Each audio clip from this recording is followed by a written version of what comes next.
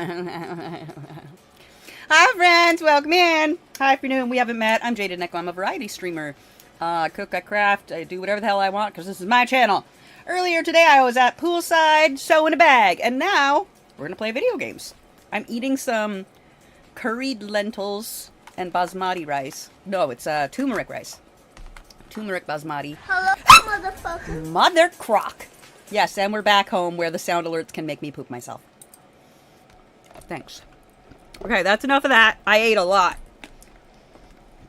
Okay, I gotta close my fucking container like a professional. Or not, because I can't. So, whatever. As long as it doesn't spill.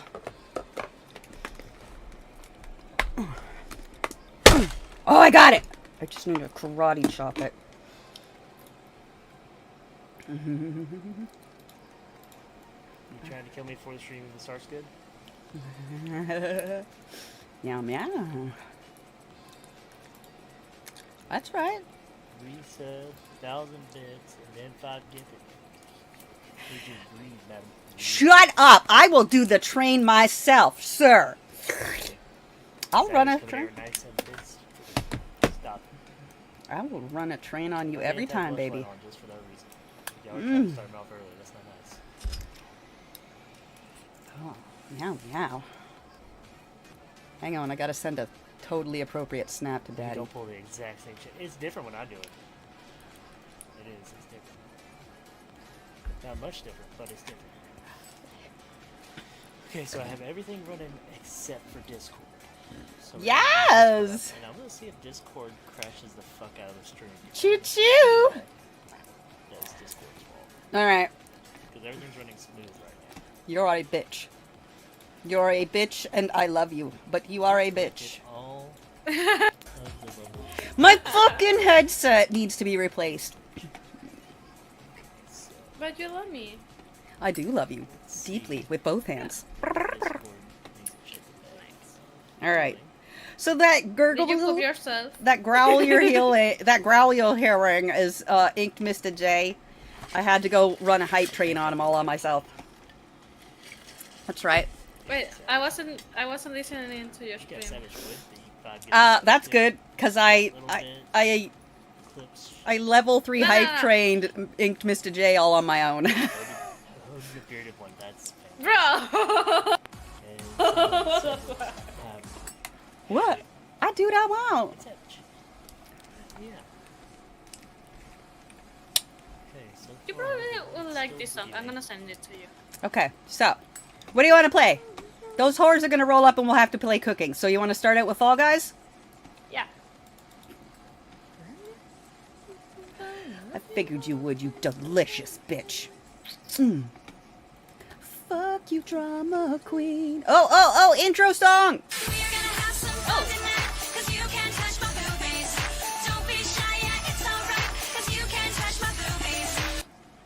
That's right.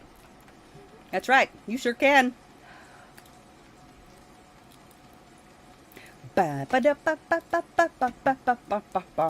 Alright, captions are on. I put it on the chat here on Discord. You did what?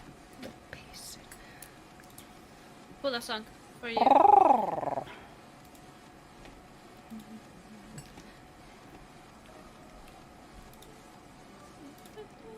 You're always thinking on me best, you don't. I need you to listen, but you won't. Talking to you when you cut me off. Usually I brush this off. Something stirred inside my bones. Ooh, it's nice, Hobby. I like it so far. Okay, where's Fall Guys? Yeah, we I'm go. opening the game. Same. Ooh, dude, I gotta turn the AC on. Oh, you're that close?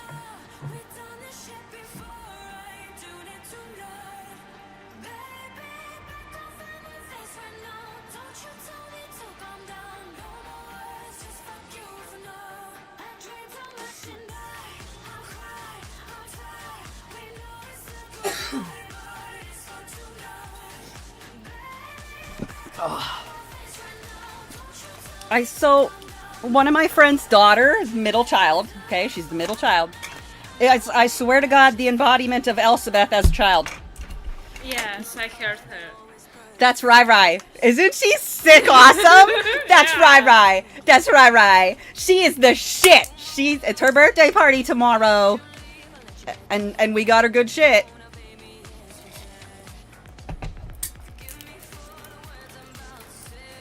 Oh, dude, I am fucking sweltering. I'm gonna use the heat, cooling patch like a grown-ass adult.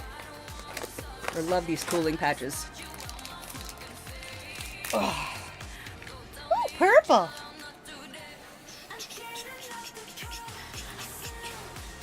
Oh.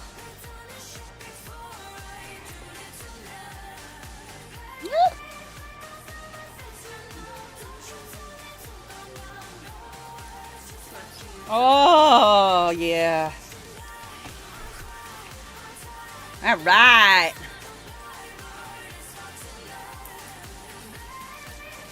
Oh my. Okay. It's all right. Stupid. Cute, but stupid. Very cute. Okay. Ooh. Oh, no. Ah. Yeah. What are we gonna be today? I have a witch with a culture. Oh. I'm gonna change the color. Oh, look.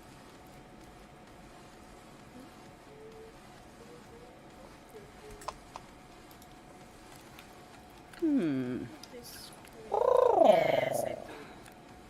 So how do I apologize? I don't want those. Oh, wait. Nah. That's racist. My paint is a masterpiece.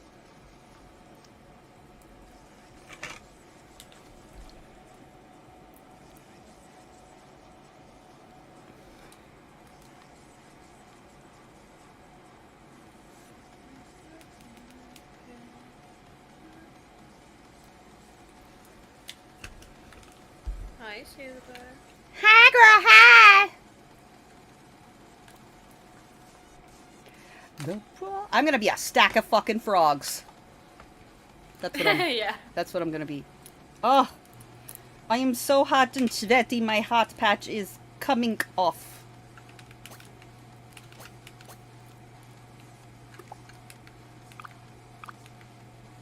Fucking stack of frogs. Is it called frog stack? It should be called frog stack. It fucking better be called frog stack. So help Mary. Ooh, a goldfish. Ah! Okay, I'm gonna try putting it down here. Maybe it'll stay. Probably not, though. My stack of frogs! There's the stack of hams. There it is. Frog stack! It is called frog stack. I fucking knew it. Genius. Genius! That's the frog. So how do I apologize? What's the right green for the face, though? The yellow and green? The green? Kelpie? Or midnight bloom? Kelpie, Oh, midnight bloom. the dark one was nice. The dark one with the metallic shine? Okay. Yeah. Now, the color the frog. middle one. Oh! That frog. That frog. Okay, wait. This frog. I have a lot of greens, okay? Let's just brace for this shit, girl. Because it's fucking going down. Boop, boop, boop, boop, frog. Look at all these greens. Look at all these awesome... Oh, they're so good. Wait, what's the pattern we're going to do? Frog. What says frog? Frog. Pond? Frog. I think the patching calico that it was. Maybe. Snake? No. No. I'm okay. I'm not alcoholic. Crocagator?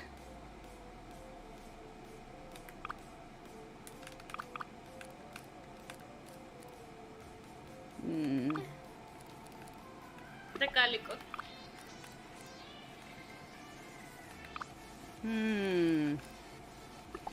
The cow pattern.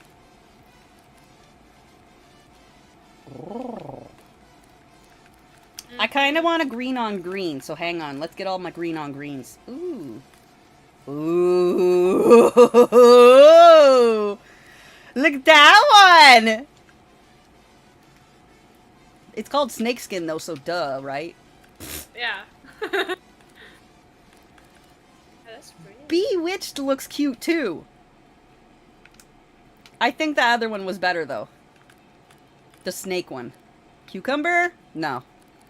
Dragon Jade? Ooh. I also really like the Cucumber? dark gray with the green. That you had. Game on. That one also looks good. Oh, yeah, I like this one. Maybe. Let's see. What was that other one? Snakeskin?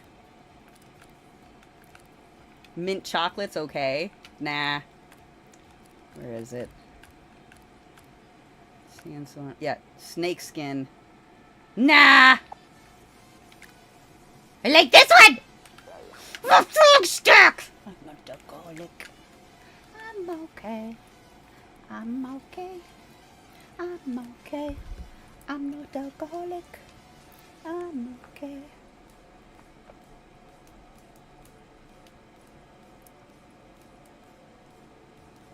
Too much face.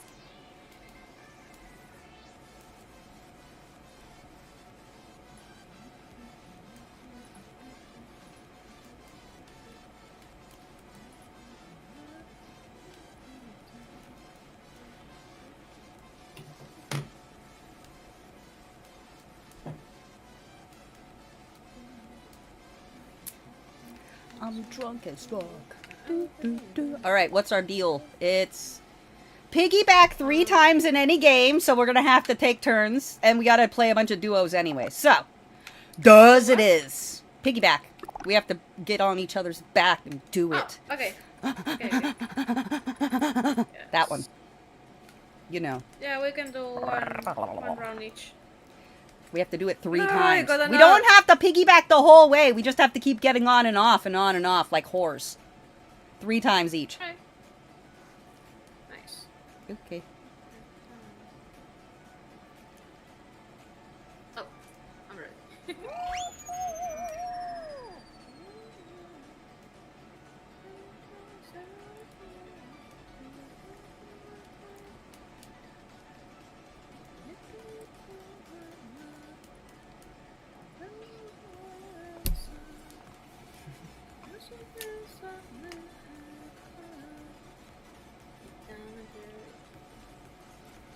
One too many times.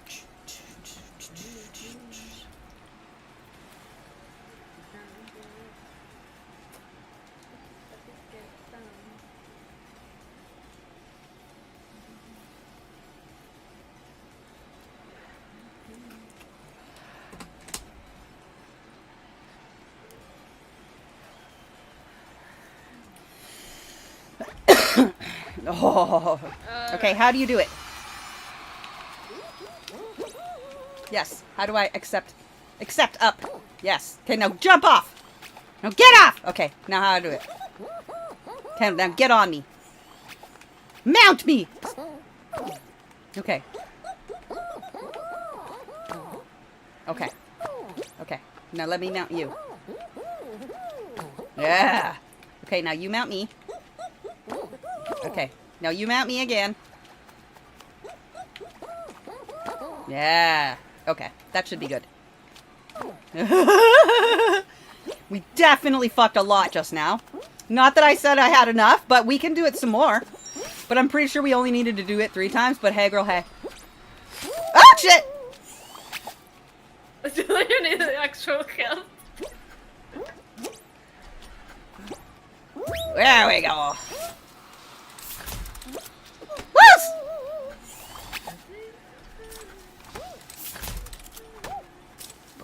What the f- Sissy, I love you.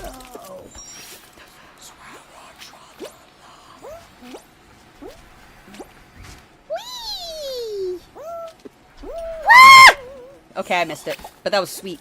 Oh. Oh, fuck. Do you remember how to jump? Me neither. Hey.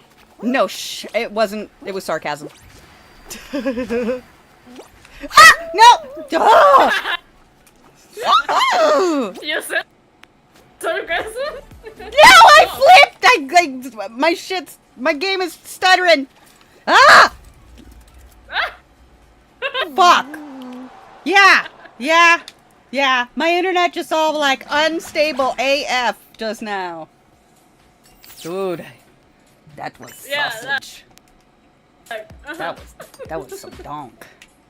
All right, maybe I need to shut off the closed captioning, because that seems to not be good things.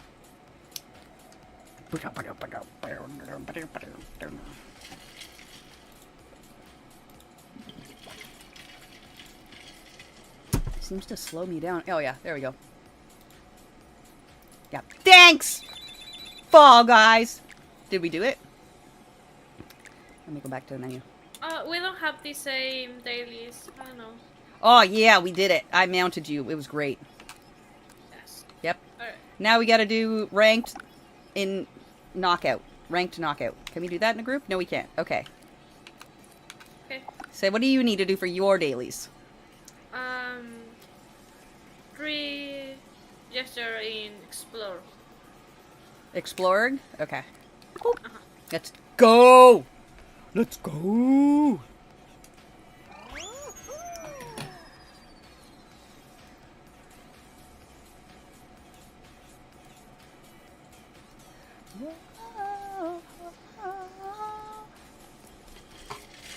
By the way, I love the colors from the new dino.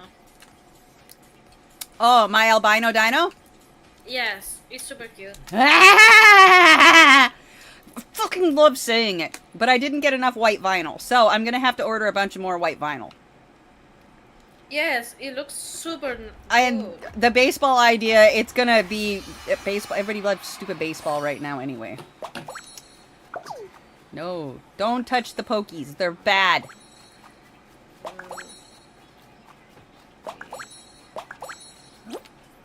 grab this just in case. Alright. Thanks. Don't touch the pokies. They're bad. Oh, bad. Okay. I told you.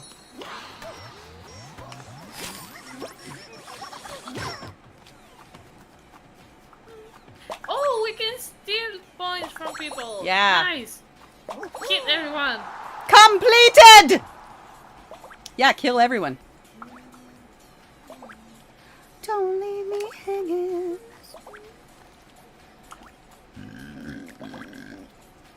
Yeah, it was okay.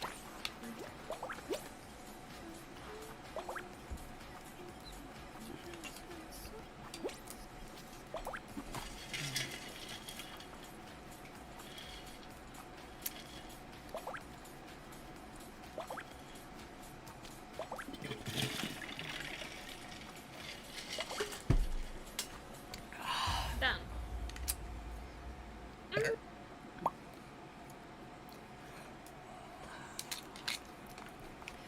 Don't leave me hanging. Meh.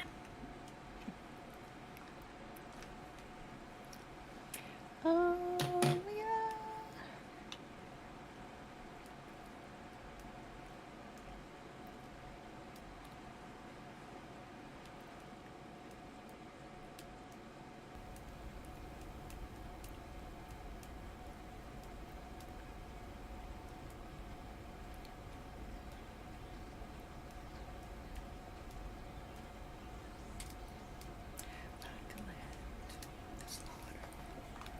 Don't leave me hanging.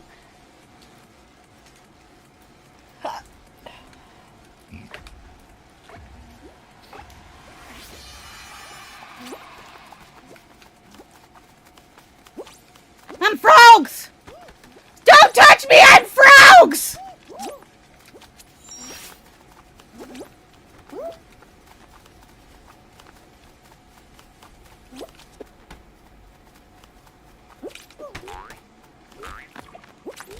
don't go this way. It's bad.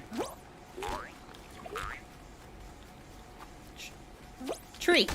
Don't hit the tree. There's What nothing. happened? Well, I headbutted the tree, but it didn't do anything. Oh.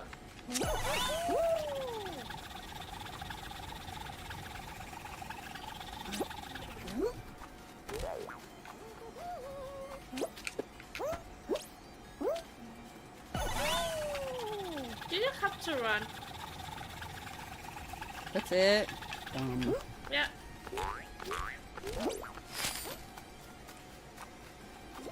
I'm already by the end. Yeah. I did not like it. It was poo-poo. It could have way more obstacles. It was not great. I've had better.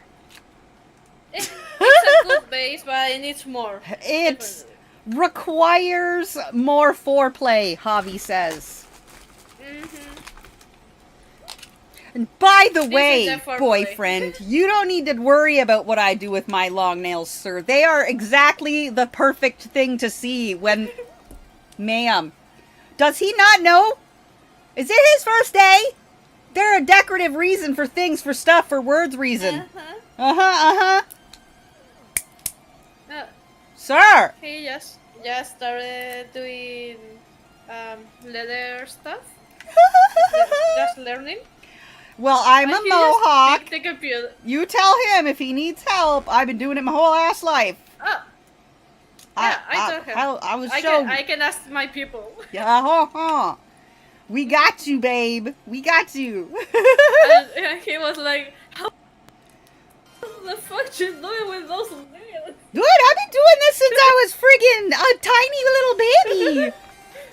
Dude, he should see the itty bitty fucking beadwork I do and the embroidery. Like, dude. Oh yes. Okay. All the tiny stuff. No. What the? The balls. Oh, the balls. This is my balls and I am going bowling. Balls! Don't go on there, though. I'm never bowl. Go Okay. bowling. Ooh. Get out of here. These are my You're gonna balls. take me. These are my balls! Ball. Give me the ball. I don't get it. How do you even take the ball? You grab it. Oh, okay. Like when you grab somebody. Stop it. This is my balls!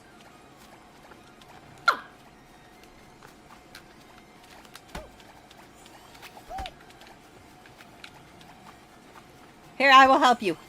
Because I love you. Don't go in there! Back on yourself! Javi. You gotta push the... We gotta push the ball.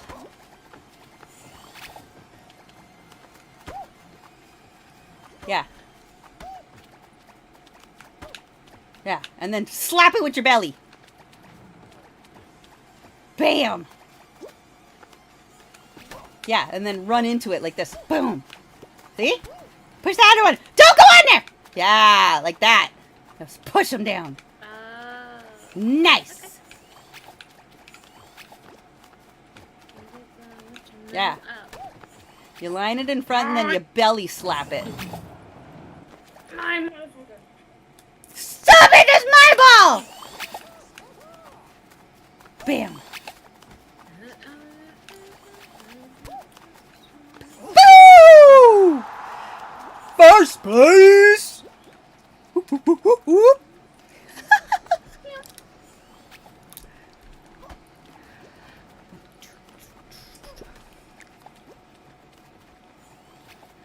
You know it's not like you to go and sugarcoat the truth.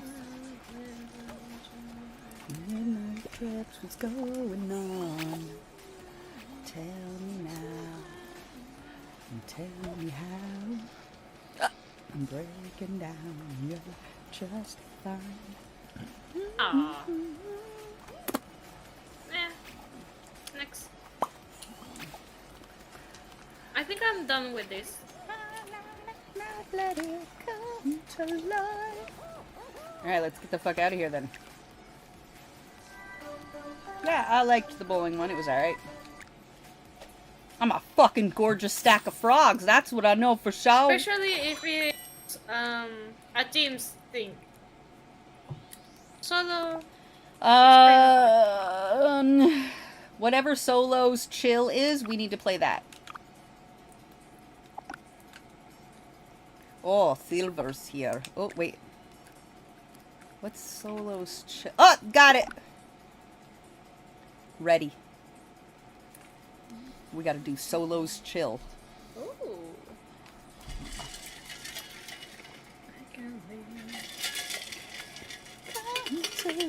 Hey, girl, hey! We're in the Discord. Get all up in here. Shame on me.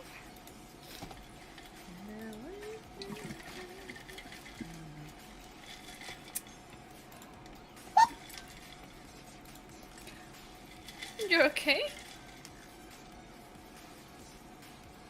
Yes. What was that? A very big swig that had a good pucker on the back end. Ma'am. Whew. Gave me a nice little twitch in my business. Must you have my interests all up on the intro nets? Girl! Now everybody knows that you make me horny. Is that what you wanted? It is, isn't Yes. it? You're dirty. I love you. Yeah, but you have to do it harder. Meow! I do need another headset, though. This one is super infuriating. It's definitely BO, so actually I'm going to do that right fucking now.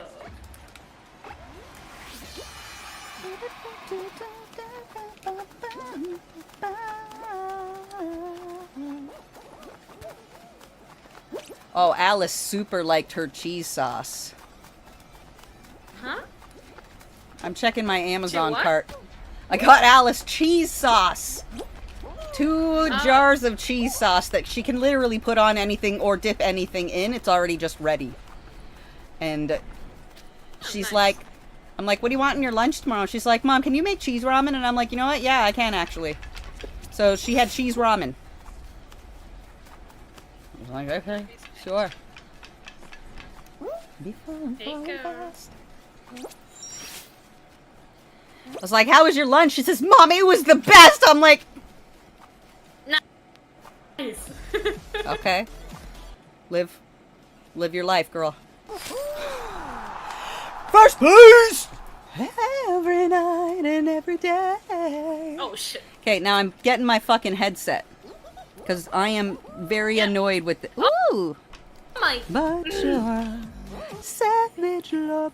Did somebody break your heart? Yes, yes, Looking yes, like Jenna. an angel, but your savage love. Hang on. Huh? I need Can I another. switch it? To what? I'm not switching nothing to nobody. Okay. Your headset. Oh yeah, it's busted. I'm gonna buy a new one. Yeah. Add Oh, to you're cart. gonna buy it now. I Okay. still want that I literally was like, the wire in mine is You about wanna to be let busted. it I'm out, like, but I I know wanna it, let but- it down. Yeah, huh? These headsets are from like 2016 Every or 17. night and every It's day. when these Wow. Yeah, they're Yeah, you need new ones. like the But microphone is fucking you're up, and savage like the love. right ear is no longer Ooh, working. I also so need I'm a working with the left USB ear controller. half-assed. USB controller. I still want that savage love. I don't want it to be a wireless. Are you But buying the same headsets as the ones that you have now, or? nah, a different kind of light up kitty headphones because I go through them too fast apparently. You could use me, baby.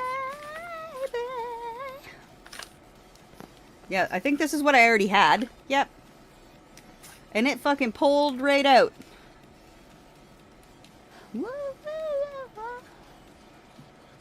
How long did the ones that you have now last? It was only $14, and whenever I bought it, it was, you know. You could use me. Come on, Wabi! Ooh, la la la. Stop touching me! You slow ass dumb bean. I'm gonna go get myself a protein shake.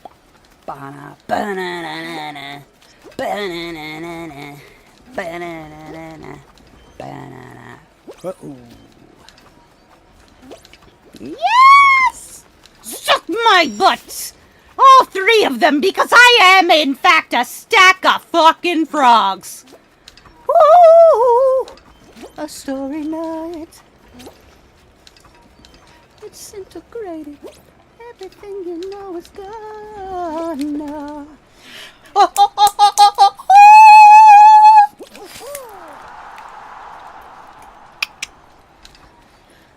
And you lose your only son when the Are you gonna get darkness things from comes. La la la la la la. Yep. La la la la la la. Like, my controller still works, but literally, look at this. I know. Also, it was $14 whole, so calm down. I have Amazon Prime now, so I should probably like look into Amazon Prime new headset.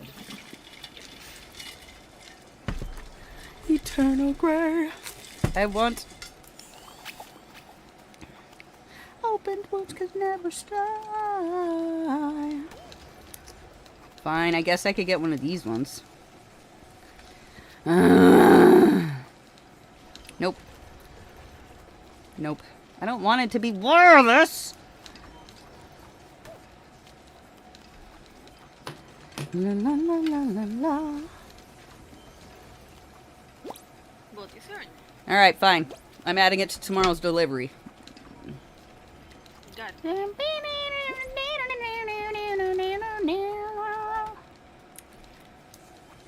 Ooh, red. I like this one too. I mean, what? Pardon me. Javi, did you get kicked or did you quail? Nope. Your quail feed?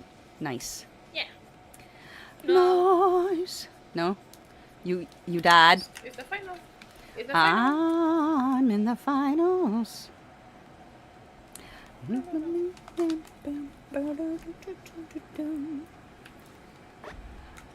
la la la la. La la la la la. 1 balls? 2 balls. Come on. 2 balls. 1 balls? No, Ugh. it's just one. This is like the easy version.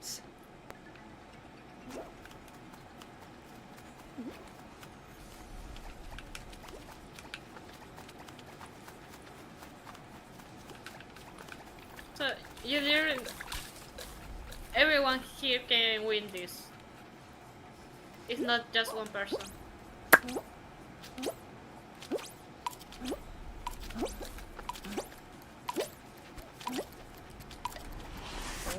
Nice, I win.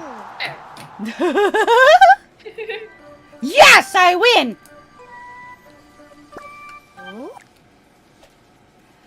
Don't you dare say I'm gonna make it. 'Cause I don't believe a word you say. What do we have that Silver also has? Silver, what do you have that we also have? I have what games are not to make me look stupid? Okay. Oh, you thought neither of us give a shit? Potato. Yum.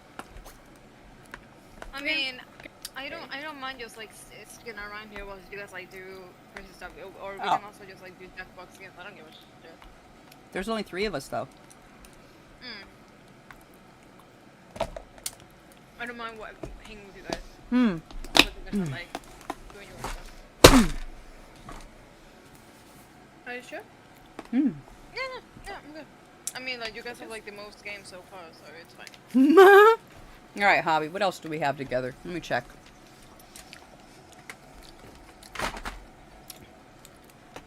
Peek. I we all love you. You want to play what? Peak. Do you not have peak? Oh, no. Let me check. It's a really cool game. I mean, I have Yeah. never played it before. I have it. I do literally just. It's played it. really funny. Yeah. I have never played it before. We're gonna be crappy at it.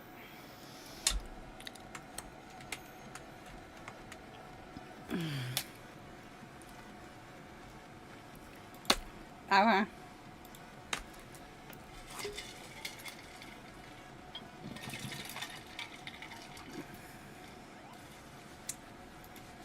I'm sitting waiting on the sun to rise.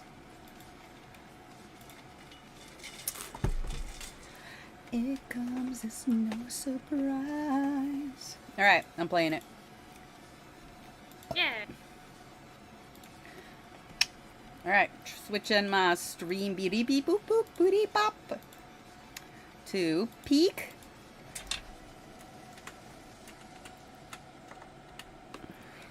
Okay. It has a bunch of achievements and hats and faces to Okay. unlock. You're gonna. The mountain change every day. Okay. So I think you're gonna like.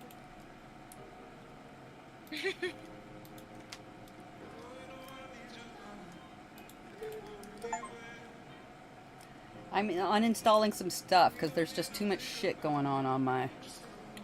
Alright.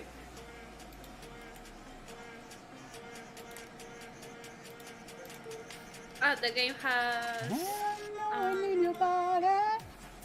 like in-game audio. Body. Like in-game voice. Oh, I don't want that. That's poop.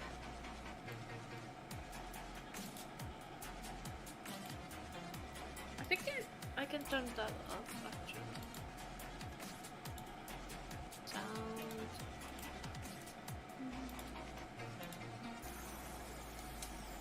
Oh, I think we can do like push to talk and just stay on Discord.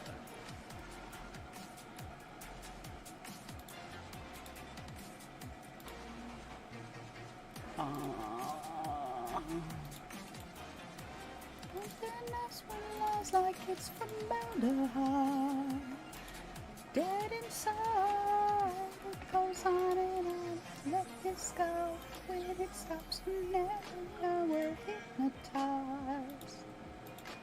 Stopped. Zombified.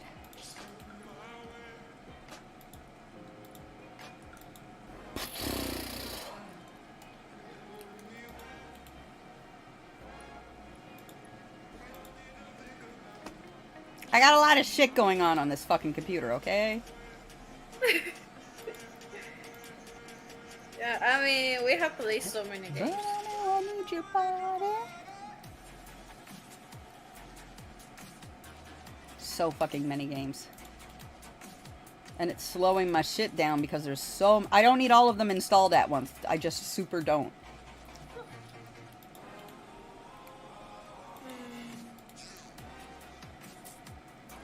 Something else when life's like it's from the heart.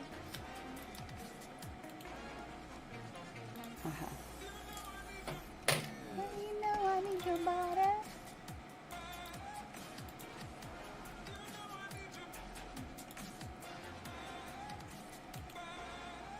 Oh, I love Cake Bash. That's stupid and so much fun. Body, body.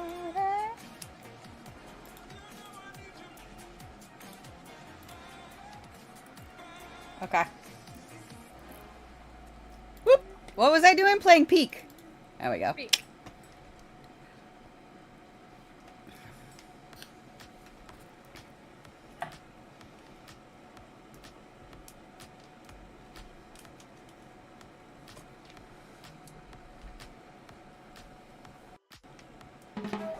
Oh, it's a full screener. Oh, nope, nope. Shut the fuck up.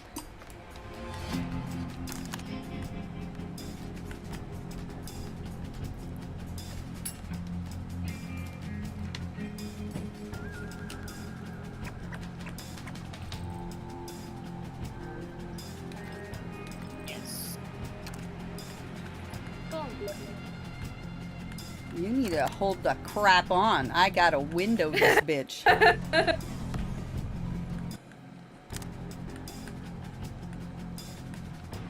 Oh, there we go. That's the one.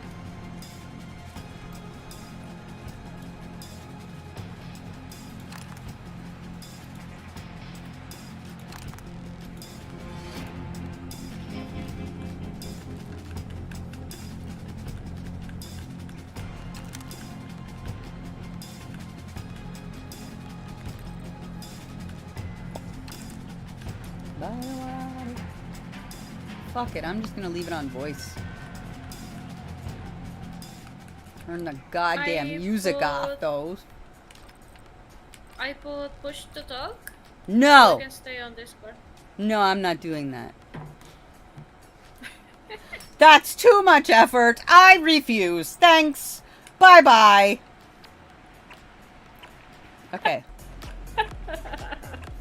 Where's the... It's not host. Where's your... Play.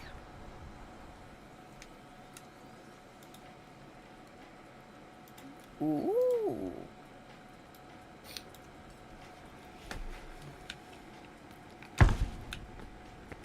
Blech! Back up! Oh,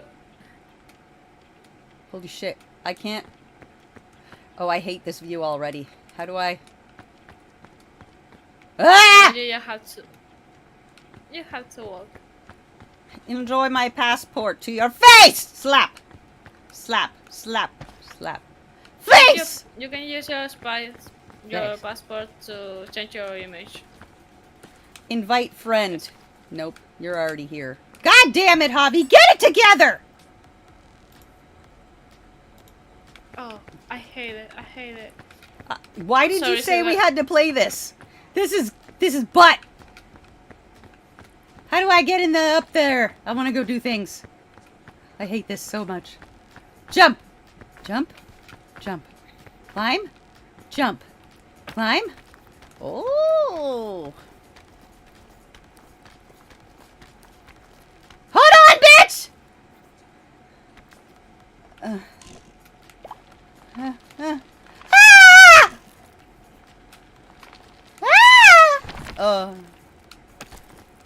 Okay. Get it together. Climb, bitch!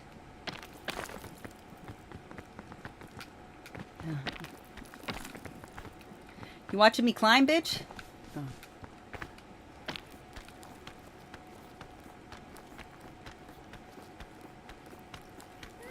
There. Nice.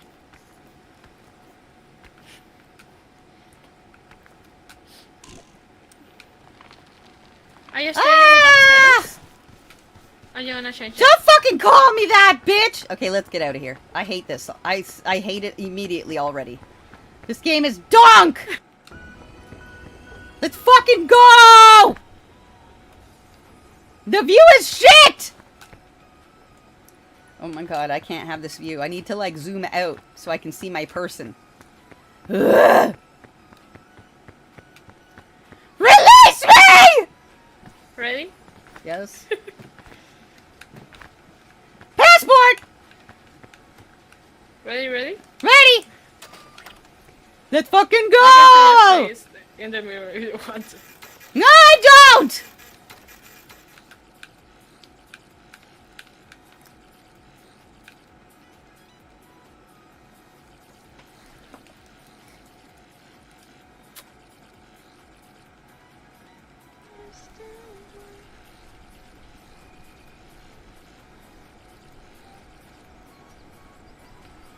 Oh yeah, that's mine. Hello.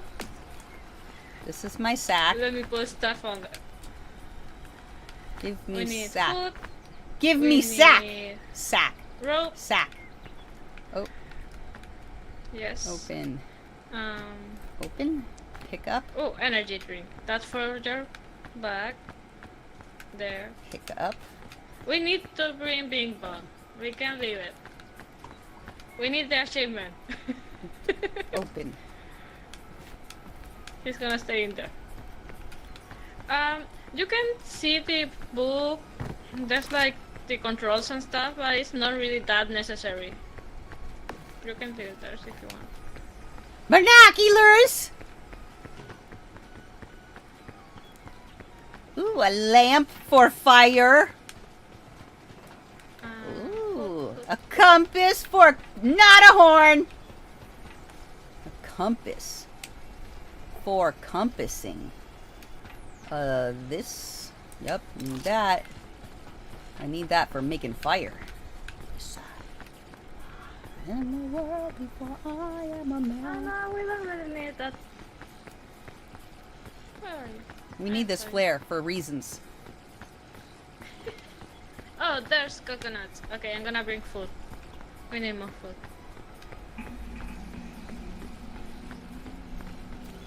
These aren't coconuts, these are shells.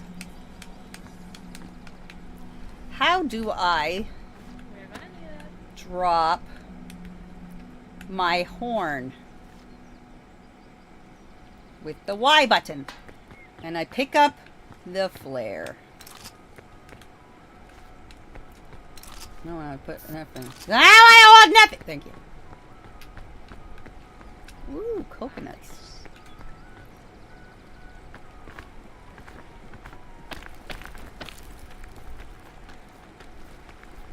Go there.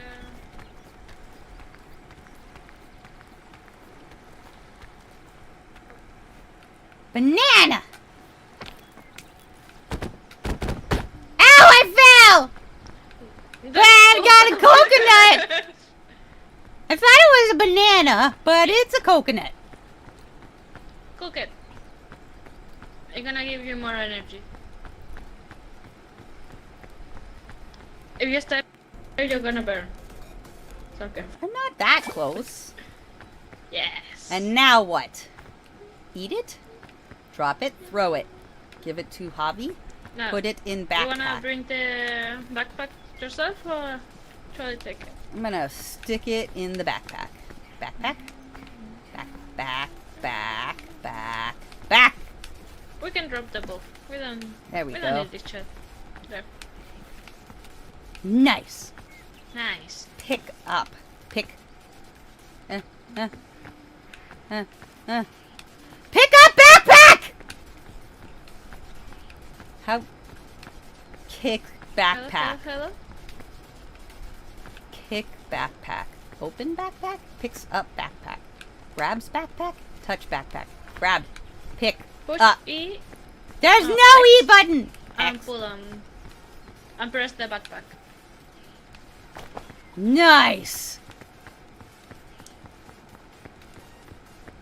There you go. Let's go. Whee! To the mountain. Jumping. I brought the lamp. I can't hear you now. Ain't a compass. I could hear you in Discord the whole time. Are you talking in game or just in Discord? Just in Discord. Oh, nice. Okay. But now you're echoing in the game, so shut up. Oh, I can fix it. Really. Hey, there's some purple thing up there. I'm gonna go up there. Nope.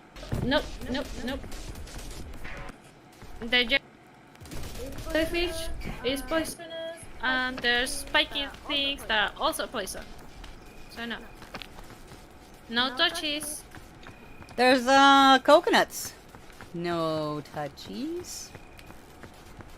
There's some bushes. I like bushes. Ooh, suitcase! Yes, we like suitcase. Suitcase. Yes.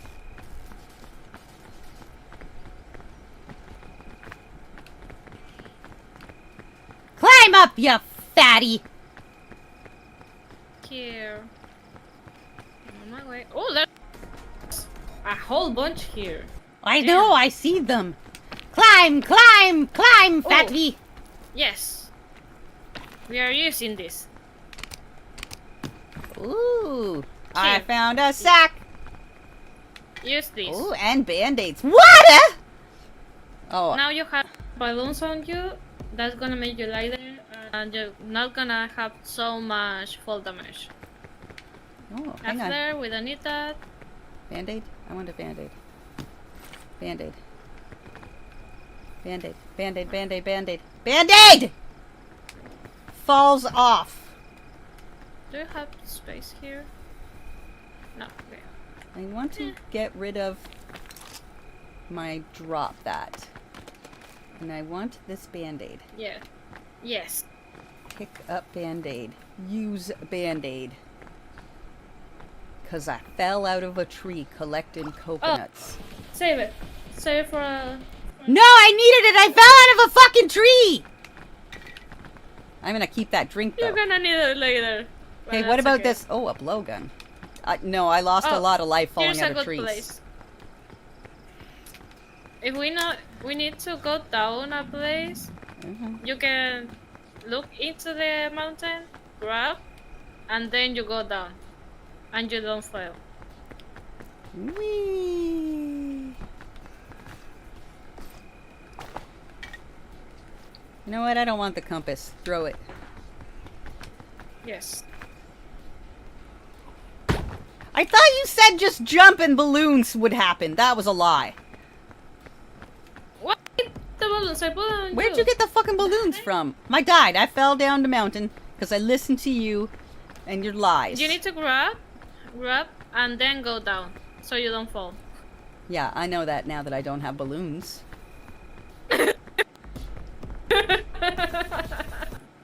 And you had less damage. It's not 0. Let's go.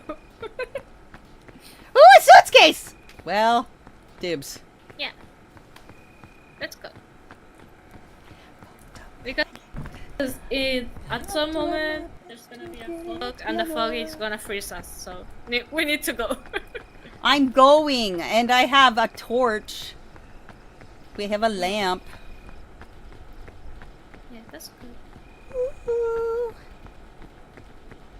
And up there we are gonna have another backpack, so we're gonna have more space for stuff. Band-aids! Nah. Energy drink. Nah.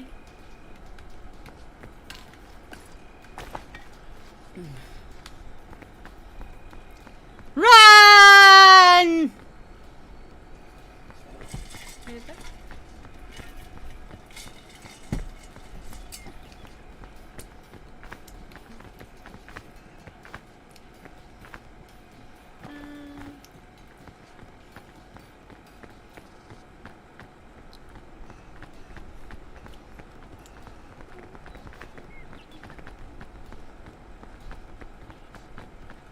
No. Mushrooms!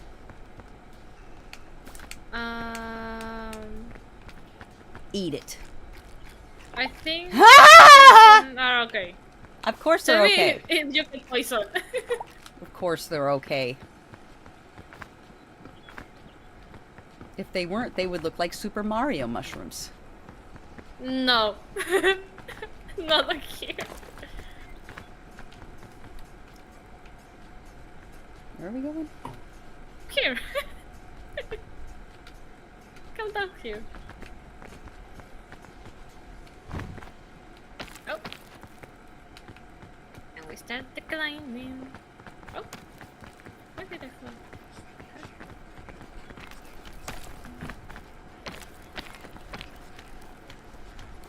That purple spiky thing? Not touch. Ah! Oh, look.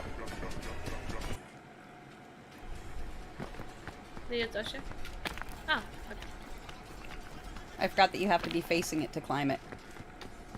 Then I fell off. There's a balloon here.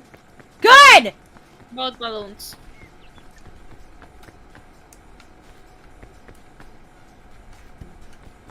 Oh, wait. And there's another one there.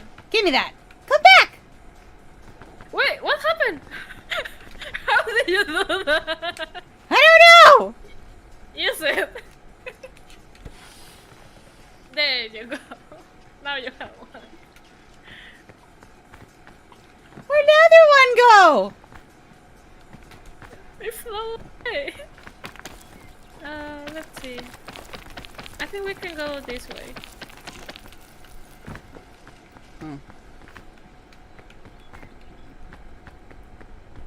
Whee!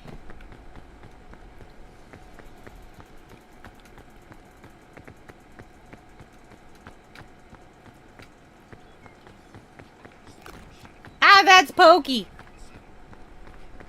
Okay. Ooh, look, food.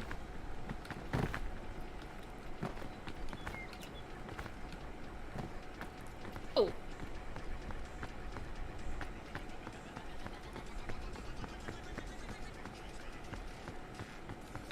How did I lose? What's a crisp berry? I'm gonna eat it. Nice. I'm poisoned. Yeah. You ate the green one, right? I sure did.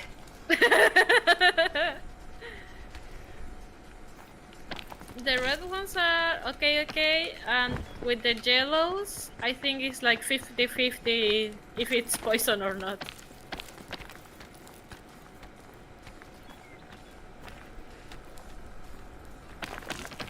Are good. You can eat that one.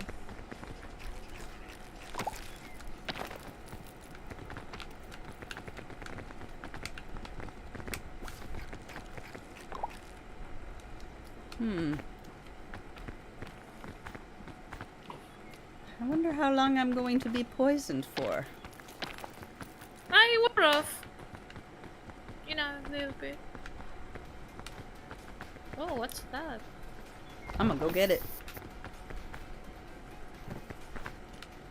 Yeah, I don't know what the heck that is, but let's go. I'm gonna touch it and probably put it in my mouth. Yes. Open! Ancient luggage. Ooh, a fairy lantern. I like Oh, this. yes. We I need like that. this way better than this one. Give it back! It's mine! It's mine! I want it! Yeah, put it in the back. Turn Okay. around to put it in the back. Okay. Oh, you don't have space. Wait, I'm gonna... How do I gotta move the Wait, binoculars. to Hey, use I made a this. space! I made a space! we need to use this just when we are about to die. When we turn that on, it heals you. That's a really good one. Backpack.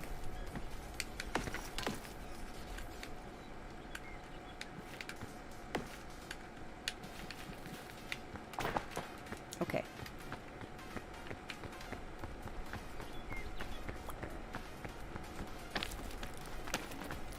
Let's go. I don't want to go that way. You're at the edge of the map. You need to go this way. Well, maybe I don't wanna.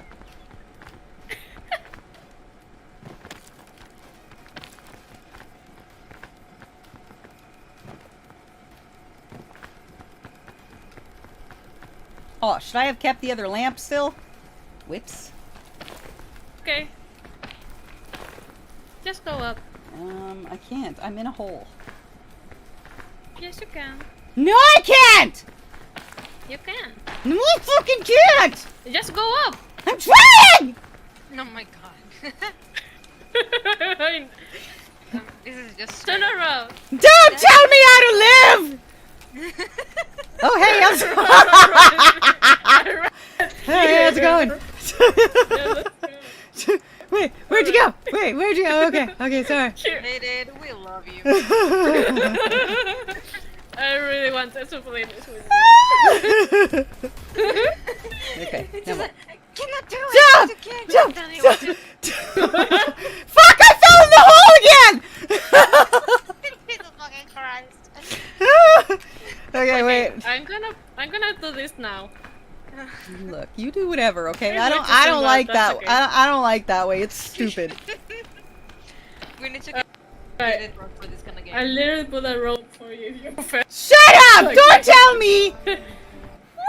Jump, jump, jump, jump! I did it! Holy slut! Oh my gosh, I love you. Jaded, we love the fuck out of you. Okay, let's go that way. This way! False! In the hole. Oh my god. Well, Well, use the rope. it's a nice hole. It's a good hole. Jaded, I love you so What? What? It's racist! Now you have a rope to go up. See? No. Yeah, I put a rope for you. Jump! Jump, jump, jump! Grab a hold! Full. Ah! Nope. Well, I'm gonna not go that way now. Nope. It's a What? stupid way. What? I'm not Turn going that around. way. It's dumb. I put a... No, I don't like it! I'm not going that way! It's stupid! This Alright. way! Alright, This see you way! at the top. I'm going Whatever! I found a I'm going to the suitcase! bridge. I found a suitcase. Nice. It's mine now. Nice. It's got trail mix, and I like it. I'm gonna eat it. Whoop. Eat it. I was hungry! Good. I'm going to the top from this way. Your way is stupid! This way's better. Oh, look, poison berries. Nice. This bridge is not worth it. It's not a good track. Okay. Dead end.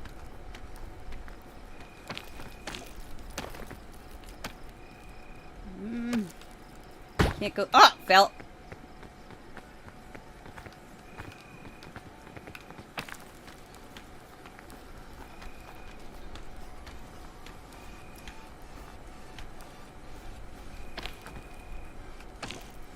Nice. I like this.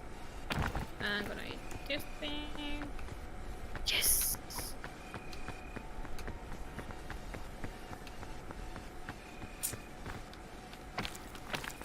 Are you? You are gonna need this. Don't tell me what I need! Well, if you see something like a carrot in the floor, that's medical.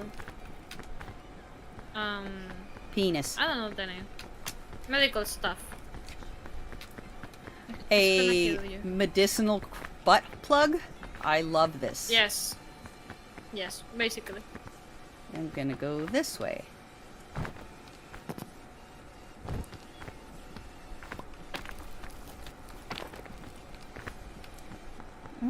Yes, I like this path. Pokies!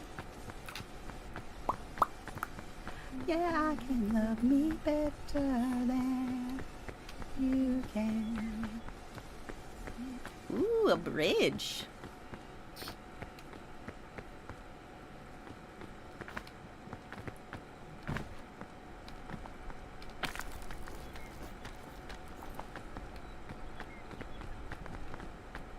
Ah, fuck.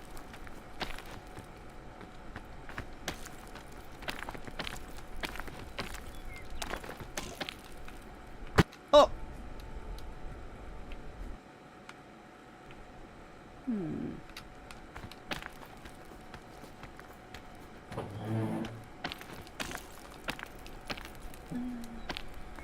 Darn it.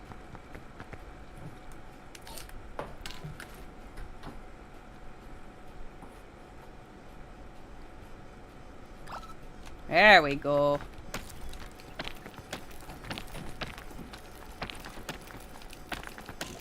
I found a bridge. Neat. Step in the bridge. There you go.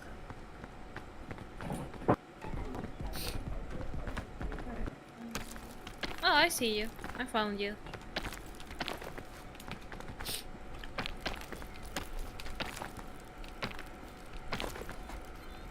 Balls!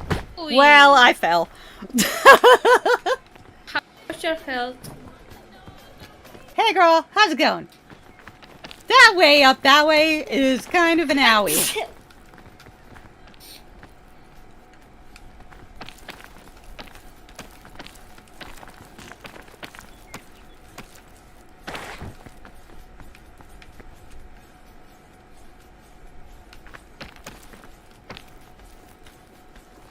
Just go right up from the bridge.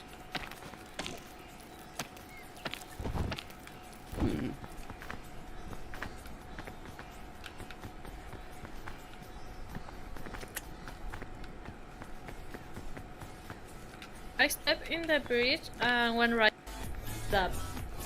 There's a Up. tiny trap. Yes, just up.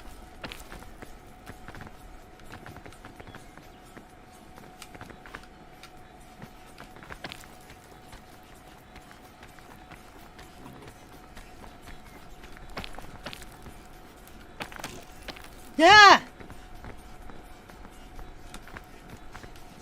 You can do it. I have to wait for my bar.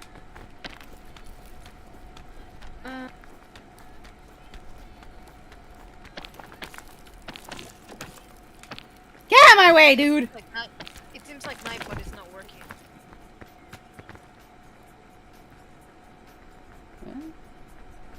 You sure? Yeah, I tried to like make the exclamation thing for Javi and it didn't work. Alright, hang on. It didn't work last time either when you did Ah!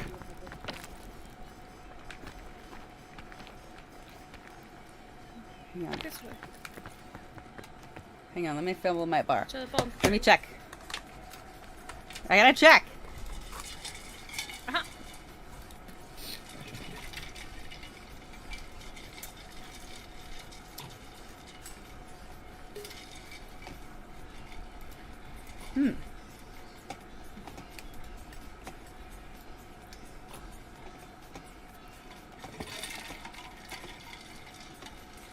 It should.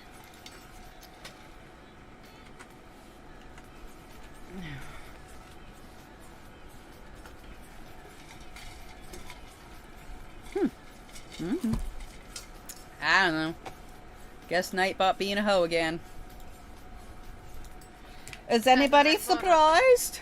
No. Or maybe Streamlabs, because my friend uses it. My friend doesn't have these like Nightbot or anything. He just has Streamlabs, and he was streaming the other day, and none of his bots were like coming up. So yeah. Dude, what the fuck? Ow! I died. I'm coming. I'm gonna fed you stuff. Nope. This one.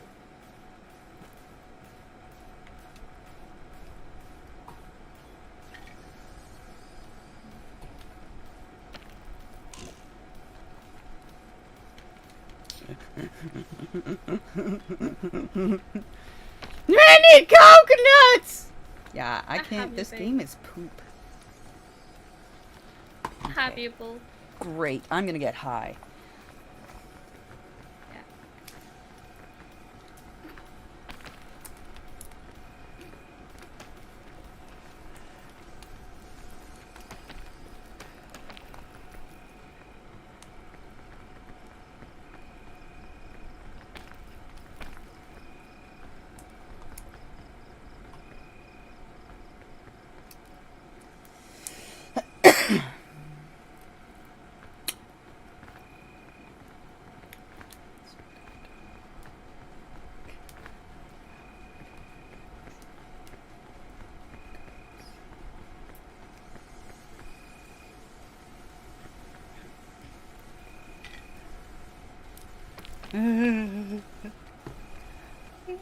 Invisible, nobody knows.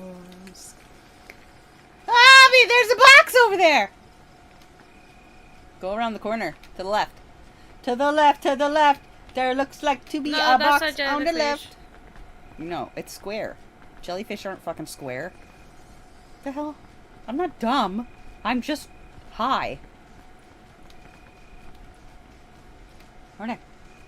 Over there. Around the corner. Around the corner to the left! Around the rock. Go around the rock. Grab the rock in front of you and go around it to the left. There's a let me go. Release me. Release me. Let me go, you. How do I get into my sack? Jay? Or not yet? I don't. How do I undead? Let me feed you more stuff. Ow! Coconut to the face did not help. Ow!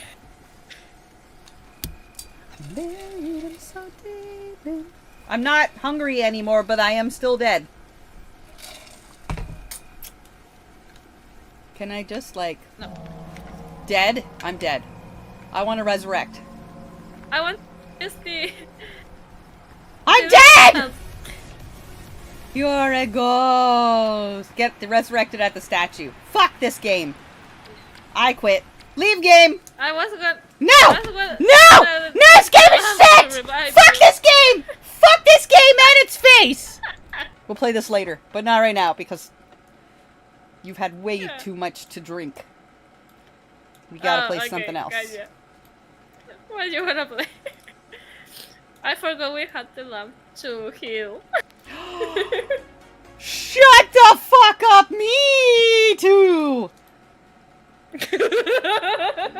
Yep, well, that's, yep. Now we're gonna play something else. Look how that happened, oh my goodness. Or we can start over again. Brand new game. Oh, look at that. Do-over. What? This is our first time playing? It's our first time playing! What are you talking about? Calm down and don't fall in the hole. Also, don't use all your band-aids, because calm down. And don't listen to Javi. She's a liar. That was a box. There was a box! I saw it!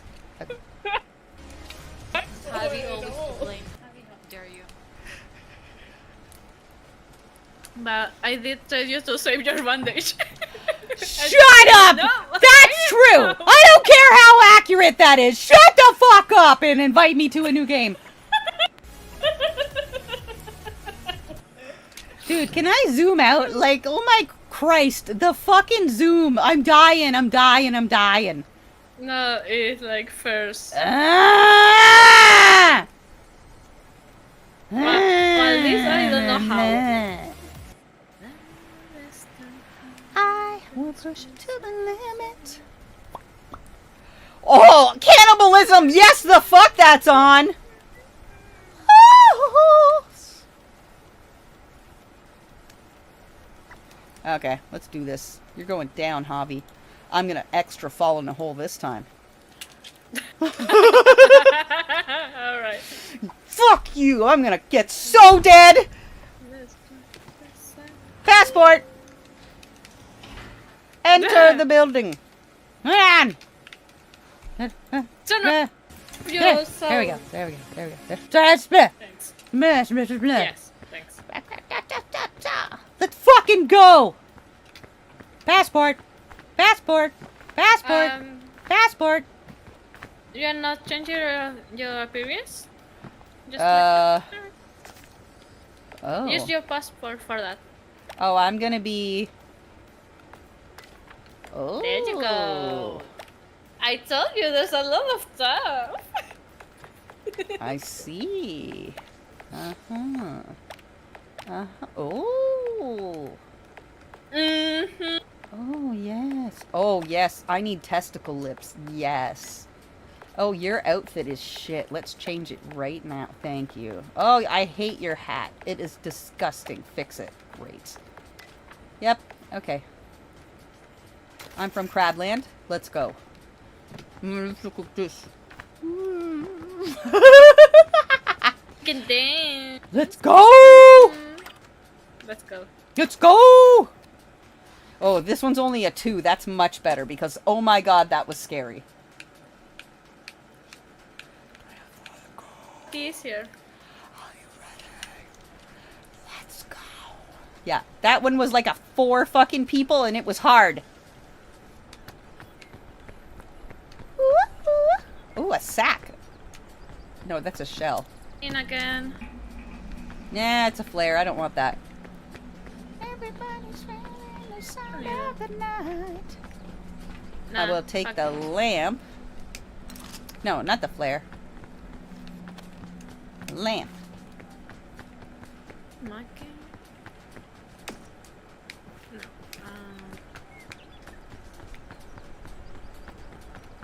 No. Frog. You have your mic on the game too, so you're echoing for me. Ping pong. Yeah, now there's coconut here. It's nice.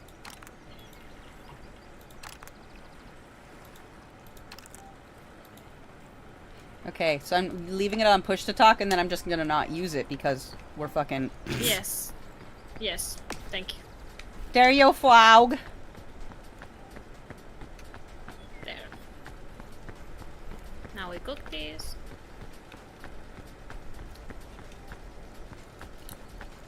Hmm. I'll save it for later. What was the other crap we found? It was up this way. There. Nice.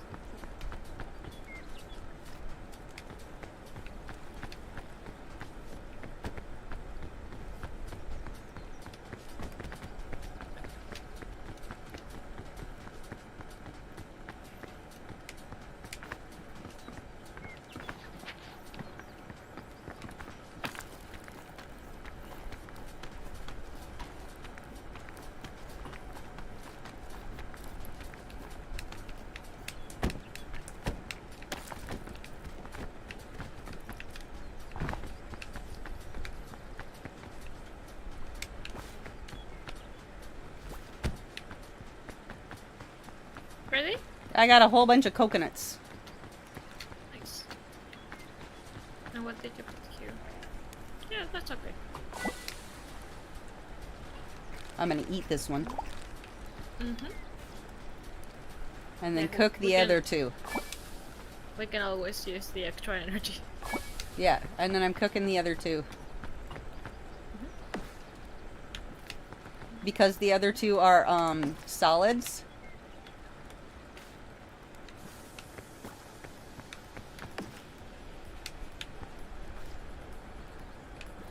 Yeah. Instead of a half piece, I put the two full pieces. Right. Okay. Nice. And then there's still some more coconuts over here. Come get the rest of these coconuts first. We don't have space for that. I do! We're gonna need it. I'm gonna eat these fucking coconuts! Yeah, I'm gonna look for more luggage. Good.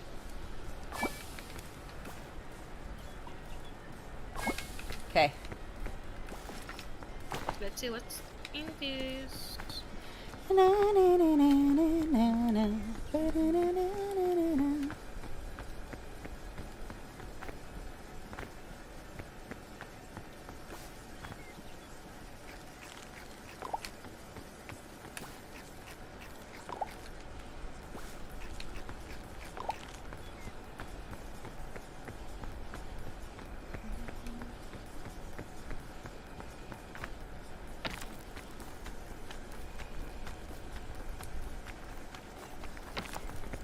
Ooh.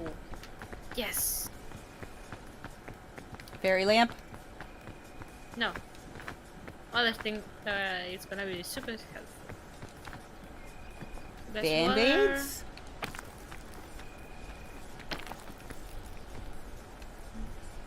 and more food. Take the coconut and save this one. Yes.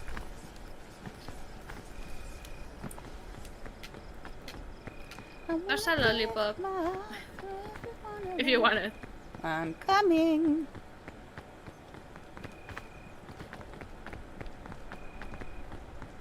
Yeah, I fucking want it. It's gonna feed you, but it's gonna make you super sleepy after a little bit.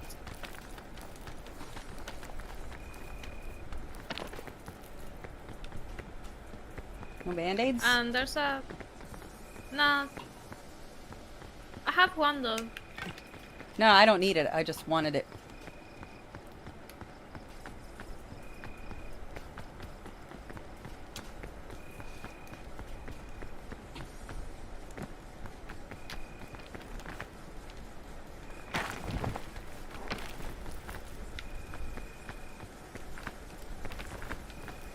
I think we should try the left side now. Yeah. But when we went to the right, we found that fairy thing, so we gotta go over there. Oh, that Yeah. was a different mountain.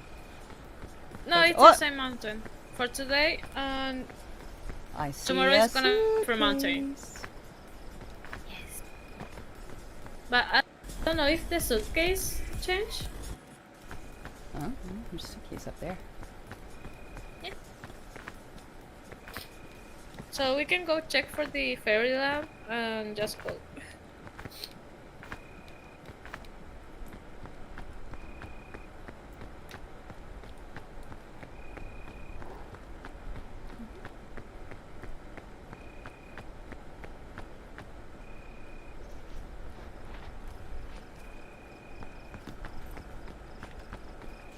Lollipop, no problem.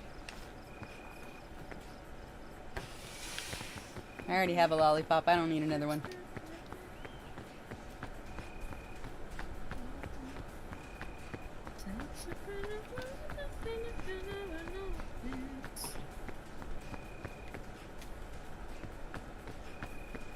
Oh, you can run, by the way. How? Check your controls. I'm using the keyboard. Is this a run? No. Is this run? Is this run? No.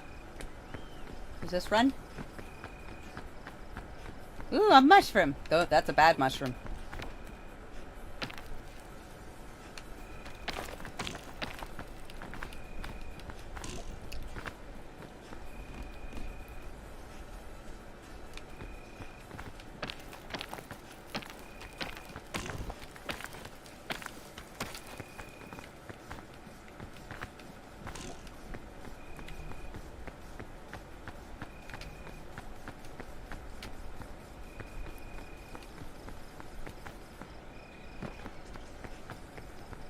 What if they're gold? Are they poison if they're gold? Yellow crisp berry? 50-50. Eat it. Not poison! Ha ha! Next. Okay, there's the bridge. So, the fairy lamp was this way.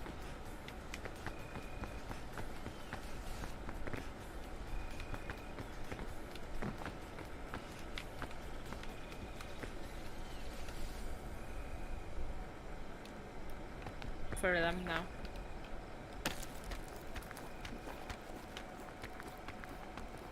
Yes, he fuck.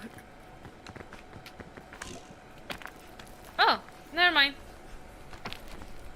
I found the chest. You got the fairy lamp? Okay. Not the fairy lamp. It's Pandora lunchbox. Dumb.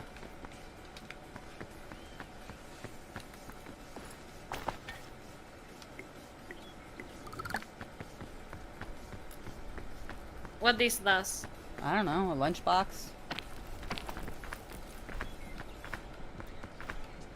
I'm gonna carry it just in case, but not Okay. sure.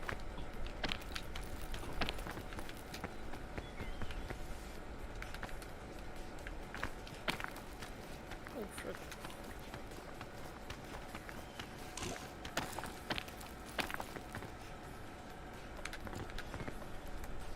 Did you found how to run? Nope, because I didn't look. Yeah, at some point, there's some run and jump. Meh. Jump is A. Sprint. I don't see run. Move, aim, helping hand, move, throw. Jump, crouch. Maybe sprint? I guess it's hold it down.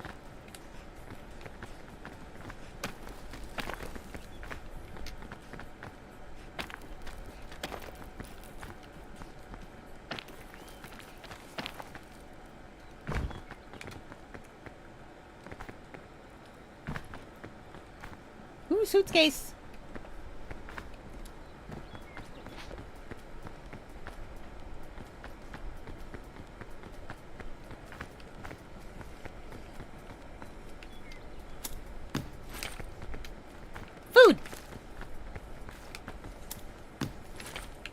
Band-Aids! Granola bar. Alright, I got Band-Aids.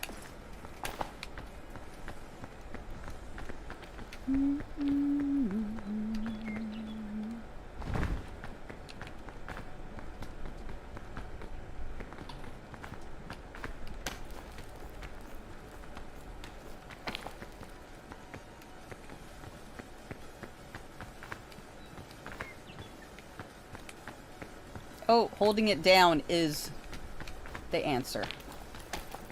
Nice.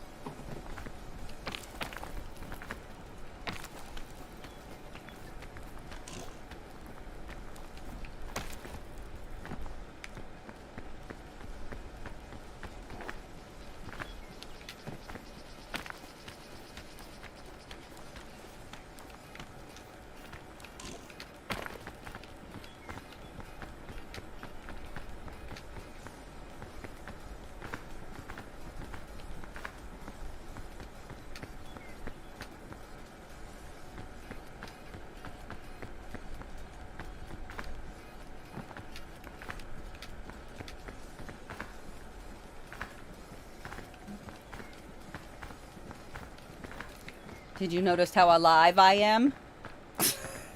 The fog rises! Run, Hobby! Yeah, we need to hurry. A little bit. Alright. The fog she rises. Oh no!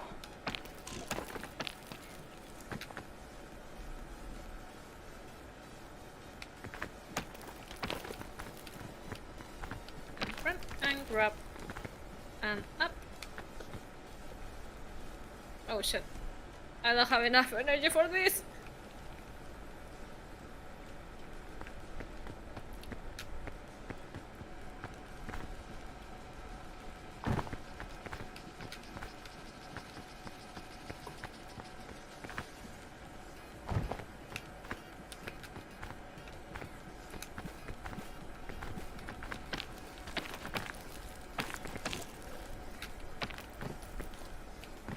Oh, crap, come on.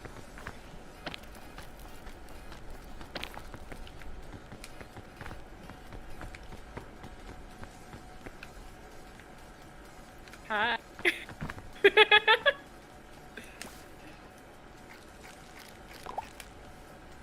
I see.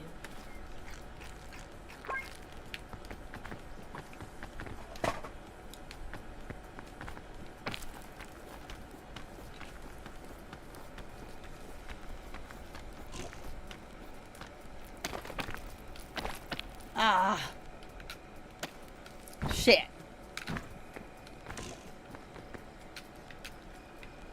Ballsack.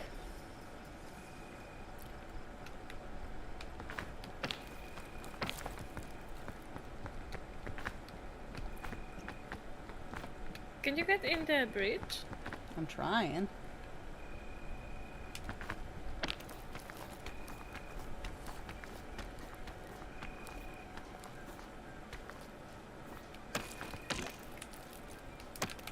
Now there's a chain you can climb on.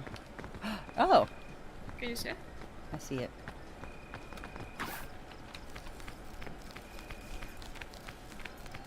And then you can get in the bridge and come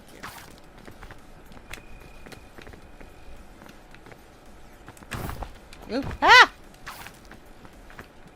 What? Fall down again? Okay.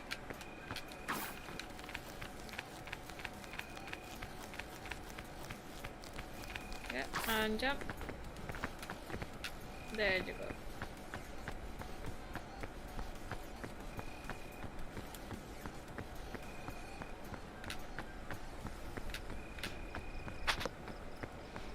Pokies! These pokies are entering my rectum. I've been poisoned! Rectally. Hey. I'm poisoned. Hi, back to you now. Yeah, but I can see you here. Shit! Oh. You're gonna have to wait for I me to almost- not be poisoned. Hey, girl. I'm poisoned. So, I see that. those pokey things.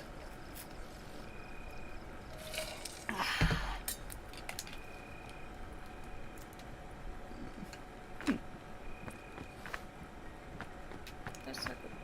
Why can't I climb? Do you have stamina? Yeah, until I try to climb. Help me! Help me!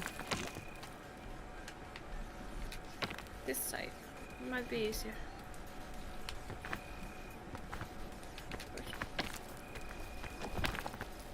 Oh, There. thank you. Nice. Oh. Holy testicles. From this side. I'm not poisoned anymore. Yay! Hey.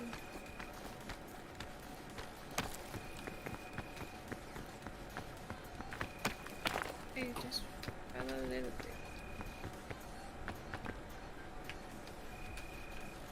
Hmm.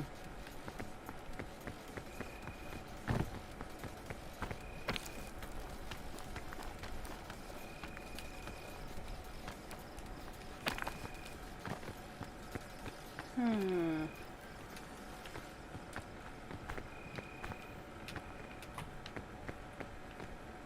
Hmm. We gotta go around this way. Go Night go night! inside. How? Oh, check this. Good night, now. It's up on the edge right now. Come here. Wish that I could Oh, say oh shit! I'm I almost fell. right. I can go through here. Ouch! Face Oh slam. no. Are you there? No. Ah. Huh. Okay. Oh, damn it.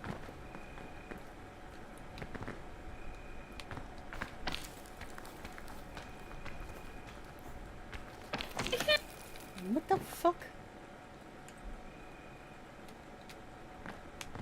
Do you need food? Probably. I'm gonna check my sack.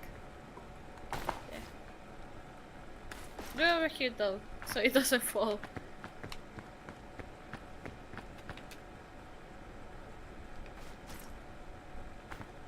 Open.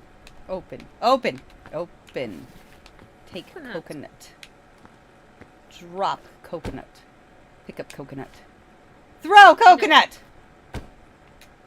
Cooked. Pick up coconut. Coconut is still fucking solid! Damn it. Into the wall again. Throw! Ah, no coconut! Okay, I think I can get it. Did it break? Nice.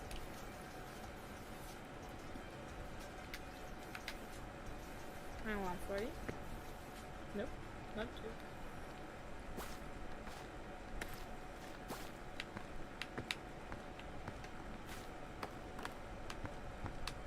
Here you go.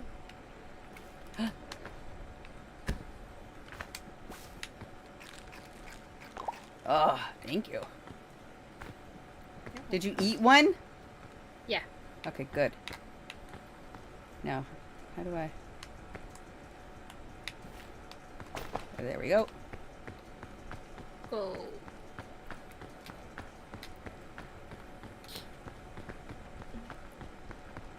Mushrooms! These are good mushrooms. Check if it had like eels or something. No, this is poison. No, it isn't. I ate it. And I lived. These are the bungle mushrooms. They're safe. The ones with the polka dots are dead. Okay, it's a 50-50. That one was bad. Fuck! Oh, okay. Throw it! Throw it! Bad mushroom! Eels. The first one was safe! Yeah. Run! Super poison! I should probably stop moving. I'm so very poisoned. I'm gonna die. Okay, I'm not poisoned. No, Okay, yeah. don't move. Not yet. Don't. I'm not dead. Okay, shit. Yeah. Just don't move. Just don't move. Don't move, you stupid fuck. You ate too many goddamn mushrooms. That's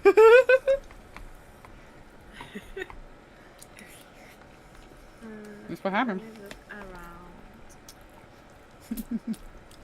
There's a bridge up there. Yeah, I'm thinking we might need to go like this way, and then up here. Like, go up. Oh, yeah, we can take the bridge, but the bridge only carry one person. It is 20 to 7 a.m., so I'm probably just gonna keep lurking on the stream and stuff. But Okay. yeah. So I love you. Love you. Later. I'm still gonna Yeah. hang on the stream, but yeah. Help me! I'm poisoned and stupid. That is Javi's job. Okay, see you on the stream. I love you. Bye. Bye, love you, bye. I love you, bye. And see if the bandage helped you. Nah, I'm poisoned. The poison is slowly going away, but you know. Yeah. Fucking mushroom eating dummy.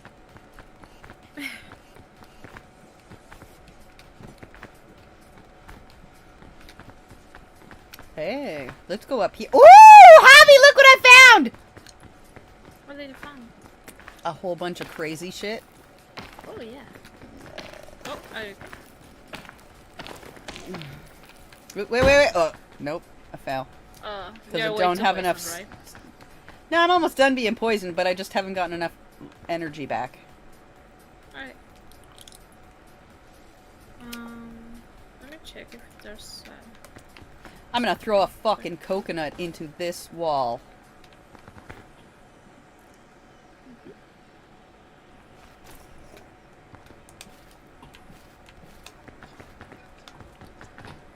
Throw!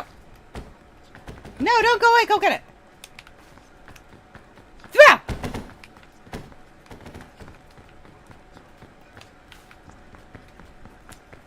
Throw! Oh, if you hold that, it's gonna like throw a cardboard. I want to throw it. Smash! There we go. Nice. There. Do you need one? In a little bit, yeah. Okay. Oh, all better. Backpack. Where the backpack? Okay, there's no more food in the backpack. Excuse me.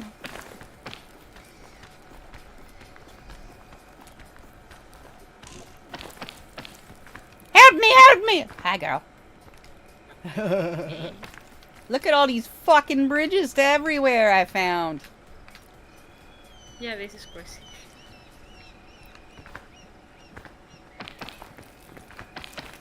Oh, we can go up here, How the fuck?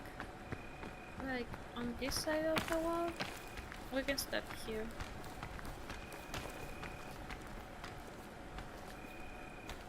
You can step here. Maybe this way? I'm not sure.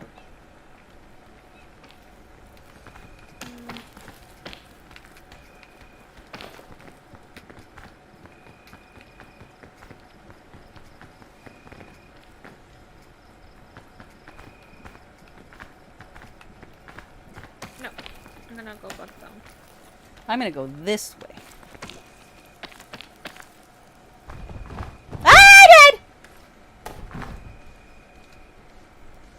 I didn't die. I'm gonna heal myself because I'm smart. Woo! Yeah, I went back down.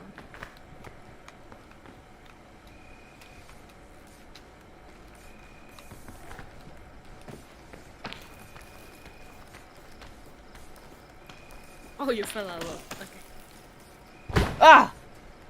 Wah! Oh. Oh no. Okay, I didn't fall that much. Help me, dude. I'm over in this hole.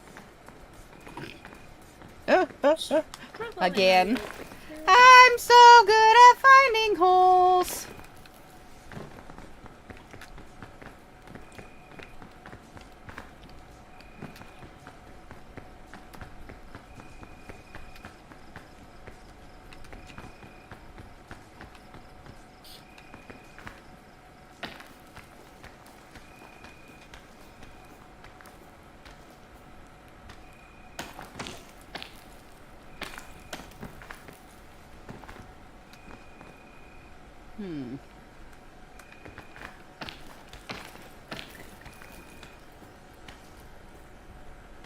My stamina back.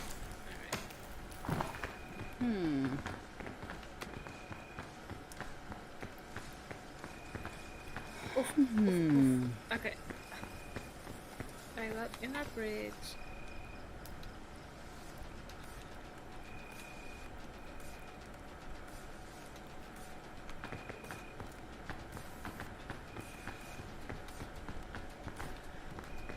Might get poison here, but that's okay.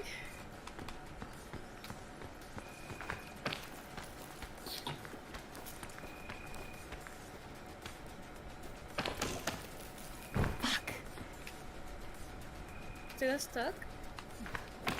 No, I just have to lunge better. Okay, I see. Oh! Damn it, I Trying fell. to find a track here. I'm gonna see what's up here. Maybe there's a rope or something.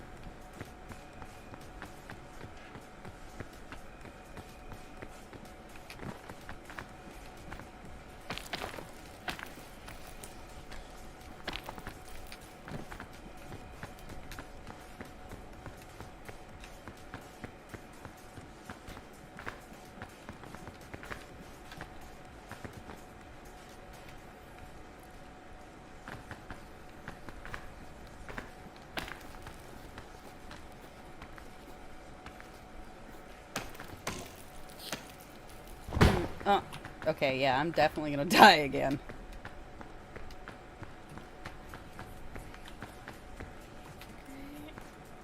Oh, and we are so close to the.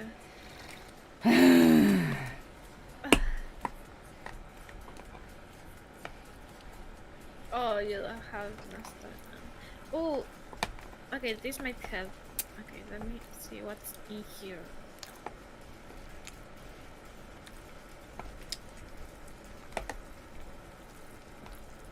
I found a med kit. Nice. I definitely need it. Okay, let me see if I can find you.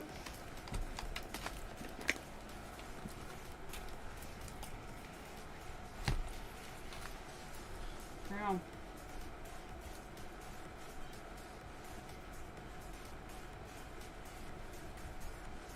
Oh, I see you.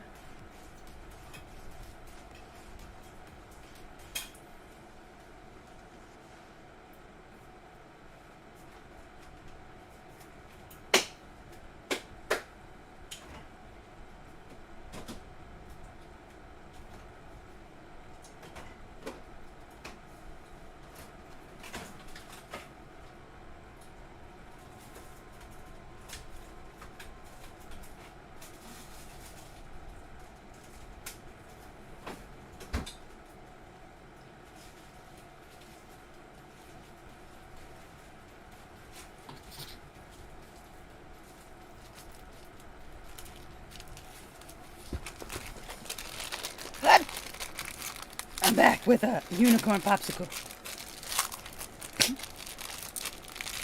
you if you can see the medkit. I can't hear you! Okay, what'd you say? Look around you and see if you can find the medkit. Cause I throw it, but I don't know if it gets to you. Water! Uh-oh. Oh.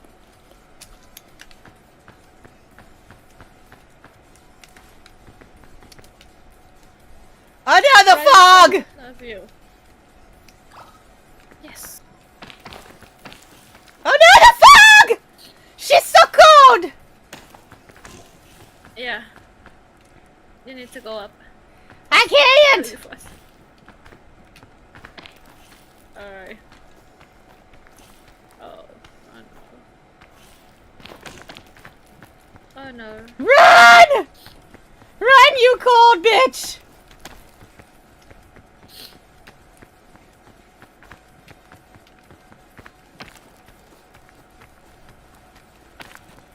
No, the cold!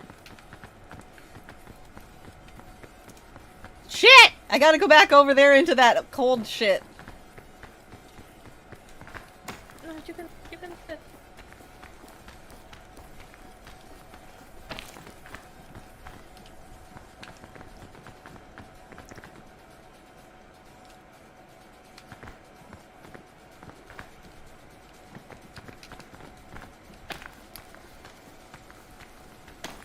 To a fireplace.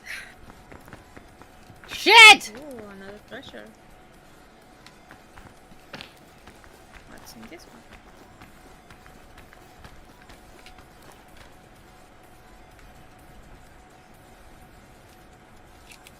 Oh, shit. Fuck! And I'm frozen to death. Okay, well, I died again. I'm done playing this fucking game. Wait. No! It's gone. I literally was Nope. reviving you right Nope. now. Nope. I froze to death. I'm dead. Literally was reviving you. Nope. Let's play something You else. just fuck up. Nope. Let's play something else. It's just me and you. Let's just cook me and you then. Fuck them bitches.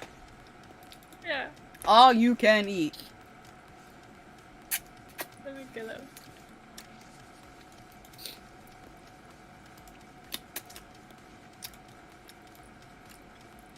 Do you like it? No. Yeah, it was funny. I hate the view though. Get used to it, but yeah, I get it. But literally, you wait 1 second more, one more second. and Nope. You will be Nope. right next Dead to forever. me. I can't. Nope. I'm dead.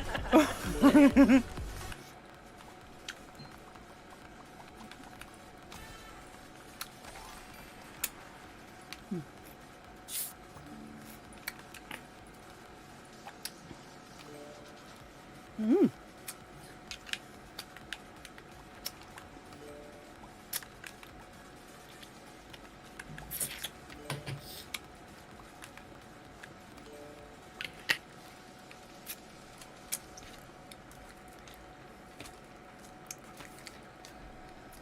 Write someone a thank you letter. Okay. Dear bitches, thank you for being bitches. I fucking love you. The end. My ice cream told me to write a letter, and I did. Oh.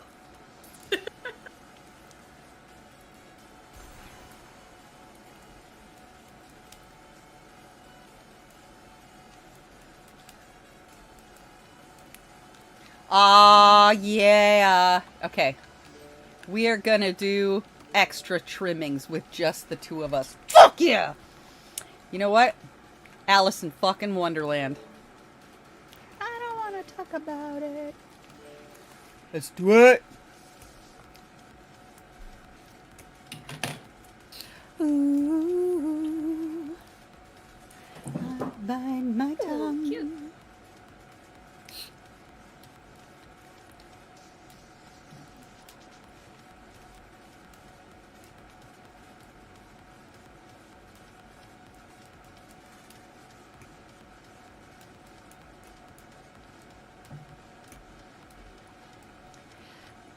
bury me 6 feet Look at you. deep. You don't wanna let me rest in peace.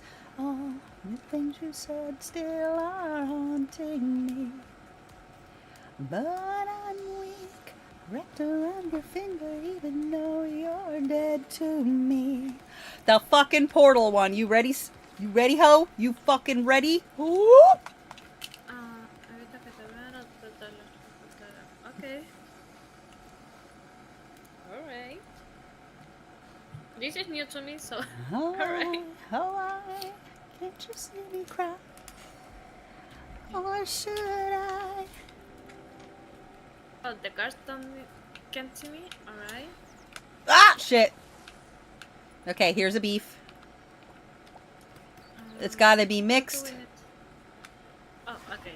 We need. Oh, shit. Flour. Thanks. Into the mixer? The mixer bowls are over here. Here's beef. Oh, there's your chopped up beef. Here's a... you need a carrot. I need a carrot. Oh, shit. Fucking carrot. Hang on. Yeah.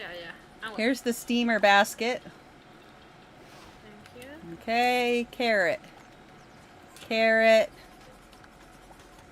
Camera basket. Okay. Okay, carrot. Carrot into the bowl. Here's another carrot, but you don't need it. You need beef. Fuck! You don't wanna let me rest in peace. Uh-oh. Get your steamer. Beef out. There you go. Bum, bum, ba, bum.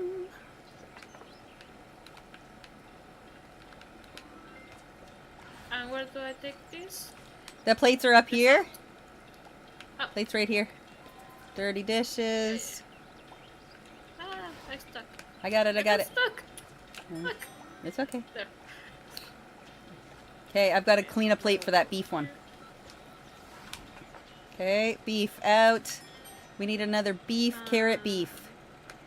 Beef, Carrot. beef. I'm gonna clean this bitch. Okay, I've got 2 beefs. Beef. Here you go, here you go. Nope. Here. There you go. Yeah. There's a carrot already cut. Here's the other beef. Steamer basket. There's some more flour right here. Where's the flour? Right here, I threw it up to you. Here's your other basket. Got it. Oh, And plate here. oh shit. I need the plates. Oh, fuck. I keep throwing them. Here's a clean plate. Okay. This needs to go in here. Here's Oh, your this. steamer. Okay, carrot on the steamer.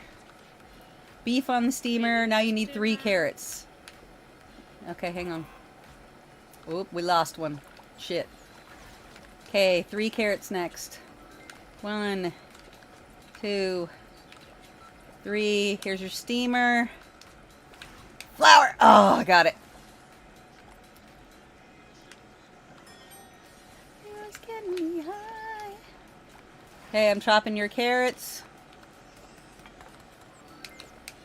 There it is. It's in the mixer. I thought there was Carrot. I made one. Okay, there's 2 carrots in the mixers.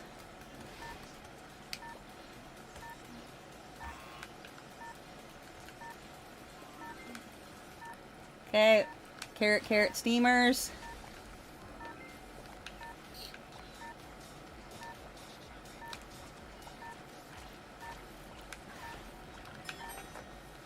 Oh, I got it out just in time, but holy shit!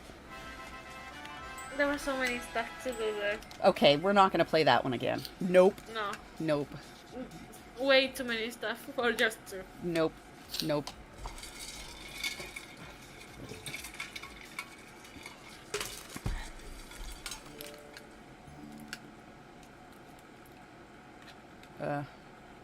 I don't know what happened. Yeah, abso-frickin-lutely not. Are we going to continue doing that one? Those ones are bananas! Get my fucking pretzels out. Holy shit. Okay. We're not gonna play out. No. No. No. How about overcooked number 1?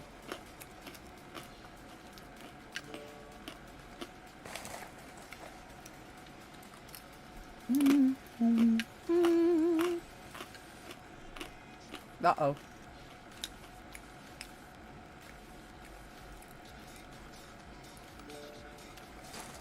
Let's do this.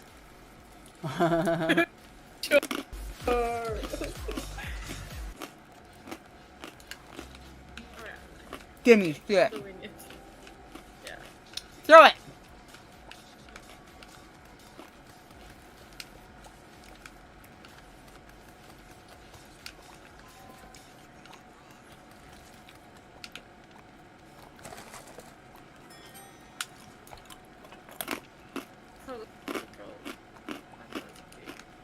The other order's ready right here.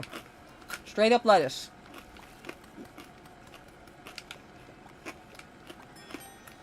Lettuce salad with tomato. Need another lettuce? 2 lettuce. Serve the meatball. Another tomato and lettuce. Tomato and lettuce. And then lettuce. And then lettuce.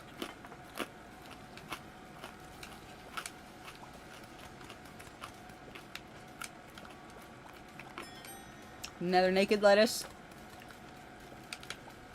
Lettuce and tomato. No, Javi, bad girl! Get out of it. You threw the plate on the floor. Pam, feed him! To play. Hey, girl, hey! Where did you go today? I went to R18. Nice. Did you have a great time? Whoop.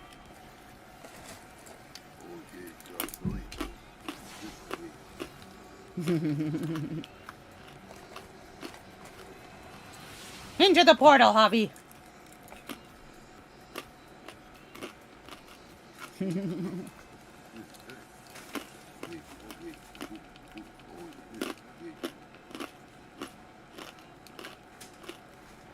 Oop.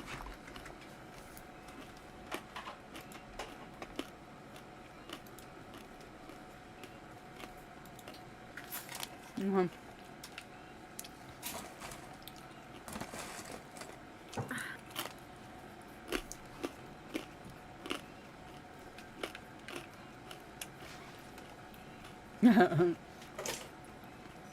Sure. Everything we already got 3 stars on. You don't have 3 stars on anything. Okay. You know what? Start from number 1.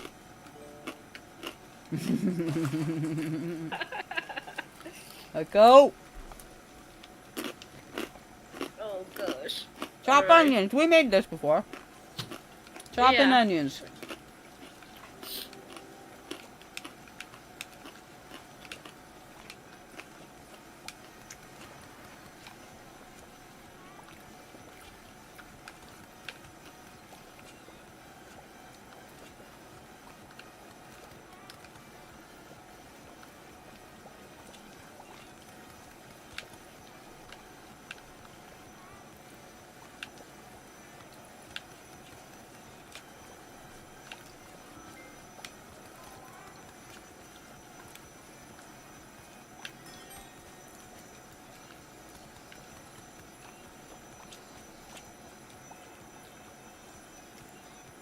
Yeah, we know. Shut up.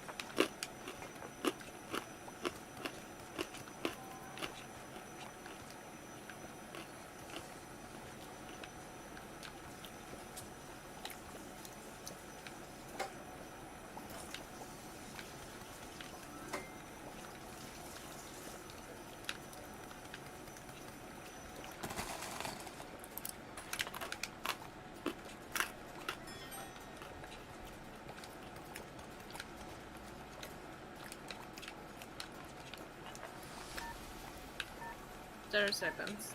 Hmm.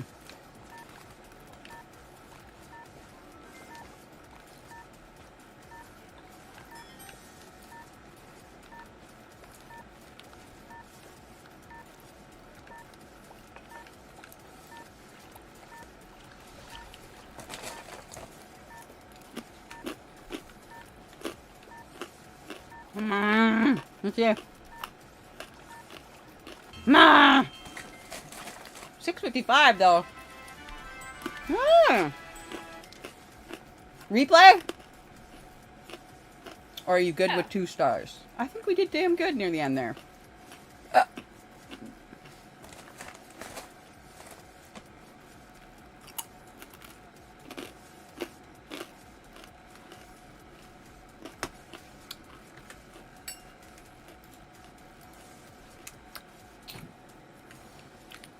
Okay.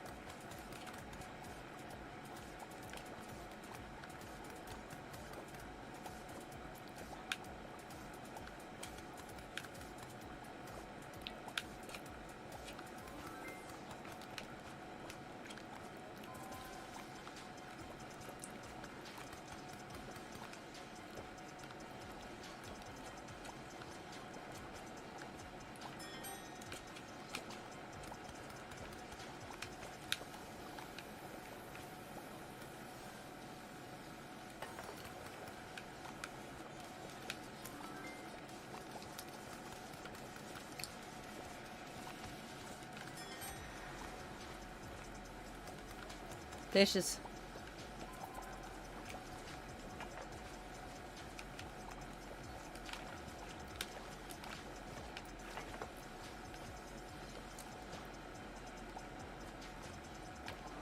I'll wash it, just chuck it in the sink. Mhm.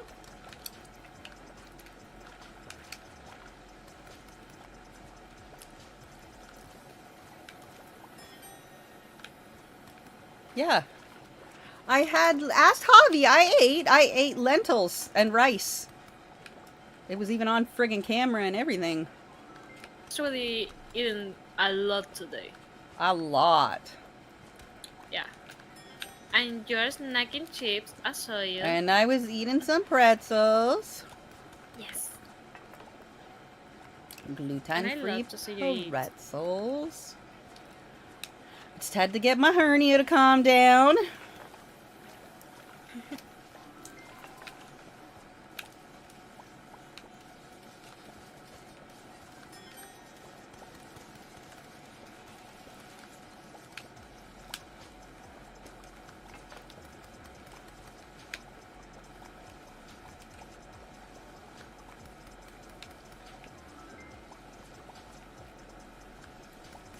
Bring back the dirty dish.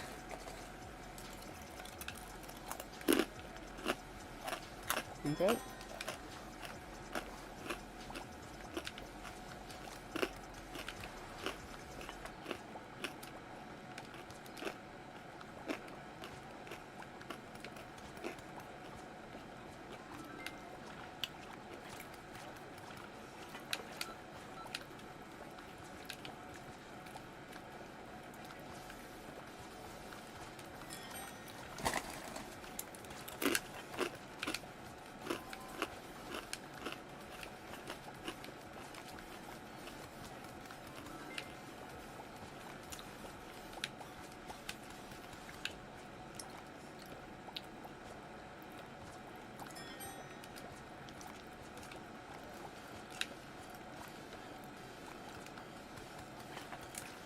Oh yeah, we are kicking its ass this time, Javi. More low.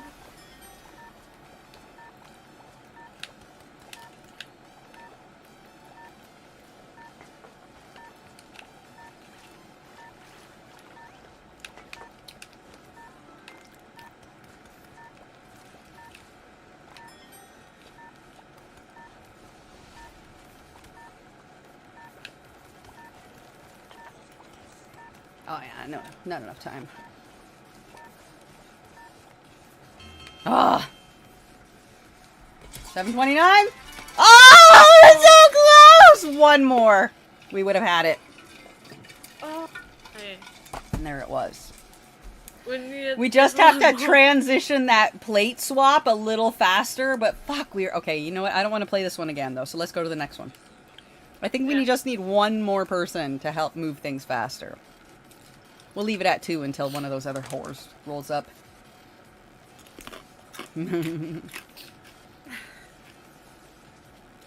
Oh, this one. People walk between us and they're annoying. Yeah. Alright, give me shit. What?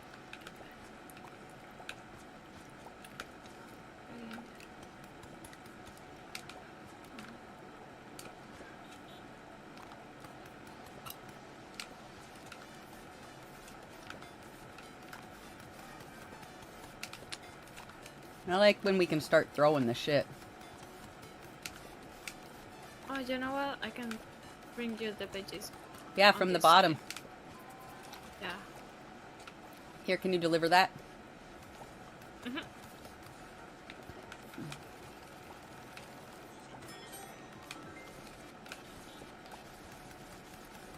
And so many fucking onions. Tomatoes. And then a shit ton of onions.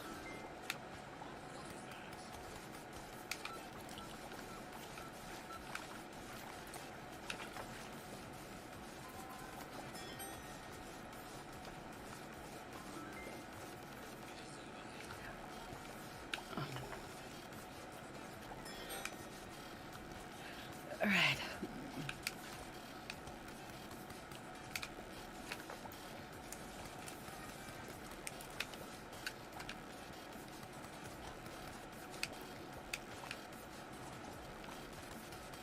One more onion and then 3 tomatoes.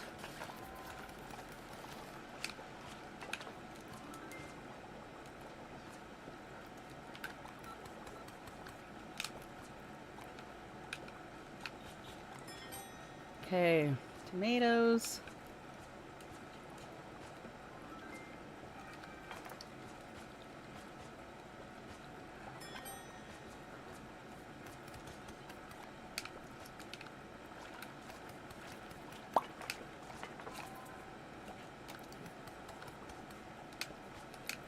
Tomatoes and the onion. Onion, and then tomato, and then onion.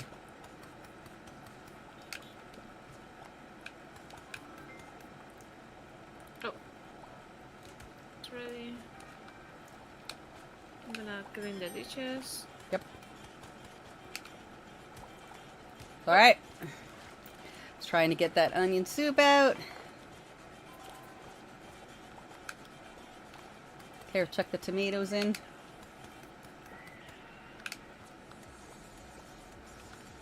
Oh. Plates.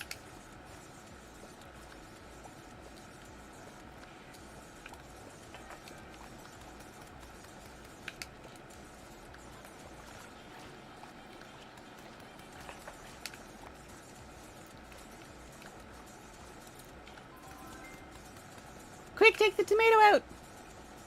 I got it.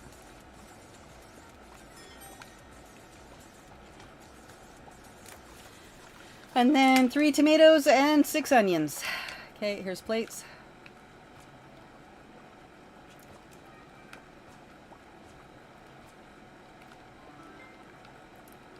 Oh. Onion out.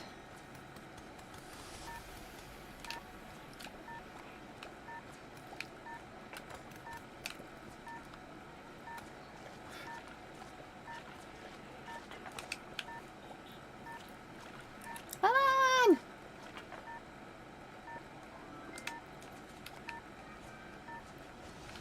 Oh, yes.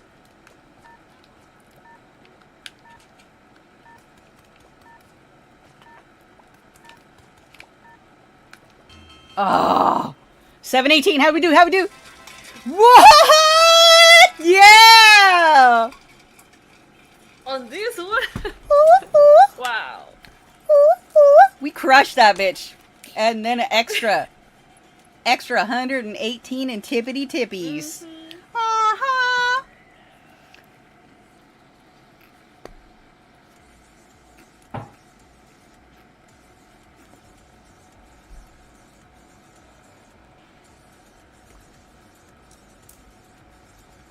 One more on my body.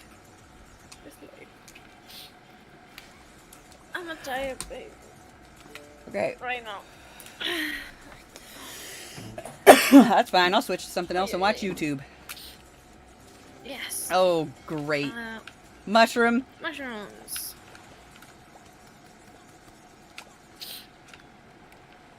And then Tomatoes.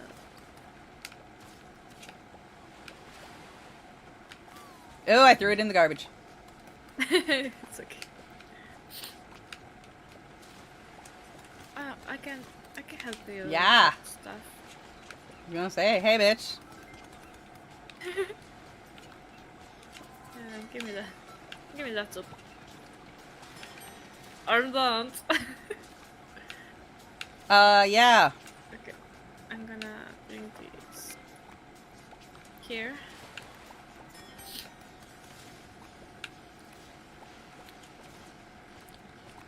No, not the plate. This.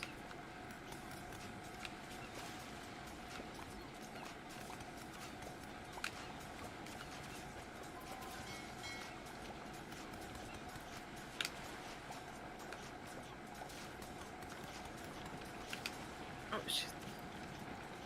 Go back up and around and keep making soup.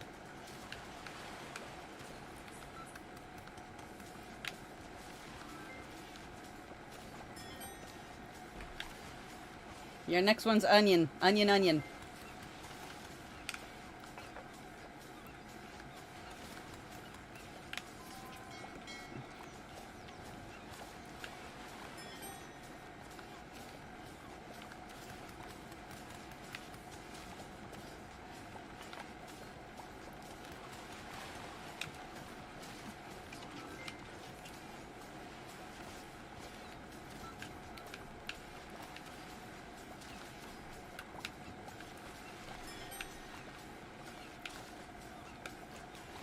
Mushrooms. Yep.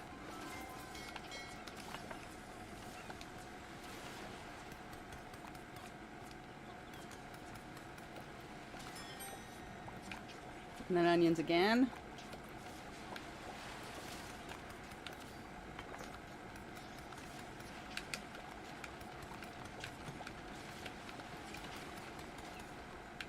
And then tomato.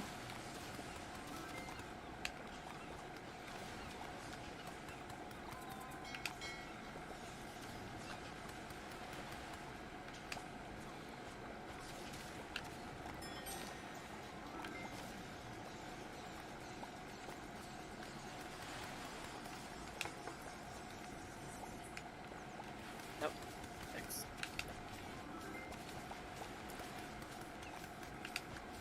Tomato. I'm cold.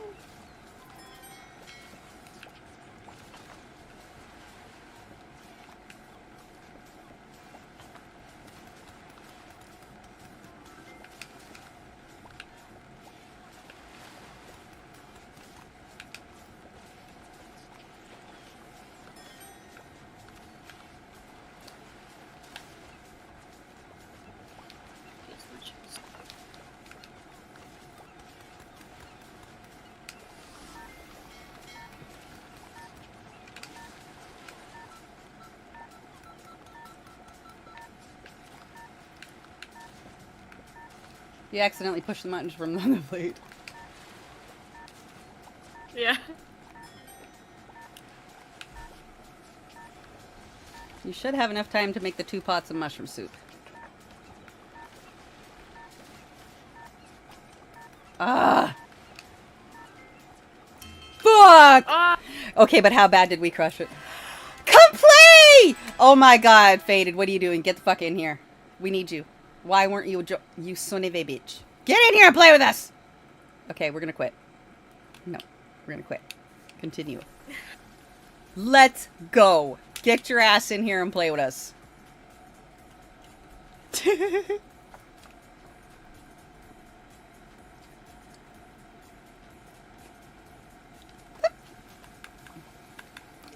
That's it for me. Ah, I fine. need to go to bed. I'm so tired. Go to bed then. I'm switching to a different fucking game. Damn it! Yes. Where were you earlier, Love Faded? you. Love you. Fine, I guess I'm gonna switch to Bye. Fields of Mistria because I just made a pink cow. And some YouTube. Let's go with... Who do we have to watch right now? Ah, Willem! Well, what do you say to a girl? It's the beatdown. Hang on, bitch. It's the beatdown. I love Willem. If you have a problem with drag queens, that's a you problem.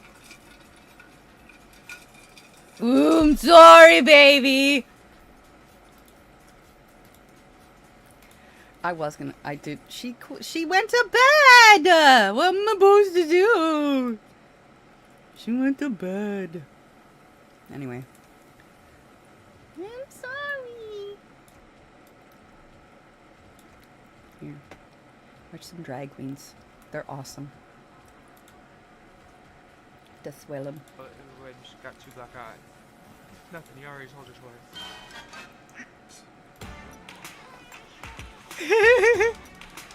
I know. The first video is coming at you in 3, 2.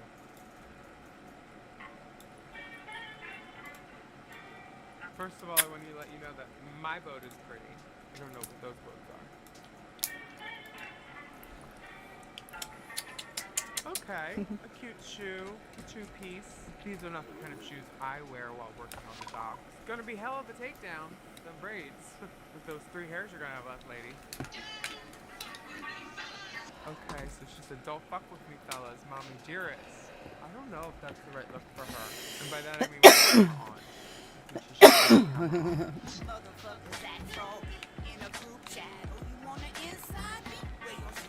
Is that a frog? Hold on. It's plastic. She could have gotten a real frog. Oh, you drive big things, G? Where your crew at? Oh, you mobbed up slick. Tell me where your crew at. She said, you want to act froggy in the group chat? So she has a frog in her hand. And that's why she has a frog. And that's what's called transvestigations. We figured it out. White girl from the bayou. My rhymes fly right by you. Wait, why were we in like a Victorian garment? And now she's in a prom dress? Okay, all these girls are prostitutes. She's got beads, she's got a frog, she's got a baby doll. Stop with the props.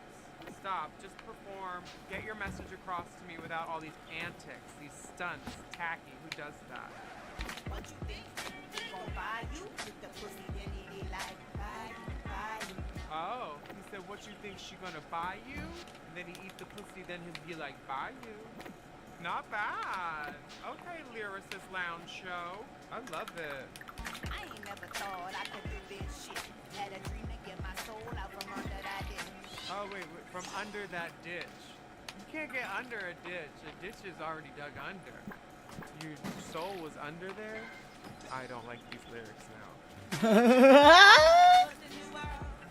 This is the shot with the leaf. Like, that guy really thought he was doing something. It's like, I'll get a soft focus of this tree branch. And then her being horrible. Oh, man. It does get very, like, Eminem's cousin. Like, Peanut and Eminem. More beautiful aerial drone shots. Wow. So captivating. What the fuck are we looking at? Jesus. Forgot to put the animals inside last night. She hasn't blinked once. She's been Oh. up for 2 days. I think this is an ad for meth. I don't know if her dealer's number is going to pop up in front. But she's got dribble clearly on the front of her gown where something spit probably fell out of her mouth because she's so sloppy. This is not the look. This gape open. Honestly, I do like this blue though. This is very cute. I would wear this. I do different hair. Probably dreads. No, I'm kidding. Gotcha!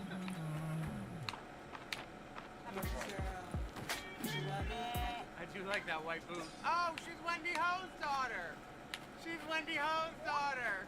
Please don't fuck me in my ass tonight. That Popeye's fried chicken ain't sitting right. If she was a hoe, I didn't know. I'm so sorry, Wendy. If she is your kin, come get her. I need more money. Oh, I need silver. You know what bad bitches know? The Sod and circulation in your peat. neck's gonna be cut off, and it's straining, baby. Still Do you ain't got see no that? pudding. Did you see that? I gotta go You dig. just wanna let your trap out, bitch? She needs a lasagna strap, not a spaghetti strap. Look at it cut in. Ouch. Quality of time and not the value on it. She's doing the thing. She's like, I got a thigh gap if I stand with my legs far apart enough.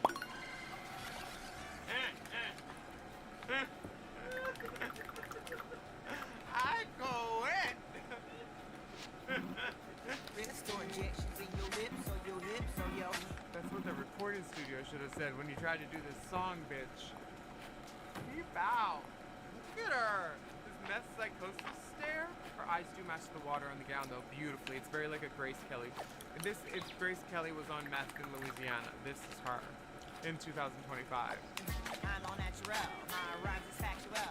Remember in Showgirls when the one girl was like, I know a girl who did the boat show. She didn't like it.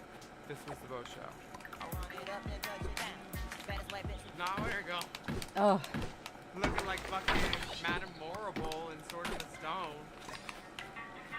Yeah, I made that face too. Do I look like your average girl? No, it works. Do I? Nah.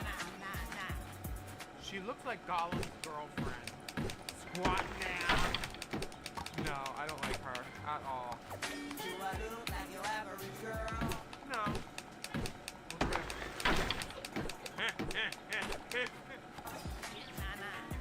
That's her good side. She looks great. That underwear takes a 3-pack for sure. That is not a single-use pantry. No. Oh, see? That's not the swamp gets a smell. Again, that's how the swamp gets the smell.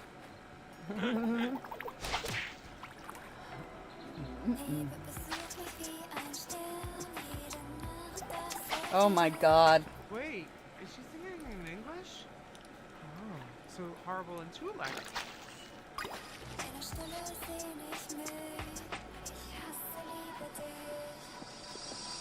There's no guitar in the music.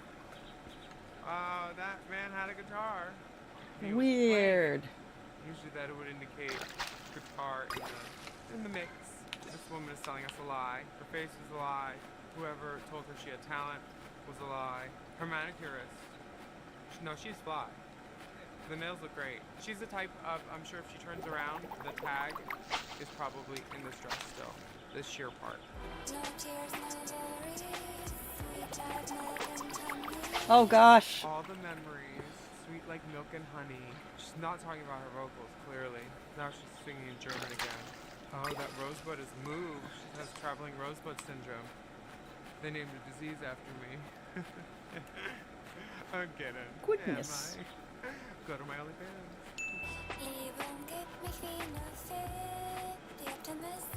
Aw, she's seen the butterfly. She said, ah, ah, ah, ah, ah.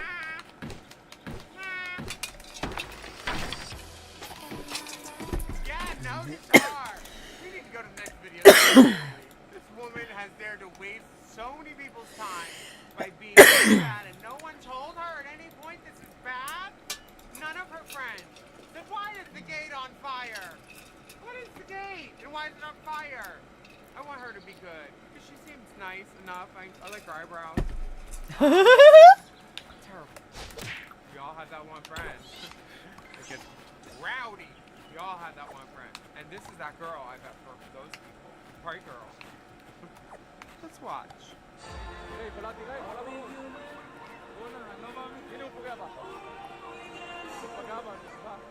Ooh, po.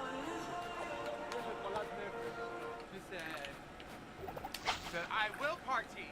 I will show these titties. Shake the titties. I'm just going to quote, look her up. Oh, we need to do a Glamorous Monique video. That'd be a good one, too.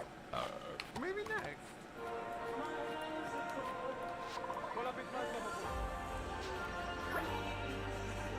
See, this is why you need to be careful who you let into your section. This is why you need to know who's all going to be there. Because if this little terror of a tornado is there, I want to party with her. Yes! She seems fun. I would party with her! No. Someone almost wet her hair extensions. In the summer outside at the beach? No. Everybody else bundled up, multi-layers, snow event. This bitch, bikini top. Bikini top. This is exactly my Poa's life can't get cold.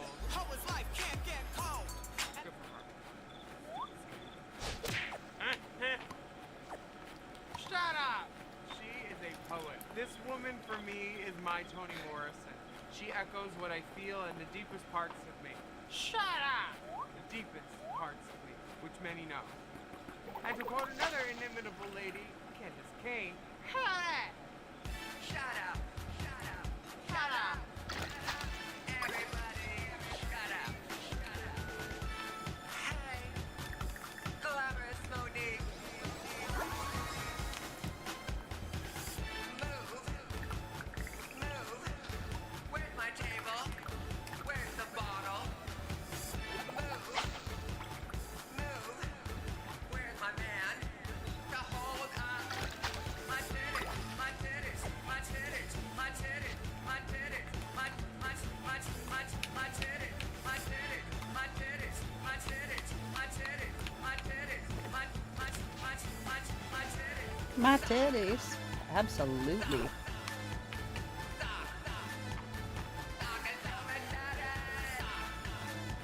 My titties. Moldy titties. That's why we got new ones. They grow mold sometimes. This is Appalachian titties. The mountains, not the people. My titties, my titties, my titties, my titties, my titties, my titties, my titties, my titties, my titties, my titties, my titties,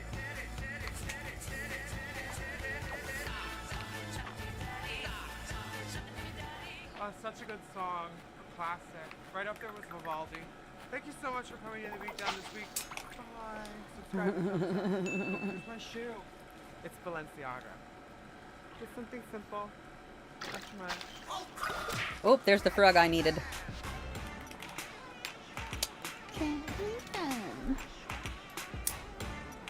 Okay. We caught the beat down, girl. Does there know Charlotte? Am I the a-hole for being upset that my wealthy boyfriend got me a cheap gift? Probably. Let's see. Let's Am I the a-hole judge. for being upset that my wealthy boyfriend got me a cheap gift? Let's find out. Court is in session. Hey, Judgment! My 21 female boyfriend, 21. Oh, he's wealthy at 21? Is he like coming from like a rich family? Oh yes. Literally the next sentence. Comes from a wealthy family, and I am from a middle class family. His family went on a cruise, and all the siblings and their significant others came along. I was happy to be there and very grateful that his parents invited me. At one point, everyone was sitting down together, and my boyfriend started bringing out gifts. His parents and siblings and their significant others got things like watches, dresses, fine wines, and other clearly expensive things. When he got to me, he gave me one of those plastic bracelets with their company name on it. You can get those at the company's main headquarters for free. Oh yeah, no. It would be one thing if everybody else got a cheap gift that didn't cost any money, but it's the contrast between the two. I was a little taken aback and a little embarrassed, but I didn't want to be rude. Everyone was kind of looking at me in a way where they were both amused, but also with pity. I didn't want to complain, so I said thank you and moved on. When we got inside, I asked my boyfriend what that was about, and he told me to be grateful and stop complaining because he always gets me nice gifts, which is true. Oh, I just stopped pushing it because I felt like I was being selfish, and he did have a point. Okay, no, he does actually have a point. He does. Yeah, if he gets you nice gifts regularly, but it's still a little weird. It's not like he's an a-hole, but it is a little weird that you got a gift that was not nice and everybody else got really It intentionally nice gifts. sets the In front tone. of you too. Like that's weird. I learned Like, about don't that. Give the nice gifts and then give, you know, a shitty gift to someone like right in front of them. Yeah. I feel like what he did was very degrading. He could have gotten me no gift at all, and that would have been less humiliating. I feel like trash for feeling this way, but he's always been mindful, and I don't understand why he did that. It made me feel cheap in front of everyone. So am I the a-hole a-hole for feeling this way and even bringing it up. You're not the a-hole for feeling the way that you feel. Feelings are valid, always, really. What you do with those feelings is what makes you an a-hole. So, to clarify some of the commonly asked questions, me and my boyfriend have been dating for 2 years. His family and I get along well. His parents paid for the cruise for everyone. Okay, but he didn't. Edit 2, someone pointed out it's actually called a yacht and not a cruise. His family's yacht, and his parents paid for us, meaning they paid for the chefs, butlers, plane tickets to come out to that place. I didn't know there was a difference, minor detail, but yeah. So, comments are kind of saying not the a-hole. Normally I'd vote the other way and have a chat about entitlement, but holy girl, that was a pointed dig at you designed to make you feel less than. He did it publicly and in front of his family. I'd nope the frick out of that relationship. It's not about the cost of the gift, it's about everything else. OP responds, the thing is, he's always been great. We've been dating for 2 years and he's never tried to make me feel less than. Maybe he forgot a gift? Someone suggested that. I want to believe that. It could be possible that, like, a gift kind of, like, fell through or something, or I just don't really like how he reacted, you know? Like, I don't like the way that he told me to be grateful and stop complaining because he always gets me nice gifts. Yeah, I don't know if I like that. Yeah, I don't love that. I'm not gonna lie. He did get very defensive, which I don't like.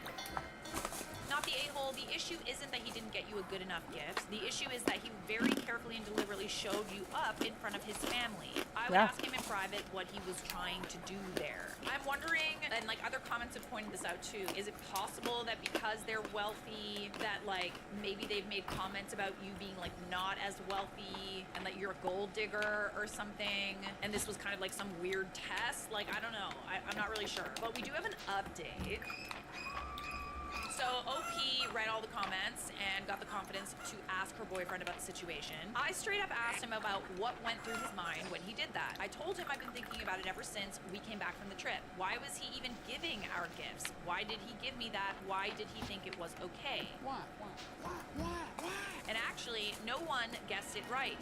Neither did I. He was giving out gifts because he wanted to give me a big gift, and I was supposed to be the last one. Oh, okay. He actually had managed to set up a date with me and this adorable cat I follow on TikTok. The owner lives close near the harbor where we'd be stopping, and I've loved this cat since 2020 when we first started dating. I still stalk the page regularly. But the owner backed out last minute, even after charging a bunch. We were supposed to meet soon, but now he didn't have a gift for me and basically got scammed. He said what he did was stupid and he took the bracelet out last minute to save face, but realized now it was stupid. It was stupid. Why wasn't he just like honest with you about that? When you brought it up, like that could have been like a nice time for him to be like, listen, like I know it's weird and I apologize, especially because it was like in front of his family and his family like made looks at you. I had this whole other thing planned and like it fell through and I'm really, really sorry. I didn't want him to like leave you with nothing or whatever. As for his comment, he apologized and said he has no excuse. Good. He said he was more angry with himself and the cat owner and took it out on me. Okay. Yeah. I understood and forgave him because it was out of character and I know he just wanted to do something nice. Okay. Noted. Well, I'm glad that it kind of like somewhat worked out and it wasn't a big deal or whatever. I don't like how he kind of gaslit you and made you feel like you weren't grateful when it was kind of his fault, but like again, he apologized, so that's good. People can be dicks. You're allowed to be a dick sometimes, okay? It's a normal human emotion. You're not the a-hole, and I'm glad that it worked out. Moving on to some more dating drama. Am I the a-hole for not disclosing I had plastic surgery to my boyfriend? I, 26 female, had been dating Max, 25 male, for 4 months. When I was 22, I had a nose job as I broke my nose twice as a kid and left it with a large bump. At 23, I had a breast augmentation that bumped me up 2 cup sizes. These were lifelong insecurities that I was bullied over, and it was really relieving to get them done. For the record, just so that everybody knows kind of where I stand on plastic surgery, I really don't care. I know it's like a spicy topic, but if it makes you happy, then it's your choice. Just like don't go overboard, you know what I mean? On to the present. I met Max through a friend, and things have been great. Last night I was strolling through my social media while on the sofa with him. I stopped on an old classmate's vacation photos where she wore a bikini and frankly had very obvious implants. She looks great. Happy for her, but you can tell. Max glanced over at that moment and said, gross. Gross. I asked him what the deal was, and he said women who get implants or other surgeries are a huge turnoff to most guys, and how men prefer natural over 2 balloons, and how insecure she looks. Okay. Okay, there's definitely like a very, very prominent stigma when it comes to like getting anything done. Massive stigma. And it's also like everybody wants you to be honest, but then when you are honest, they hold it against you kind of thing. I think it's great. Have you seen Kris Jenner? Have you seen Lindsay Lohan? If I ever get to a point where everything's sagging, maybe I have kids, I need a mommy makeover, I am doing it, okay? I couldn't help but laugh and said, so you're turned off by me. Ooh, spicy. He got very confused and asked what I meant. I informed him I had procedures done. He kept denying it and saying I was joking until I showed him old photos of me. He got quiet and left shortly after. I got a text saying I should have disclosed this on the first date and how I'd led him on and how he needs to reconsider things. Oh, that's just silly. It's the next day, I haven't heard anything. I'm bewildered. Am I the a-hole? I will be honest, like, it doesn't necessarily matter if it looks natural or not. Most people can usually tell. That's the crazy thing, is that people with like a trained eye can tell. Is it something you need to disclose? Like, I don't know. I feel like it's kind of up to you whether you want to disclose something or not. I know that with like breast augmentations, there's like visible scarring. So I'm surprised that he's like super surprised by that. I think it's a little silly that he's like so mad. I mean, he's more mad that probably you made him look stupid. Let's see what the comments say. Not the a-hole, you lucked out that he showed you this side of him 4 months in. You could have been married before you found out he's this shallow and misogynistic. Edit, assuming women take most men's preference for natural breasts into consideration when they're deciding or would like a breast augmentation is a misogynistic viewpoint. Yeah, no, I would agree with that. Some people get breast augmentations because of aesthetics, because they were bullied over having a flat chest, because maybe they want to like reduce the size of it. Maybe it hurts their back, you know what I mean? Edit 2, he was physically attracted to her. He dislikes cosmetic surgery, and it has nothing to do with what he's physically attracted to. It's kind of like men that say they like women with natural makeup, and they show you like a photo of someone that clearly has makeup on, and it's like, okay, that's not like natural no makeup. You have to wear a lot of makeup to have that natural makeup look. OP responds, honestly, even if he texts me again saying he's okay to continue, I really don't think I'm interested. Yeah, I feel very weird about how he responded.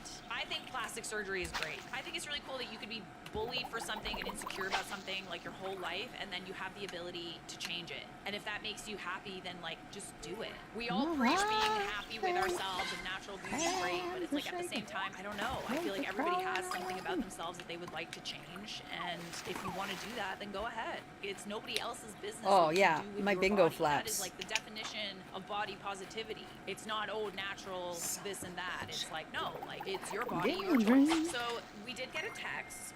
I say we, but it's her. But we also got a text. All right, y'all. I got a text from him a few minutes ago asking to meet up as he thinks he wants to continue the relationship and talk things over. After all these comments and some thinking, I sent back along the lines of his reaction made me realize he's not the true partner I'm looking for, and that I've decided not to continue our relationship. Oh, good for you. Yeah, because like he's being so judgmental. How does that have anything to do with you? You know, like what someone chooses to do with their body. It's literally none of your business.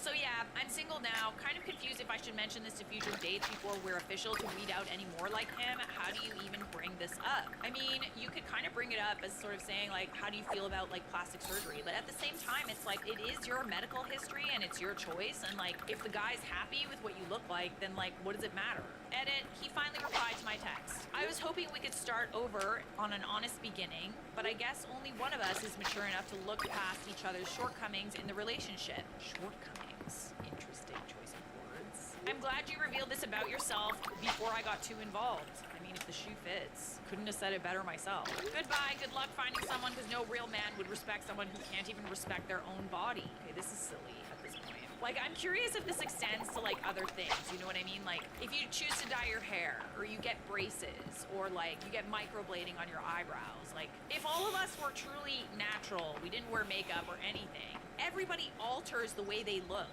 in some respect. Wow, I was comfortable with my decision before, but now I'm extra comfortable. Blocked and by. He never deserved this limited edition set. Oh, period, queen, yes. Interesting comment. He wanted to continue the relationship at the same time saying no real man will respect her. So he does not consider himself a real man. Gotcha. A real man won't try to control what you do with your body. Just saying. So, are you the a-hole for not disclosing I had plastic surgery to my boyfriend? I mean, when are you supposed to bring that up? Like, if it came up in conversation, maybe. It's your choice whether or not you want to disclose it or not. Quit the stigma. Like, who cares? It's none of your business what someone else chooses to do with their body. Am I the a-hole for telling my boyfriend my dog comes before him? Ooh. I, 23 female, and my boyfriend, 25 male, have been together for 2.5 years. We met on Hinge and instantly connected and have been inseparable ever since. When we first started dating, I told him I have a dog. His name is Theo. I got him in 2020 when he was a puppy. Theo is 4 now. My boyfriend is allergic to animal fur. When we first started talking and dating, I asked if it would be an issue. He said no. He has family members that he visits on holidays who have pets. So he just takes an over-the-counter allergy med that seems to do the trick. So whenever he would come over to my place, he would take his allergy med. He wouldn't interact with Theo much, like petting him, playing with him, and letting him be near him much in general. I would also make sure that Theo would leave my boyfriend alone and give the space that he needs so he doesn't have a bad reaction, even with the allergy med. I would also make sure to clean the house to limit the amount of dog fur around before he would come over. Everything was perfect. We had a good system. If I would go over to his place, I would make sure to put on the clothes that were clean and had no dog fur on them so I wouldn't be leaving or tracking it into his house. Okay, so let me guess. He's going to make you choose him over the dog. About 6 months ago, my boyfriend and I decided to get our own place together. So we rented a condo that was pet friendly because wherever I go, Theo comes with me. My boyfriend and I thoroughly communicated about what that would look like with his allergy. One being that he should get an allergy medication from his doctor rather than an over-the-counter med. So it would be stronger and help him out more. Our condo has 2 stories, so we put a dog gate up so Theo doesn't have access to the upstairs where our bedroom and bathroom are. I also vacuum every other day to limit the amount of fur and keep it controlled. I also give Theo baths about once every week and a half and brush him nearly every day. So far for the past 6 months, this has really worked. We've had this system so Theo can have access to the entire main floor and he's not cooped up in a cage or separate all the time. I know I do a lot of work to keep my boyfriend's allergies down. Yeah, I mean, I'm not gonna lie, this is a lot of work. But then again, you also talked to him and he said he was fine with it and stuff. Like, I just don't know if this is a good arrangement. So the boyfriend helps out a lot around the condo. Household chore-wise, we have it pretty balanced. But recently, for the past month, my boyfriend has brought up multiple times that he doesn't know how much longer he can handle having Theo here. Okay, so what are you supposed to do with Theo? Just look at the flowers. Yes, we have a good system, and yes, his allergy medication works, which I bring up every time he mentions it. I try to understand what issues he's having, and all he says is that he doesn't like having to constantly be worried about his allergies and Theo being around. You guys should have never moved in together. Like, it's not his fault that he has allergies. It just doesn't necessarily seem like this is a good fit. He's also expressed to me that he feels trapped in his own house, having to constantly worry. I mean, that's fair, but he also made the choice to move in with you. I try seeing his side, but I also mentioned to him that from the beginning, he knew that Theo and I are a package, and we would have to work through this together. Kind of just seems like he was kind of expecting you eventually to, like, feel bad and, like, get rid of Theo or something. Like, I don't know. I think it goes without saying that if your allergies are really bad around pets, like, you probably shouldn't be dating someone who has a pet, you know? Everything seemed to be perfect till out of the blue, my boyfriend seemed to completely flip on things. He does love Theo and loves going on walks with him and interacting with him for a few minutes before he has to stop. And he's expressed this. We've had this conversation multiple times and it always comes to the conclusion, both of us not really seeing eye to eye. It got to a point where he would get home from work, we would eat dinner, and he goes right upstairs to get away from Theo. He seemed to form a hatred toward him. Now when I try to have a conversation with him about it, he shuts it down and won't talk to me about it. I mean, he's thinking that you should break up. I also think that you guys should break up. It was wishful thinking, and it's like you did a lot to make the relationship work, but at the end of the day, it's like he has allergies and he shouldn't be making you choose between you and your dog. Coming from a current dog mom, I literally could never imagine. 2 weeks ago, when he got home from work, I had dinner ready and he didn't even say hi to me or eat, just went right upstairs. Again, when I tried to talk to him, he shut me down. About a week ago, that's when things took a turn for the worst. My boyfriend said that one of his friends, Mike, and his girlfriend Sarah would be coming over for dinner and to hang out. I work from home, so I was able to spend the afternoon cleaning the condo, cooking the appetizers and the meal, and prepare some mixed drinks. I was excited to see them because I haven't seen Mike in a while and I haven't met Sarah. Usually, when we have guests over, I will put Theo in a separate room so he's not in the way and disturbs our guests. but my boyfriend told me I don't have to do that for them. They love dogs. Well, when Mike and Sarah came over, I instantly noticed the vibes were a little off. They seemed to be paying more attention to Theo and want to know Theo more than spend time with my boyfriend and I. Ooh. We eat dinner, we talk, hang out, have a nice time. Once dinner is over, I start cleaning up and Sarah offers to help me while the guys grab a beer and go sit on the couch. Sarah and I get to chatting and I tell her how much I love her presence and her and Mike seem like an amazing couple. She then replies with, yeah, we've been taking some big steps together. We're getting an apartment and Theo seems like he would fit well into our lives. Oh no. He really is a great dog. I'm taken aback and excuse myself and I asked my boyfriend if we could talk. No way. No way. He's trying to get rid of your dog, literally without even telling you. Oh, absolutely not. No, he gotta go. I would choose your dog over him too. Him and I go upstairs and I tell him what Sarah said to me. He admits he invited the two of them over so they could possibly adopt Theo. Literally without even asking you? Hey, yo, what the? He did this all behind my back and I had no idea this was his intention. I instantly snap at him and yell, Theo comes before you.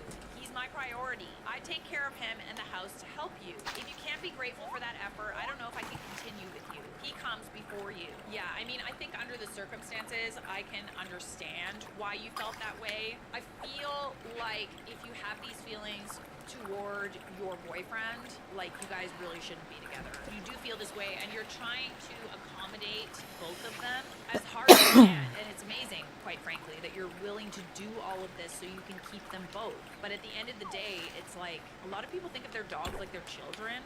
I could not even imagine someone going behind my back and doing this to me. I go downstairs and ask Mike and Sarah to leave. I'm enraged. I then pack a bag for Theo and we are now staying at my parents until further notice. I don't know if I can forgive my boyfriend for this. I can't trust him to be alone with Theo anymore. My boyfriend has been calling, ask if we can talk this out, but I'm so mad to say anything to him. Is it worth flushing 2.5 years down the drain because he tried to sell my dog? Yes. So am I the a-hole for telling my boyfriend my dog comes before him? It was kind of like not the nicest thing to say, but he also wasn't very nice to you either. Could you have said something else? Yeah, maybe you could have said something else. You know, made it more about the issue of him like kind of betraying your trust and doing these things behind your back instead of overtly saying like my dog comes before you. You could have said that, but I think at the end of the day it doesn't really matter because you guys are gonna break up anyway. Okay, so comments like these have definitely helped me through this and trying to process everything in my head. Blue chicken! That Theo comes before him out of undeniable anger. I do think that you could have said something else. I don't think that you should be with this person. So you could try to talk to him and just try to, you know, apologize for what you said. And he also needs to apologize for betraying your trust, by the way. It's not just a one-sided thing. You could just rephrase and just say, like, I didn't mean it like that. I just meant we've discussed this from the beginning, and if you're trying to make me choose, I will not be choosing you over my dog. It's been said, I can't take it back now. Over the past 20 hours, I've had a lot of time to think about everything we both did wrong and where we could have tried to fix it. We're both in the wrong for things that happened through our relationship, but my boyfriend doing this was the last straw that broke the camel's back. I'm done with him, and I'm never putting myself and Theo in a situation like this again. Being allergic to animals will be a deal breaker for future partners. There you go. And it could be something that you're bringing up on a first date. This is something that is necessary to bring up on a first date. It just doesn't work, you know? Like, if you are extremely allergic to, like, cats or dogs and you're trying to date someone that has a cat or a dog, it's just a deal breaker. Don't waste each other's time anymore. Like, I appreciate that you wanted to, like, work it out, but it's just not worth it. You're wasting everybody's time. Okay, so someone pointed out that the allergy excuse is bull. I'm allergic to dust, dander, and I have asthma. I have 3 cats and a dog. He's pissy for some other reason and is trying to hit you where it would hurt the most. I do know a lot of people who have allergies to, like, cats and dogs and, like, still have cats, but I also know someone who has allergies to cats and, like, they literally cannot even be in the same room without their, like, throat closing up and going into, like, anaphylactic shock. So it just really, like, depends on how allergic he is. OP says, I'm slowly starting to realize that now, so there could be some truth to it. We don't really know. And everybody in the comments is just saying dumb business. And I think that OP did. So, are you the a-hole for telling your boyfriend your dog comes before him? You could have said something else. Kind of a jerk thing to do. Not gonna lie. I understand why you did it. But I mean, whatever. This is good. I do. Next one.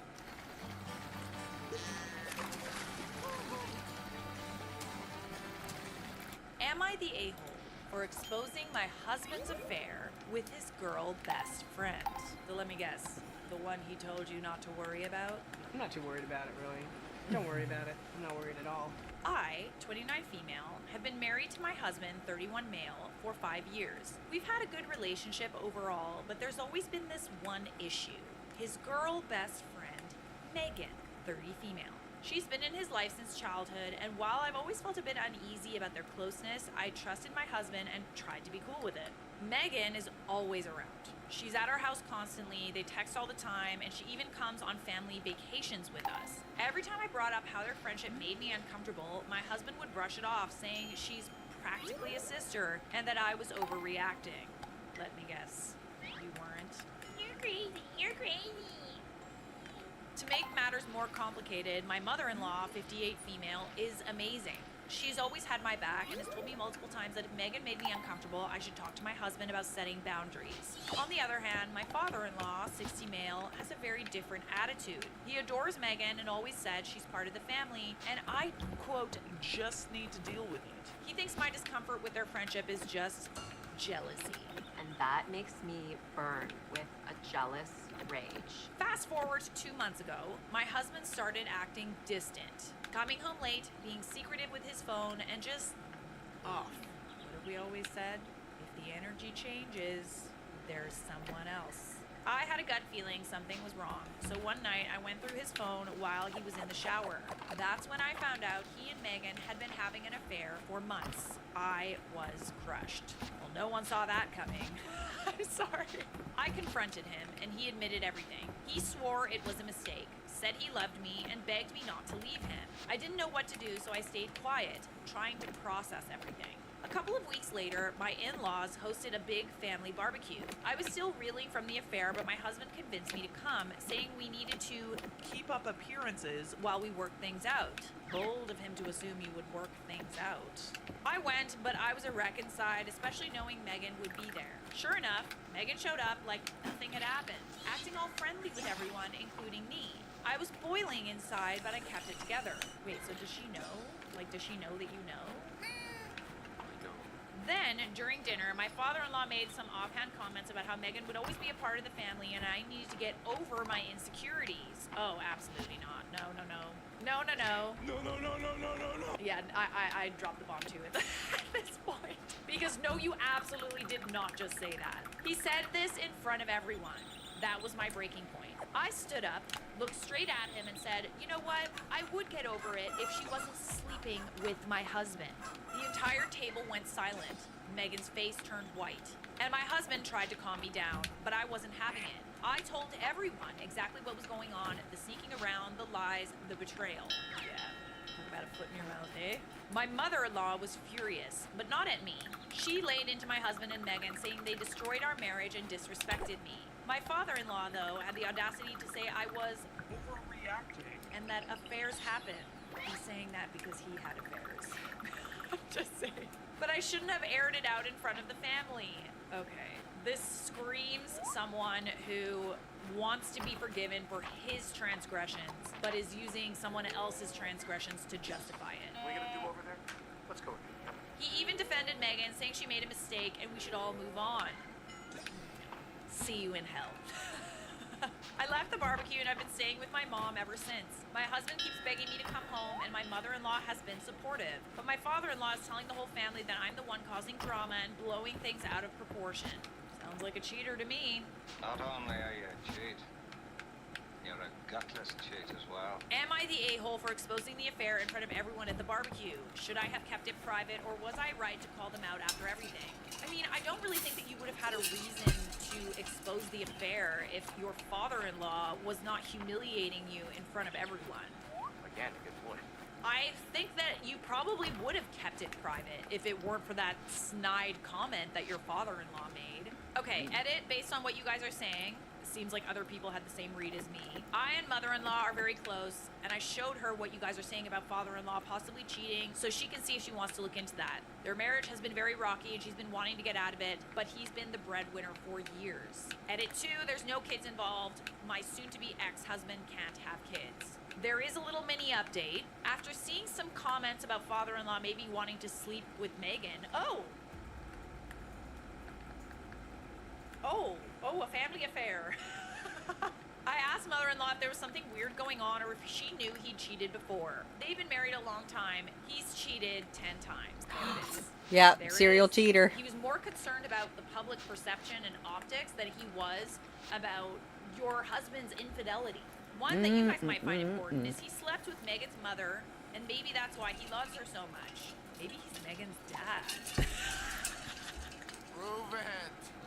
No, but like it would kind of make sense though, because like why is he excusing the behavior if not that it's possible that he's her dad? As far as she knows, he didn't sleep with Megan. The other 8 people he worked with, and one of them was an old high school friend.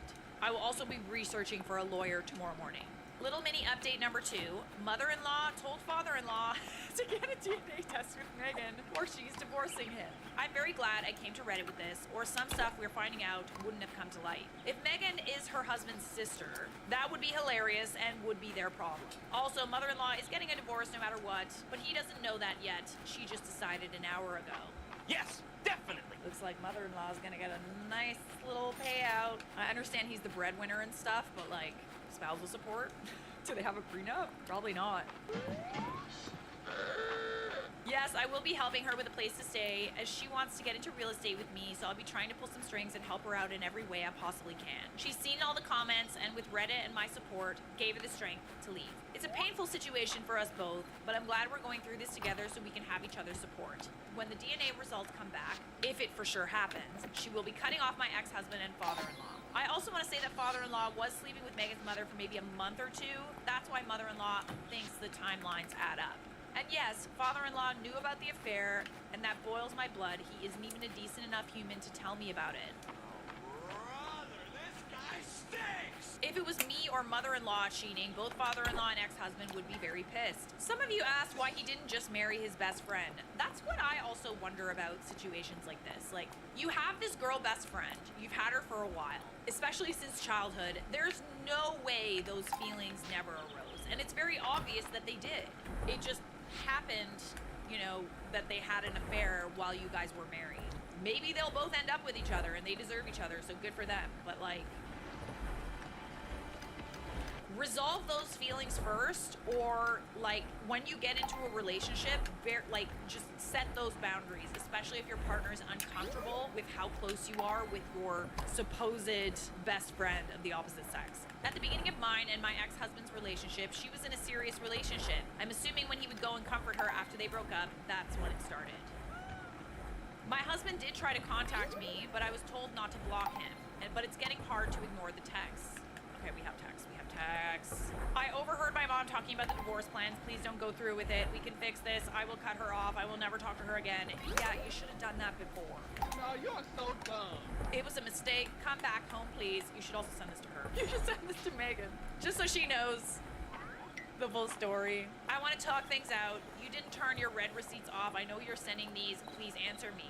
Side note, I love turning red receipts on just so that people know that you're not answering. It makes them go nuts. Please, I just found out she might be half my sister, and I don't have anything to do with her. This is a very hard time for me. Please come back. Oh my god.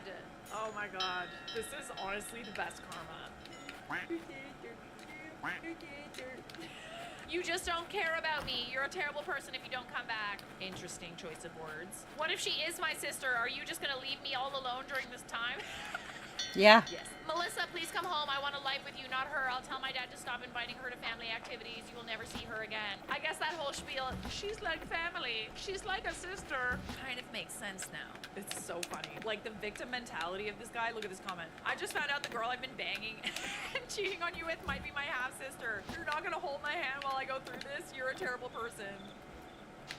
Sounds like this is the consequences of your actions. Megan contacted me. Oh my god. Oh my god. Oh good. Good. Oh goody. Okay, so like we're gonna have to heavily redact these because there's some language problems. Language, okay? There's kids watching. You're a B word. Who's this? Megan, I can't believe you would tell our whole family about this, and now I have to get a DNA test so I can find out if I'm giggity gooing with my brother. Giggity giggity giggity You've made this whole thing so much more drama than it had to be. I see why he cheated on you. And do you know what he would say about you? He said after you two got married, he thought you were disgusting. Well, I think it's kind of gross that you fucked your brother, so... I hope you really go through with the divorce, then he can be mine. So this is why I said send her the screenshots, what he said about her. You're a terrible person and a terrible wife. What kind of wife are you if you won't cook and clean for your husband every day? I know I can treat him better. I mean, let's find out that he's like not your brother first before we jump the gun here. A man who works hard sweats hard. Old Spice swagger fights sweat. So coach thought I was slacking. You see this? Pit sweat. So I trained constantly. Took my Old Spice swagger and got a Okay, so that might be your half-brother, but you would still date him? Do you hear how gross that is? If anyone is disgusting, it's you two and your little family affair. I never cheated on my husband, so don't call me that. And I did everything for him. I cut friends off for him, I cut family off for him, and I did everything he asked. How did he repay me? By cheating on me. You both are gross humans, and I would prefer if you never contact me again. And Megan responds, oh, get over yourself. That is basic wife things. It's sad that he had to ask you to do those things instead of you just doing them. You work from home. How hard could it be? You're just a lazy sleuth, and I hope you never find love. I mean, honestly, like, there's literally no reason to respond because, like, she kind of, like, is a brother fucker. I know we've been going through some rough times lately, but I love you. You can't make this up. Back to the post. So they have an appointment in an hour, so the results should be back in a week or a week and a half. I did send Megan the screenshots of what he said, and I'm waiting for a response. It will be posted here with a link. Okay, goody. It's here. Oh God, it's here. Okay, so she sends the screenshot of what he said. Is this your man? He's lying to you just to make you look dumb and take him back. Are you dumb? It's so obvious. Whatever you say. Why would he want to get back with a lazy sleuth like you? You must be delusional. What song did you send? Oh, Megan is a little cray-cray. I'm very curious what song you sent. Maybe Who Let the Dogs Out? Several people have asked whether they resemble each other. While there are some similarities, it's important to note that many people share features like brown hair and blue eyes, making it hard to say they look alike. I can't provide Megan's phone number anymore because she recently changed it. She made this decision after I shared her contact information with a few people, which led to her receiving an overwhelming amount of messages that she found annoying. I did show her the comments that people were making about her on Reddit, and it definitely affected her. Wow, now it's affecting her? Now it's affecting her. Okay, so on to the update. Oh God. It is as we feared! It is as we feared! Ah! Oh my God! Oh God! Okay, no, but wait, we didn't fear this. We actually wanted this, because this is hilarious. Oh, my pterodactyl noise. Okay, they are siblings. And in the post I linked, my mother-in-law messaged me about it. I'm unsure whether I should be happy that they are siblings and are experiencing pain similar to what they put me through, or if I should be sad because I literally got cheated on with his half-sister. Honestly, like, I don't think that any amount of revenge will... Like, this is perfect. Like, I see literally no problem with this. I don't think you need to do a thing. Ooh, karma! My father-in-law claims he had no idea, and my mother-in-law is waiting for a reply from Megan's mom. Megan is crushed that they can't get married, and my soon-to-be ex-husband is disgusted. Hold on, Megan is crushed that they can't get married? Oh, damn it! I can't marry my brother! Damn it! Damn. This is cray-cray. According to Megan, they made the mutual decision to remain together despite any challenges they may face. My ex-husband has been reaching out to me frequently, expressing his desire to rekindle our relationship and suggesting we get back together. Small update. I recently discovered that my husband was not the only man in Megan's life. It turns out she's pregnant with another man's child. My ex-husband is adamant that he wants nothing to do with Megan or her baby, which complicates things even further. Now I'm faced with a difficult decision. Should I inform the wife of the other man about this decision, knowing it could have serious consequences for everyone involved? I spoke to the wife about a difficult situation where she presented an ultimatum to both Megan and her husband. She told them that Megan either has to agree to act as a surrogate and hand over the baby once it's born to the husband and his wife, or she must choose to terminate the pregnancy. The wife reached out to me via text to reveal that Megan is contemplating the idea. My soon-to-be ex-husband is firmly set against the idea of having a child and being with Megan. She believes that if she gives the baby up, he might rekindle their relationship. And lastly, he has signed the divorce papers and things are starting to fall into place. He stopped talking to Megan, thank God. You fucked your sister. Though the ex-father-in-law still chats with her occasionally. He also signed the divorce papers with my mother-in-law. It looks like we are on the path to freedom. That was cray.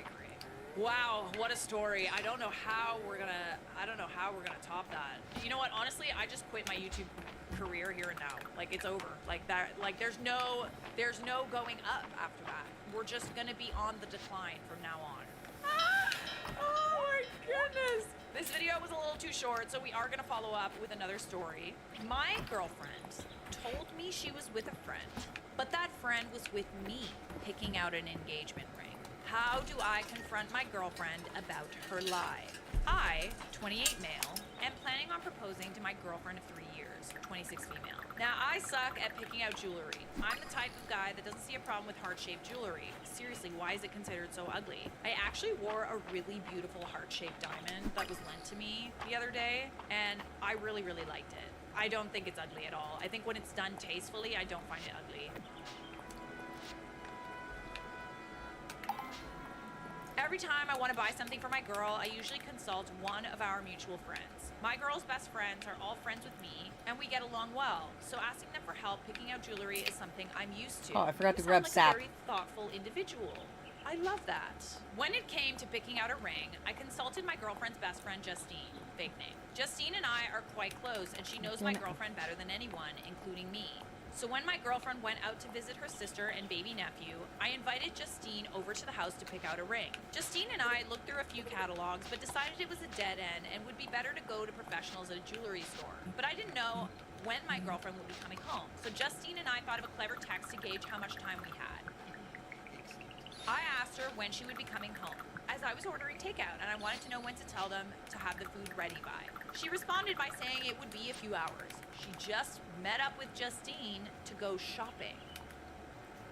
Now, obviously, this took me by surprise since Justine was standing inside my house. I showed Justine the text and she looked as confused as I was. This isn't out of the ordinary for my girlfriend to meet up with people out of the blue for shopping, lunch, etc. She's a spontaneous person and loves making plans on the fly. So ordinarily, I would have believed this text in a heartbeat. However, obviously, this had to be a lie. When she came home, she acted normal and I played along, but it's been really hard to act like everything was fine. We got takeout, ate together, and cuddled on the couch. So far, she's caught on that something's upsetting me, but I can't tell her what. Looking at her kills me. No! I don't know what to do. My girlfriend and I have zero trust issues, and we tell each other everything, so this lie is killing me. I want to ask her about it so bad, but if I tell her I knew she was lying, I'd have to explain why. And I really don't want to do that. What do I do? I know she lied to me, but I don't know how to confront her about it. Should I just forget it? No, you shouldn't forget it. Like, you shouldn't forget it. You should, like, just do it. Just ask her what happened. Like, I don't know. You need to find out, because, like, it could be possible. Like, she might be cheating. She's lying to you about who she's with. But it's entirely possible that, like, maybe she's planning a surprise for you. Like, I don't know. I don't know. We need more information, okay? Let's More just make sure context. that we're not jumping the gun here, because you are considering marrying this person. Okay, on to the update. I decided to confront my girlfriend. I thought about using some of the lies people suggested, but they wouldn't make sense. To say I ran into Justine somewhere, well, I told my girl I had to stay home and do stuff around the house, and that's why I couldn't go with her to see my sister-in-law. To say Justine was helping me pick out jewelry, it doesn't make sense for her to come all the way to our house to help me pick out a piece of jewelry unless it was a serious piece of jewelry, like an engagement ring. If I wanted to get her a piece of jewelry as a gift, I'd ask her friends suggestions or ask them to send me pictures that she might like. It all happens over text. None of the excuses made sense, so I decided to be honest. I basically just said that we've been thinking about marriage and she probably knew a proposal was coming, so I invited Justine over to help me find the perfect ring. And that so happened to be the day that she said she was going to see her. So, what's the deal? She immediately started grinning like an idiot and prodding me about proposing and the ring. But then we got back onto the topic of where she was, and she confessed what she was really doing. No, she wasn't cheating, and no, she wasn't picking out a ring for me. The amount of times that was commented was crazy. So, some people are dog people, and some people are cat people. Me, I'm a snake person. Okay. I grew up with snakes my whole life, but I never felt like I was able to get one because my girlfriend has always been uneasy about living with a snake, which I completely respected. Also, the process of buying and raising a snake is very different than buying and raising a dog or cat. It's quite complicated. No, she didn't. She got you a snake. So you can imagine my surprise when my girlfriend showed me a picture of her holding the cutest Kenyan sand boa I have ever seen. Oh my god, she got you a snake. I am relieved. She is not a snake. She just bought a snake. Needless to say, my girlfriend was going to surprise me with a snake. We're picking her up next week. Let me know if you want a pet tag. She's so cute. I definitely did not expect this, and I feel bad for ruining the surprise, but oh well. Life is good. Sorry if this isn't the ending you wanted or expected. Just a snake. Thank you for reading. Hang on, we need to see this snake. Let's see the snake tax. The snake tax must be paid! Ah, the snakey! I can't really see it. I can't really see much. There's just some... Can't even see its face, but I believe you. There's a snake. Well, that had a happy ending. This is good! Listen, if you've been in a car accident, don't call an... Shut up! Tell me how to live my fucking life. You don't know me. I ain't been in no car accidents. Okay, wait. What started out as a 4th of July cookout. Oh, no, we watched that. Murder makeup. Now, it all started in Bailey! 2012. Shh, Bailey, shh. Not ready yet. Shh. Here we go, Queen. Let's Hi, friends. How are you today? Hi, hope girl, you're having hi. A wonderful day so far. I am. My name is Bailey Sarian. I and today is. Monday, which means No, it ain't. it's Murder, Saturday. Mystery, and Makeup Monday. Ah! If you're new here, hi. My name is Bailey Sarian, and on Mondays I like to sit down and talk about a true crime story that's been heavy on my noggin, and I do my makeup at the same time. You know, just like get ready for my day. If you're interested in true crime and you like makeup, I would say subscribe that's not what I because need. I'm here for you on Mondays. Hi friends, just pop in here really quick to mention today's sponsor, Arn. Simply Safe. There's no safe like Simply Safe. You know that feeling when you're, alone No. at home, it's dark out, No. and suddenly you hear something. Maybe Yeah, a it's little sausage. She's an creak. asshole. Maybe it's a knock. Maybe it's your pet having the zoomies at 3 a.m. Yeah, No matter what she's it a bitch. actually is, personally, my No, friend shut up! to my house from and get your first month free. Just visit simplysafe.com/Bailey to customize yours. That's simplysafe.com/Bailey. There's no safe like Simply Safe. I want to say a big thank you to Simply Safe for partnering with me on today's episode. Oh, and did I change my to game? viewers like you. 'Cause without Thank you, you. I You're wouldn't welcome, be girl. here. Now let's get into today's episode. If you're ever curious to know what products I'm using, I will list them down in the description box down below. But other than that, I think I'm getting a strep throat or something, so bear with me. Like, got a million trade things that I'd rather fucking do. That's how I feel. But today we're talking about the Chicago lipstick killer, which I was like, I haven't done the lipstick killer. How have I not done the lipstick killer? I mean, hello. So, listen. Ready? Okay. Chicago. 1945, it's winter. Okay, the city is frozen under like a sheet of ice. But inside a quiet apartment on the north side, something very dark is being done. Detectives, they enter an apartment. They push open the door, and they just stop. The air is still. It's thick. The room smells like iron. You know, something sickly and sweet. And then detectives see it on the wall, scrawled in like janky-ass writing. There's a message written in the victim's red lipstick saying, "For heaven's sake, catch me before I kill more. I cannot control myself." Was it a confession? Was it a warning? And the biggest question, do they mean it? You know? Now, it was a message that would send the city into like full-blown panic and launch a manhunt for a killer who, even after being caught, would leave people thinking, was that the right guy? Today, we're talking about the lipstick. Disclaimer, today's episode contains discussions of violence, murder, and sensitive topics that may be disturbing to some viewers. Viewer discretion is advised.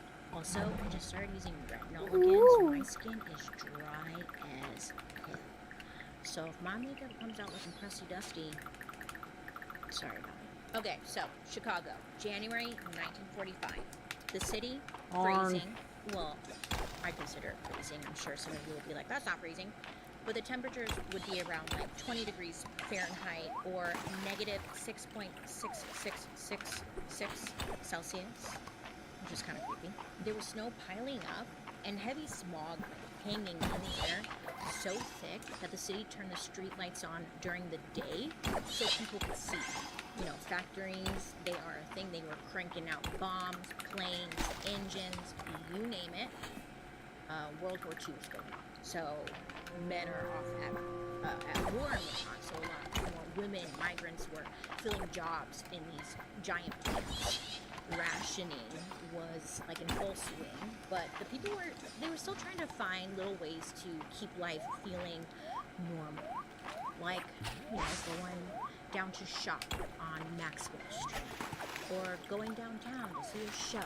Because World War II was the backdrop to everything. Every newspaper headline was about the war, Nazis and bomber planes. I mean, fair, it makes sense.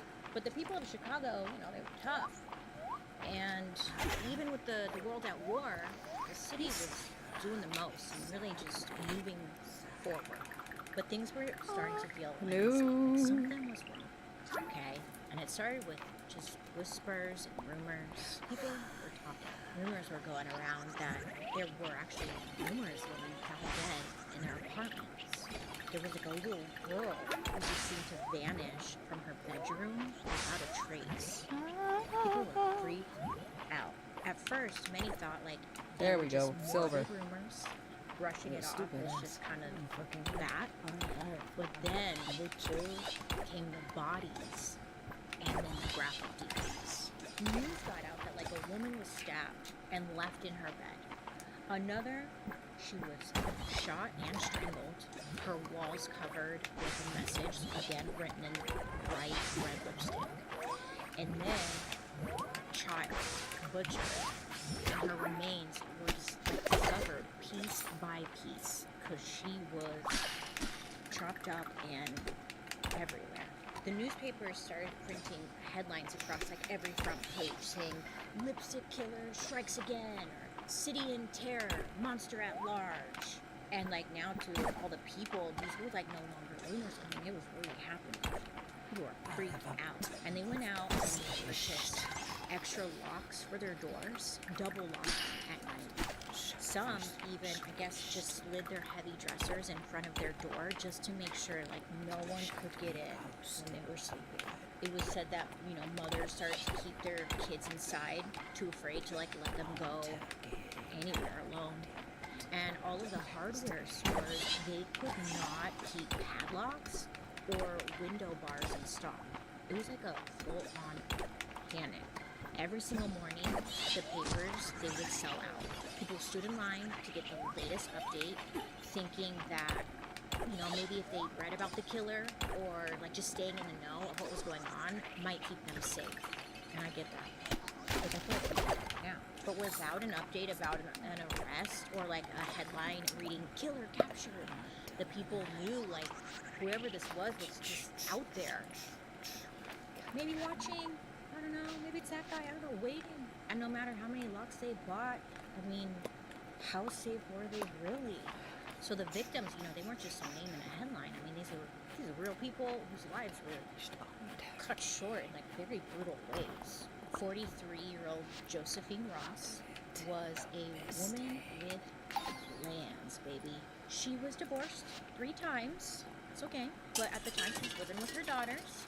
She spent a lot of her days, it was said, going to the movies, going to fortune tellers, all while she was also courting 2 men. Apparently one of them was like her fiance, but I don't know if she could, I don't know. Either way, she was dating. Josephine had big dreams of opening up her own restaurant one day, and she was actually like working towards that, trying to get one of the banks to approve like her loans, but because she's a woman, you know, it was difficult. But she was working towards that. Oh shit, it's too late to do that. Okay, fuck. Day in 1945, Josephine's daughter, she had come home for lunch, and when she came back to the apartment, she found it like completely ransacked. So she said that she walked into her mother's bedroom, and that's where she saw her mom on the bed. There was blood everywhere. Then in the bathroom, there were several pieces of Josephine's clothing in a pool of bloody water, like in the tub. As the killer was trying to wash her clothing. Did I remember to put Now, the animals only thing in? that was Probably stolen not. From the home was some pocket change. So it was clear, like, this wasn't a robbery. It seemed to be an act of, like, some serious rage. Now, naturally, you're like, okay, it's one of the freaking boyfriends, right? Yeah, I know. But police came out to the scene, but they were unable to find any fingerprints. Again, they knew Josephine was dating, so, of course, they went and they questioned the men that she was seeing, but they had strong motives. The police, they also questioned the building's custodian and a nearby tenant. Both had told police they had seen a man wandering the building, and he was just kind of looked out of place. He had dark hair, he was wearing a white sweater and dark pants. The custodian told the police that he seemed to be around like 190 pounds, this guy. So, okay, not much, but it's something, right? The police investigated and questioned a ton of people for about 2 months, but it really just, like, it went nowhere pretty fast. Then, 6 months later, in December, there was another Ooh, I victim did forget them. 33-year-old Frances Brown. She actually had, like, just moved back.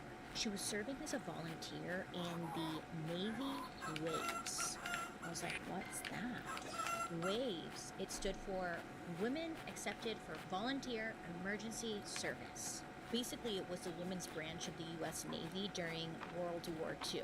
Women who joined worked stateside jobs like How did you get out? mechanics, radio operators, and so much more.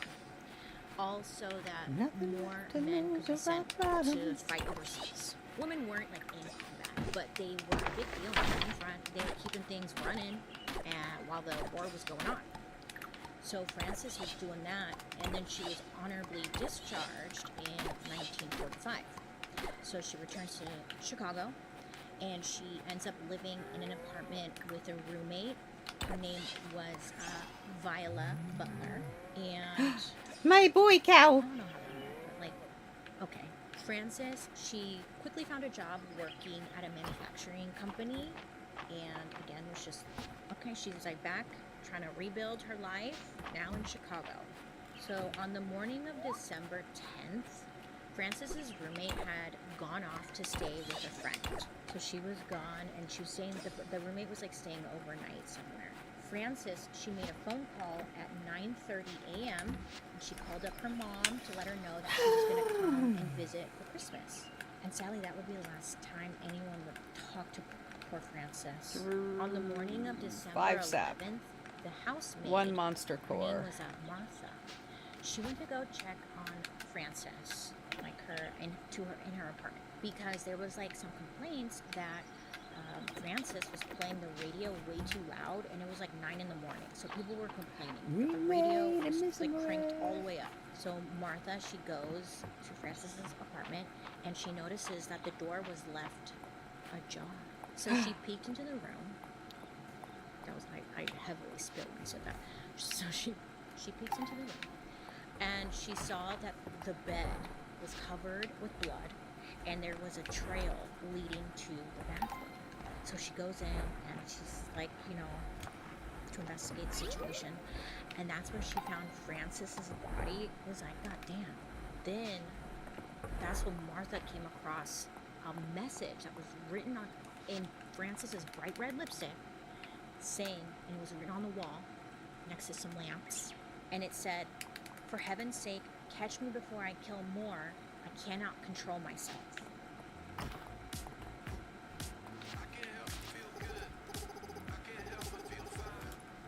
Now, some of the letters were capital, some were lowercase. Maybe it was just easier to, I don't know. No one's really ever really addressed that whole situation. But we'll get into that in a minute. Look at the picture. Creepy. So police, again, come out to the scene. Just like Josephine's apartment, Francis's apartment had been ransacked.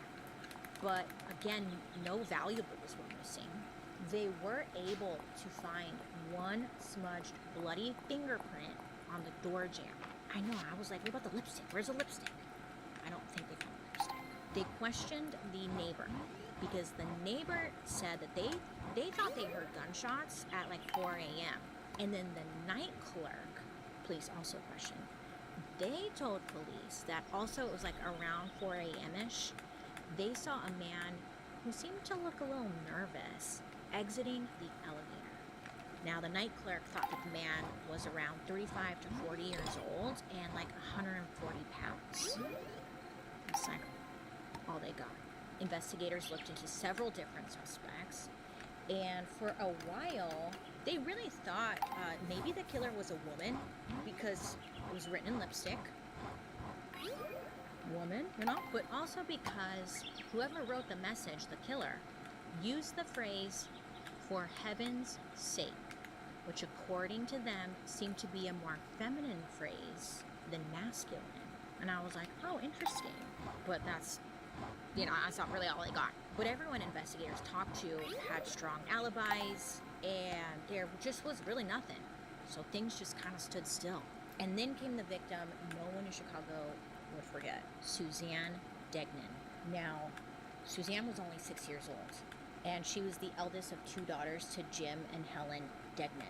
Now, Jim was kind of like an important guy, Suzanne's father. He worked for the Office of Price Administration, which had been started during the war to regulate rationing and help prevent wartime inflation. So after a busy day, Helen had put Suzanne down for bed. She remembered that nothing out of the ordinary happened that night, except that there were some dogs barking outside. So everyone goes to sleep. Helen remembers waking up in the middle of the night because she thought she heard Suzanne crying. So she wakes up and she wakes Jim up, and after a few minutes, they listen and they hear nothing, think nothing of it, and they go back to sleep. The next morning, it's January 7th. Jim, he goes upstairs to wake Suzanne up for school, and he gets upstairs, and the first thing that was weird to him was that Suzanne's door was closed, and he thought that was weird because Suzanne never closed her door. She was afraid of the dark, so her door was always open. So he's like, okay, weird. So he opens up the door, and when he did, he was hit with just this cold, freezing air. It was freezing in there, and he noticed that her window was wide open. And then he looks, and her bed was empty. Suzanne was gone. So the family is searching every inch of the home, trying to find Suzanne, but she is nowhere to be found. So police are called, and they show up quick, and they begin to investigate. They even got a new police commissioner involved because they had been receiving some bad PR for letting the previous murders go unsolved. So they brought in this new guy. He's gonna solve the mystery. So the police are all searching the home, and one of them comes up a crumpled up ransom note that had most likely blown off the bed because the window was open. Wind. Yeah. So they're like, oh. And it was all crumpled up. So they open it up, and the note, it said, get $20,000 ready and wait for word. Do not notify FBI or police. Bills in fives and tens. The handwritten note was filled with misspellings, and it ended with, burn this for her safety. So $20,000 is a lot. In today's money, it would be over $350,000. So they were asking for some money. Well, okay, so investigators are on it, but 12 hours later, the police, they received an anonymous phone call telling them to go check the local sewers. So they did. And that's where they found Suzanne. At least what was left of her. Oh, it was gross and sad. She was chopped up and scattered all through the sewers and drains of Chicago. So just in different places. Now what really stood out to investigators was that her body was dismembered with great precision. Like, it was done by someone who knew human anatomy very well. I know, I was like, is this Jack the Ripper? Is this Jack the Ripper? No, I don't know. No. Jack the Ripper? No, anyway, but you know what I'm saying. Just, it was off. Now that a child is a victim, you know, the manhunt intensifies. People are now really, like, scared. There was various newspapers, there's different organizations, there were private individuals who were offering rewards for information on the killer. The newspapers, they were selling out before dawn. All of the headlines in bold about like this lipstick killer on the loose and like, watch out for your kids. People were more paranoid than ever. This is when like mothers and fathers, they put bars over the windows at night, not at night, just in general. And it was said that a lot of fathers would stay up at night sitting with like a loaded gun just in case. The panic and the fear was real. So theories were, you know, all over the press and like in the streets really. Each paper kind of seemed to have their own theory.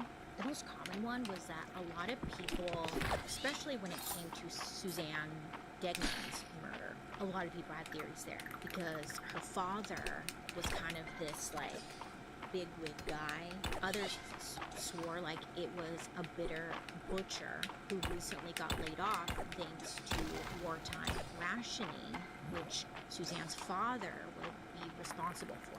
So people were thinking like it was someone that was angry at Suzanne's father. But this was all just, you know, speculation, rumors.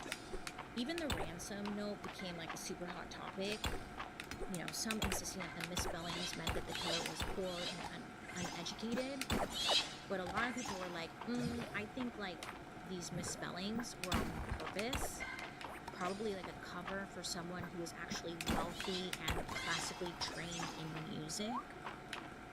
Yeah, but everyone just is thinking and sharing.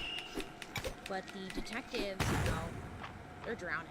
They interrogated hundreds of suspects. They pulled random suspects from their beds and like beat them up in hopes to get confessions out of them. One man was tortured for like 2 days before being released. He was never charged, but obviously after that, he was pretty messed up. Every suspect turned out to be like nothing more than an unlucky man in the wrong place at the wrong time. The newspapers were demanding answers, and the mayor demanded results from the police department. And it seemed like for a second here they got their answer. But then a nurse named Richard Thomas ended up coming forward and confessing to Suzanne's murder from a jail cell in Phoenix, Arizona. Now, this is weird. Out there, because they investigated this guy. And they went out and they tested his handwriting, and it matched. It was very similar to the ransom note. He had a medical background, which fit the theory that the killer had knowledge of anatomy. Hey, Mac. And he knew certain details that weren't public. But for some reason, the police weren't satisfied. Investigators determined that most likely Richard was giving a false confession to try to avoid being prosecuted for his crime in Arizona. So they let it go. It seemed like Chicago's lipstick killer was like a freaking ghost. There were no strong leads. There was no one come forward to say anything of substance. It was just dead end after dead end. But on June 26, 1946, fate, or I don't know, just dumb luck, changed. So in an upscale neighborhood, it was like not far from where Suzanne had lived, there was a neighbor who had spotted someone trying to break into someone's apartment. So they called the police, and police show up quick. The suspect was like just a boy, tried to run, and then turned around and like tried to shoot at the police with a gun that ended up misfiring. So two cops and the boy were like kind of wrestling each other when an off-duty officer who happened to be like out on his balcony, he was like looking down, watching the fight.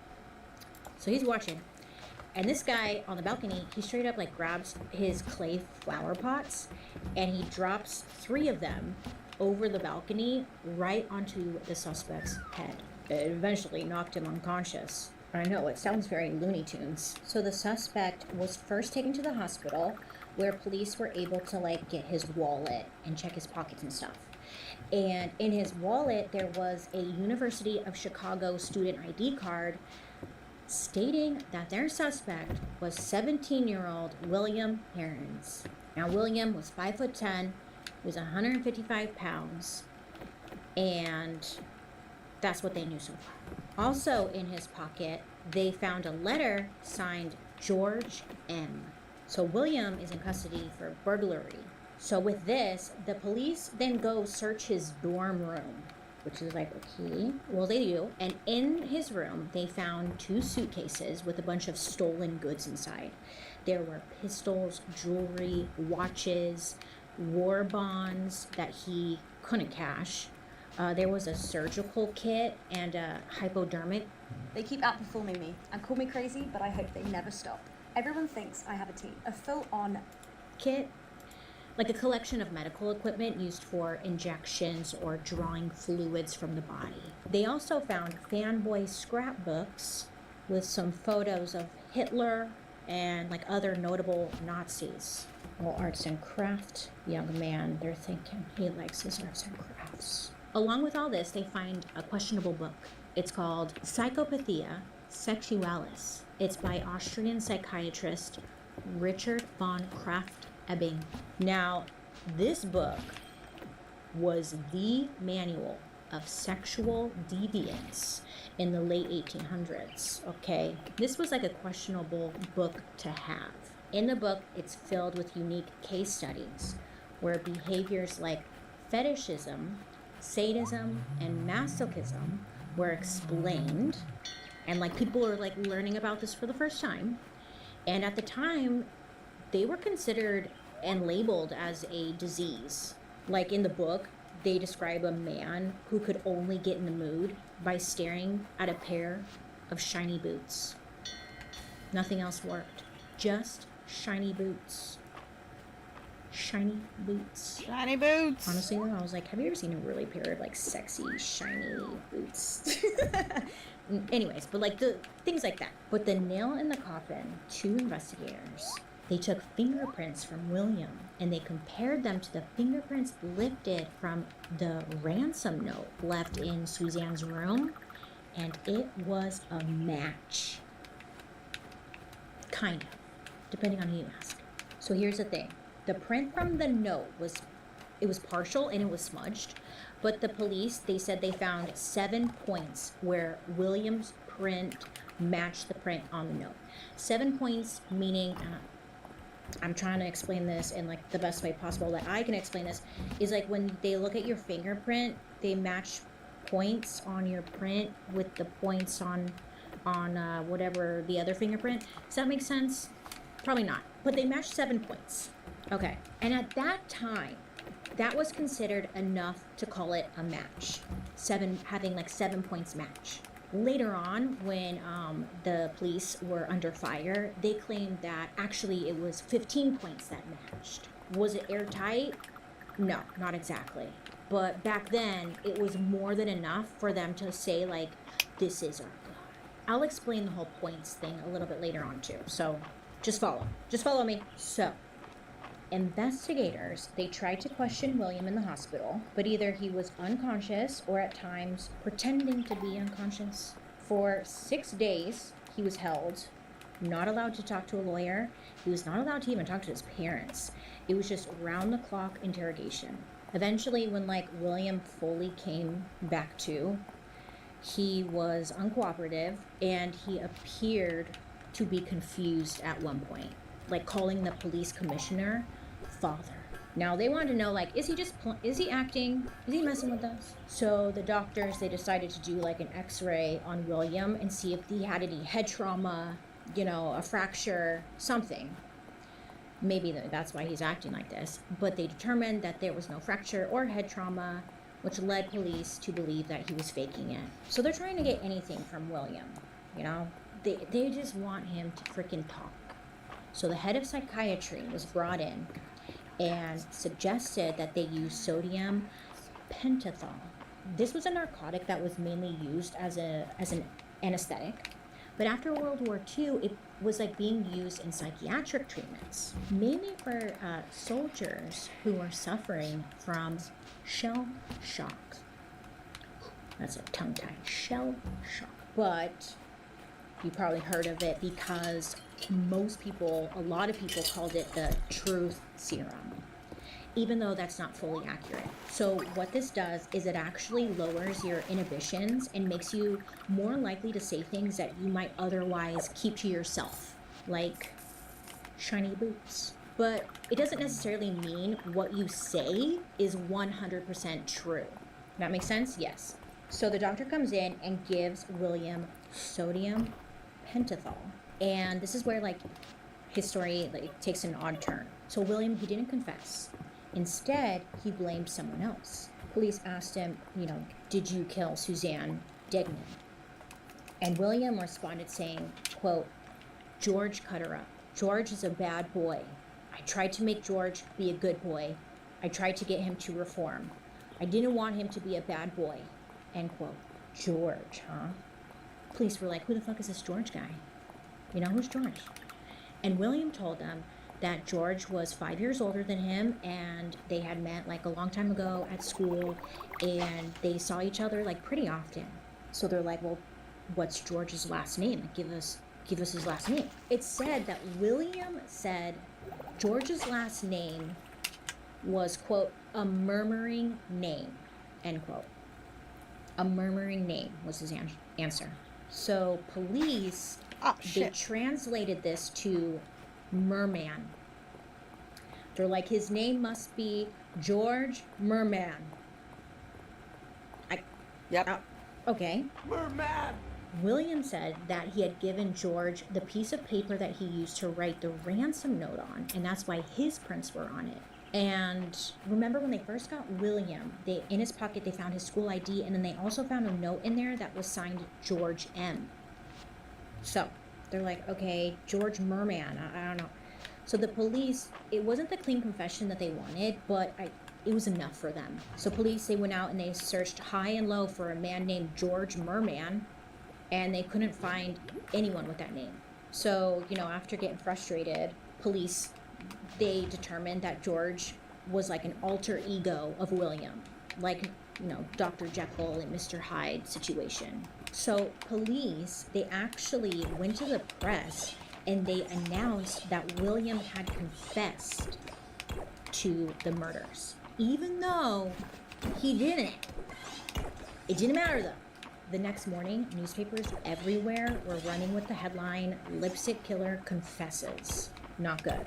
So with the quote-unquote confession secured, the police kind of worked backwards to make the evidence fit. So police had William write down word for word what the ransom note said. Like they said it to him out loud, and then William wrote it down. And when he was finished, investigators found that there was not a handwriting match, but that some of the words were misspelled the same from the ransom note. He misspelled some of the same words. Police also found like a personal item of William's back at his dorm, and he had written his initials on it, WH, and it was noted that the W was made with 2 overlapping V's, just like on the ransom note. They were like, see? I mean, it wasn't the strongest evidence, but detectives were not going to give up. They would come and interrogate him day after day, hour after freaking hour. And when their threats didn't work, they got violent. At one point, they freaking strapped William down to a cot and they beat him up pretty bad in hopes to get him to confess. And through it all, William kept denying that he did any of these things and that he'd never touched those women. The police tried to connect the fingerprint that was found on the door jamb at Francis's place to William. Again, they concluded that it was a match. Kind of. However, The night clerk, who said that they saw a nervous-looking man leaving the elevator the same day as Francis's murder, they questioned him. And they're like, hey, is this William guy? They show him a picture. Is this the man you saw that night? And according to the night clerk, William was not the man he saw. So detectives, investigators, whatever, they're like, all right, what about that surgical kit? Yeah. So now they were fully set on that surgical kit. They were thinking, okay, this has got to be it. These were the tools used to cut up the victims. Yes. William told investigators that he actually used this kit to scrape off names from war bonds so that he could print new names on them. Essentially, he was like, what's that crime? He was just like a scammer, a burglar, a con artist. So he was admitting to that. But the police and even the press, they were set on that freaking surgical kit being the tool William used to dismember Suzanne's body. They had presented this as fact to the public even before testing it. So newspapers are running the story like, the surgical kit is how he did it. And police are they're confirming it, like, yep, that's it. Well, the kit, eventually, it gets sent off to a lab to get tested, and when the results came back, the surgical kit, the items had no trace of human blood on them. Nothing. So, this is reminding me of that meme. I love that meme where it's like, I look dead. Good. So investigators are freaking like, they want William to be the guy so freaking bad. So they're like, okay, William, what's up with those like Nazi like scrapbooks then? And that book, Psychopathia Sexualis. 41 to 59. Yeah, what's up with that? Because only like murderers would have items like that. And William, his excuse was that, or his reasoning, or is it his excuse, whichever one you prefer, was that he had robbed someone's house and it was just some of the items he took. That's why he had it. Now, William seemed to have answers for everything. And this drove detectives nuts. They're like, he's got a freaking answer for everything. Either way, it didn't matter. William was placed under solitary confinement and was watched round the clock. So by the time William was finally allowed to see a lawyer, the damage was already done. His face was plastered on every single newspaper in Chicago.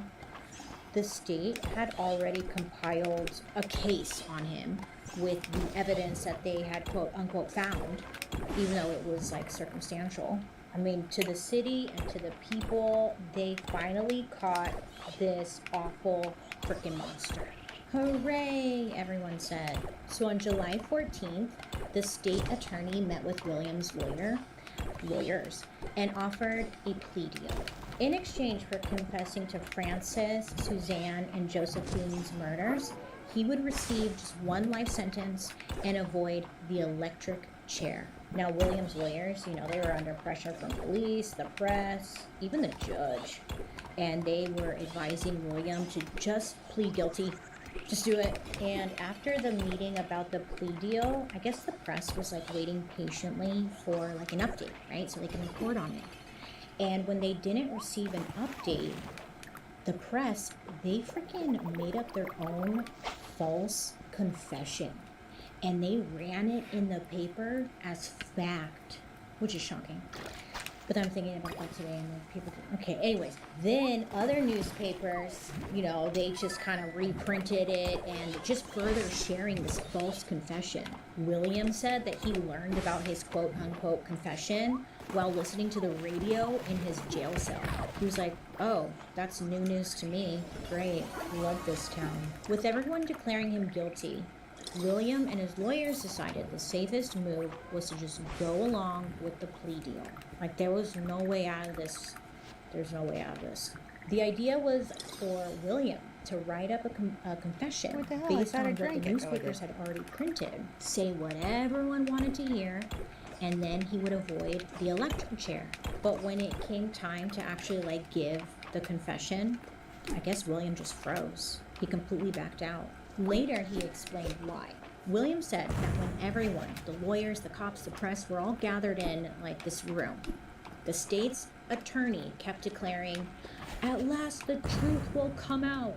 And he was saying it over and over and over again. And William said he thought to himself, you know what? You really want the truth? Fine, I'll give you the truth. The truth is not guilty. He didn't do it. It was like the biggest middle finger. I was like, damn, good for you. Oh, super. I guess when he said this, everyone in the courtroom, gasped. Williams said that nobody in the room was truly interested in the truth. They just wanted him to play along, get this case closed, and done and over with. Now, that whole move pissed the state attorney off so much that he tore up the plea deal and he changed the sentence from 1 life term to 3 consecutive life terms. So on September 4th, 1946, it was time for Williams' sentencing hearing in the criminal court of Cook County. One surprising moment came from Mary Jane Blanchard. She was actually the daughter of Josephine Ross, one of the victims. So she shows up and she said she believed William was being framed. People were like, what? Her reasoning: none of her mother's belongings were found among like all the stuff that he'd stolen and was taken as evidence. She was really like the only one to stand up and mention like, hey, maybe this isn't the guy. Anyone else? Like, no one agreed. But good for her. So after the hearing, William pleaded guilty to all of the burglary charges. And then after a long pause and hesitation, doubt, he pleaded guilty to the murders. The judge delayed the final sentence until the next day. And during that night, William actually tried to end his life, but the guards, they had caught him in time and they stopped it. The next morning, the court made it official. William Herons was sentenced to 3 consecutive life sentences. So even after decades behind bars, William Herons has never stopped claiming that he was innocent. He started out at Stateville, which is a maximum security prison, and then I guess he figured out like a way to get himself transferred to the psychiatric unit at Menard, which was supposedly like a little less strict. So according to reports, he staged a little performance to make himself look quote unquote crazy. And I was like, what do you do? He collected 5 big stones and he like threw them at a guard tower to sell the whole like I'm crazy thing. That's all I could find. And I was like, that's not crazy. I can show you crazy.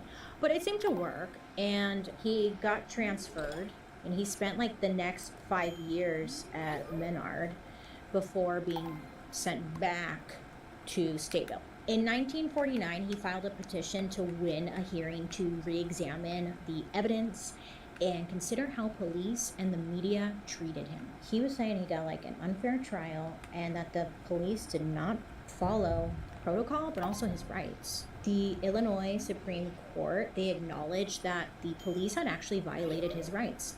They were searching his things without a warrant. They drugged him and grilled him nonstop. They strapped him to a hospital bed, beat the crap out of him. And the Supreme Court, they called the police's behavior, quote, deserving of the severest condemnation. I was like, okay, so what happened? Like, I don't know what happened to those police officers, but at least they got verbally called out. I don't know. But at the end of the day, the Illinois Supreme Court, they upheld Williams' conviction because the case was settled on a plea bargain. Severest condemnation. What does that even mean? I don't know. Punishment? Okay, great. But like what? You know what's crazy? I couldn't find anything about Williams' like parents and stuff. How sad. But maybe they just didn't want to be associated with the guy because I mean everyone was labeling him like a freaking crazy sick killer. But in prison, I guess William, he kept himself busy. He took college courses like through the mail, even to Penn State. And in 1972, he became the first Illinois inmate to earn a college degree. He was eventually moved to minimum security and was transferred in 1975 to an experimental prison called Vienna At Granger, we're for the ones who pay attention to every little detail. The ones who fuss, tinker, and sweat. Correctional Center. It's in Vienna, Illinois. This definitely piqued my interest. I was like, what do you mean experimental? So here, there are no guard towers, there's no fences, and there's even like some co-ed programs as part of the experiment to see if a less harsh environment could help reform inmates. I was like, is this still around? And it is.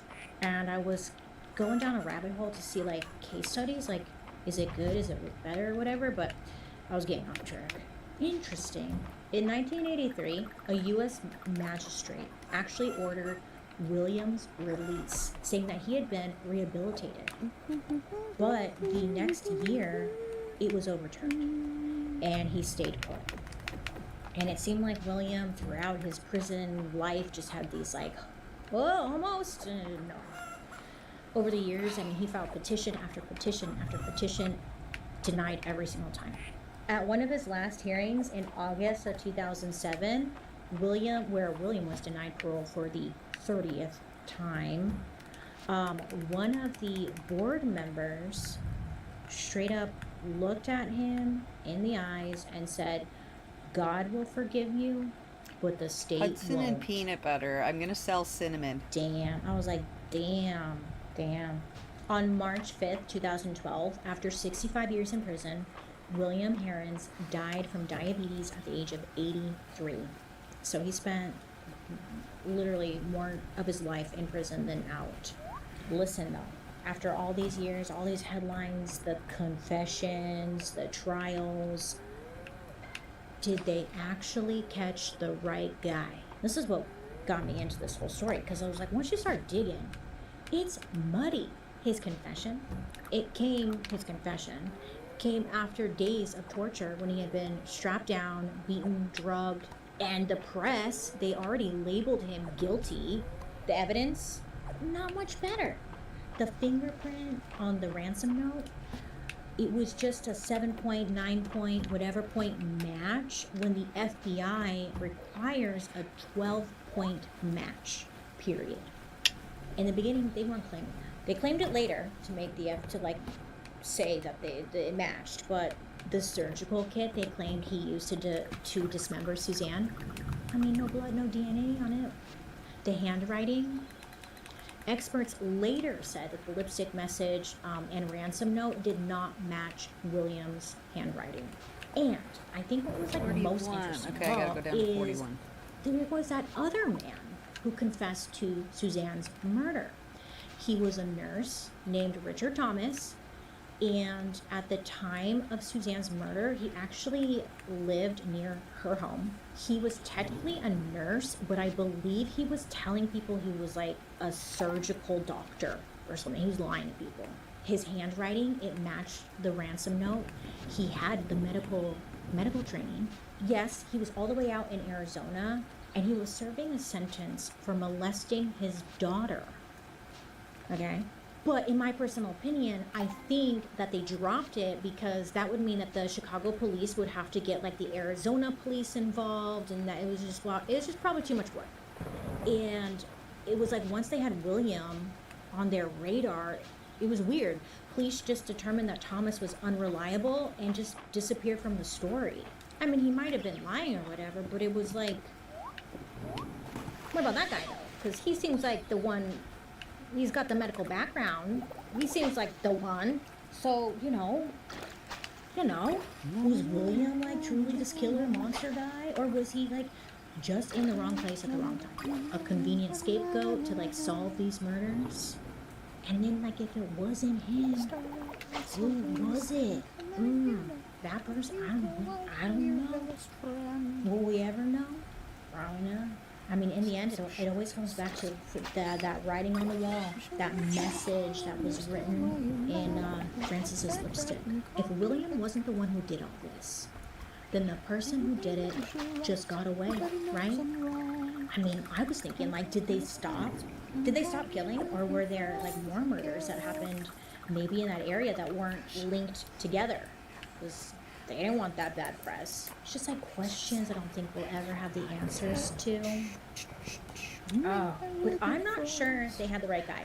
And even if William was the guy who Oh, I did have it, one of those red he mushrooms. didn't get like a fair trial, and like there wasn't Hang on. anything really linking him to it other than the press running the stories that he did it and his fingerprint kind of matching. What about that George Merman guy?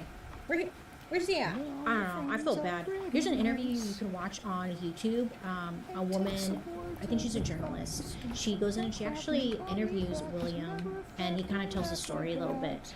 If you're interested in seeing that at all. I mean, at the end of the day, it's like, was William really the lipstick I killer? don't have a red mushroom. Or just where do you get the red mushroom another from? victim? Probably up in the bushes. Well, guys, thank you so much for hanging out with me today. Let me know your thoughts down below. What do you think about the whole situation? And let me know who you want me to talk about next.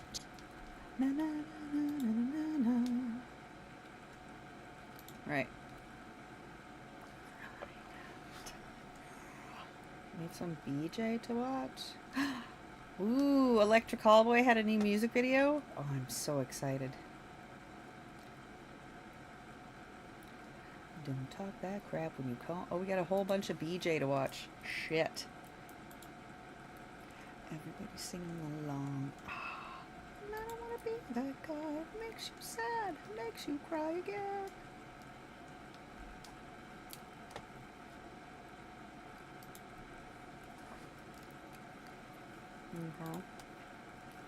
Do do do do do do do do do do do. Okay, medical attention needed here.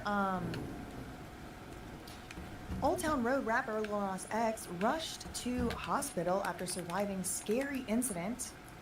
TMZ. Okay. First things first. I'm suspicious. TMZ reported the early afternoon, Thursday, August 21st, so like 2 hours ago. TMZ's always getting the exclusives, isn't that interesting? Lil Nas X, who rose to A-list music stardom after releasing his mega hit single Old Town Road with Billy Ray Cyrus. And I think Billy Ray Cyrus was actually on the remix. I don't even think that was the original. 2019 was like a cute year for music. I think that's actually, no, I was done this week. 2019. That was a good music year, I think. Anyway, he was rushed to the hospital this morning after a scary incident in Los Angeles. TMZ says the star was seen wandering in the dark down a major LA street. Okay, so what did this remind me of but Megan Thee Stallion? Why are these stars wandering in the dark down major LA streets? Somebody tell me. What are those bananas doing in the garden like that? That's not how bananas grow. What is that? Lil Nas X catwalks in underwear. I mean, y'all, please, this title. Down LA street. Possible OD. Okay, wait, no, they can't just be calling anything these days. What do you mean OD? OD means you like die, I thought. Or like, suffer serious health. Okay, listen, I'm not expert. I don't know. What exactly is OD? Don't explain in the chat. Actually, I'm not trying to get flagged. Anyway, so Lil Nas X roams LA street in tidy whities, hospitalized for possible OD.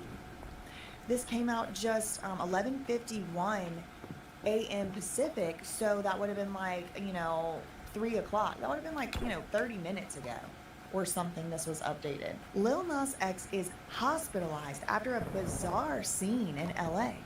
He was strolling down the middle of a major street early this morning, so like 12 hours ago, wearing only his underwear and cowboy boots. He was going down the Old Town Road, okay? TMZ Hip Hop obtained video of the Old Town Road rapper nearly no clothes and floating aimlessly down to Ventura Boulevard at 4 a.m. That's right around the same time as that Megan Thee Stallion shooting. Now, I'm just trying to figure out, was he coming from Kylie Jenner's pool? That's just the next question I need to know. Anyway,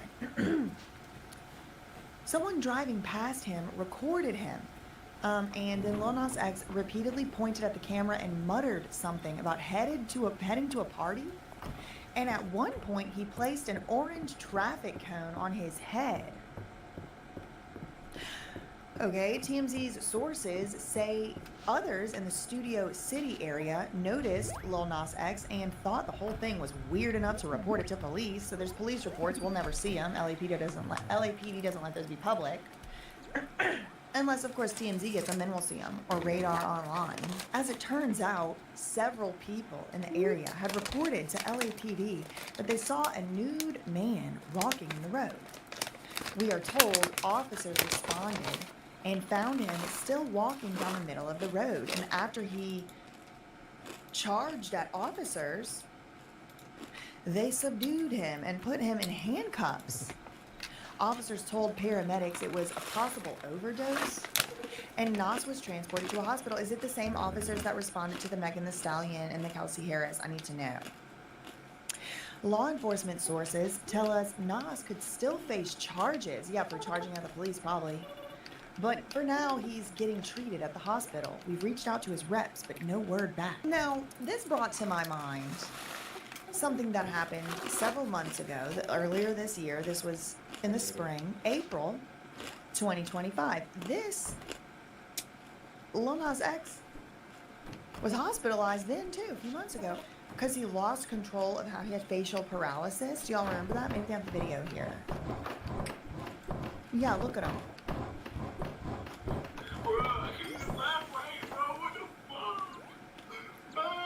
Oh my God.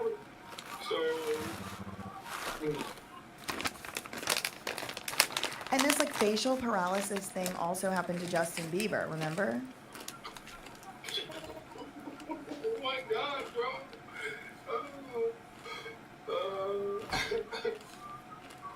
So, yeah, we normal over here. We get crazy over here. Okay, so anyway, this was in April. He lost movement on one side of his face. Took to Instagram Monday night from his hospital bed, revealing that he was unable to move the entire right side of his face, even demonstrating it by smiling with the left side of his mouth lifting, but the right side stayed still. Surprisingly, he didn't seem to sweat the issue at all. He was laughing. Bro, I can't even laugh right. So I don't know what that was about. He continued making jokes at his own expense on his Instagram story, posting a close-up video of his face, laughing and saying, "We're normal over here. We get crazy over here." He's like, "I'm just going to look funny for a bit, but that's it." I mean, I don't know.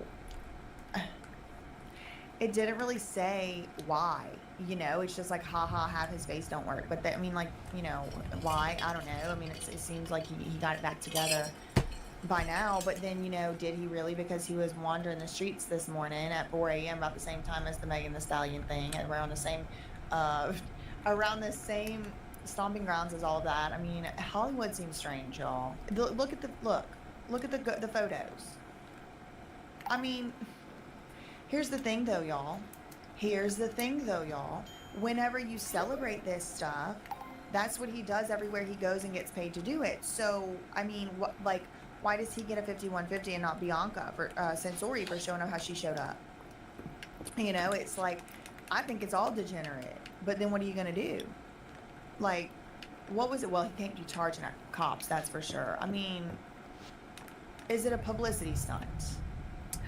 Yay! Because I wasn't checking for Lil Nas X, personally, till, you know, I just saw that headline. So again, I mean, what's really going on? Let's see. Here's a Complex article. Video surfaces of Lil Nas X roaming Los Angeles streets in matching underwear and cowboy boots. He was trying to take it to the Old Town Road. Are they about to launch another remix? Like, what is this a publicity stunt?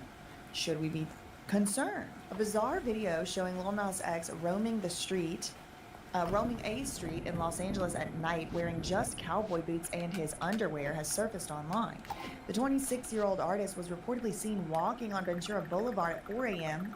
by a passerby who stopped to interact with him. In the clip, in which he wore matching white cowboy boots and underwear, he told the individual to head to a party while singing. "Go ahead, babe," he told the person at another moment in the clip.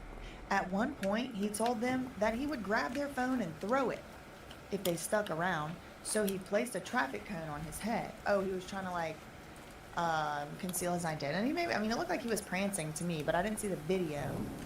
According to TMZ, several people reported the incident to police, and he was charged up. And he charged at police officers when they arrived. Those who contacted authorities believed he was having an unspecified overdose. TMZ reported that he was placed in handcuffs by the responding officers who called I don't paramedics like when and everything sent is him just to a called an nearby overdose. hospital. Is this the video? Look for an ATM from our bank, or we'll have to pay a small fortune in fees. BMO has more fee-free ATMs than the two largest. No, hey.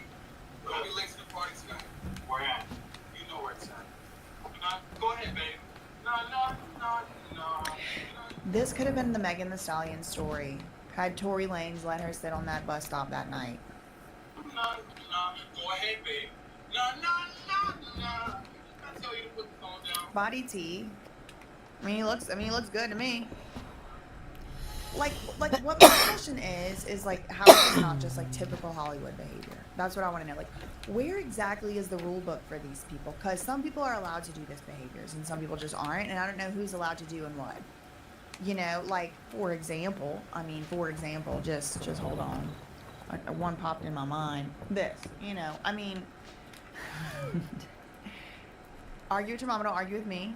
I am gonna pull it up. Here it is. Okay, he's allowed to do this. Is Sam Smith. Excuse me. They allowed to do this. Sam Smith is allowed to do this. Fine. Okay. I think this is ugly. I think it's, I mean, actually, I gotta take it down off the screen because it's like literally against terms and services. But like, that's allowed. All right, fine, cool, fine. That sets a standard, right? Like that's a certain set point. Like you could walk around like that. You know what I mean? Like you're allowed to do that. So fine. Okay, fine. You're allowed to, you're not allowed to do this. What's the, I guess one's the public street, but it's like the public street in Hollywood. Like, does that really count? Like, Bianca Censori walks all around over there. She's never got arrested from what I know. So again, I mean, look, listen, I don't know. Let's see further. Maybe we'll see. You shouldn't be charging at police officers. I'm not condoning that.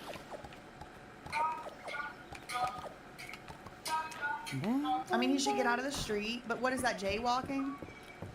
So he's jaywalking? Come on. Let's go out with the band. And he might be on something. Okay, I'm not even trying to say he's not. But like, have they seen Skid Row? Like, this is all of Skid Row times way worse. It's just, it's strange to me. Like, sometimes things are like not allowed and sometimes they are. And for me, I just don't understand the rules. Disturbing the people. I mean, yeah, be quiet. Like, hush, I'm trying to sleep. But like, it's like the main street of Hollywood. So like,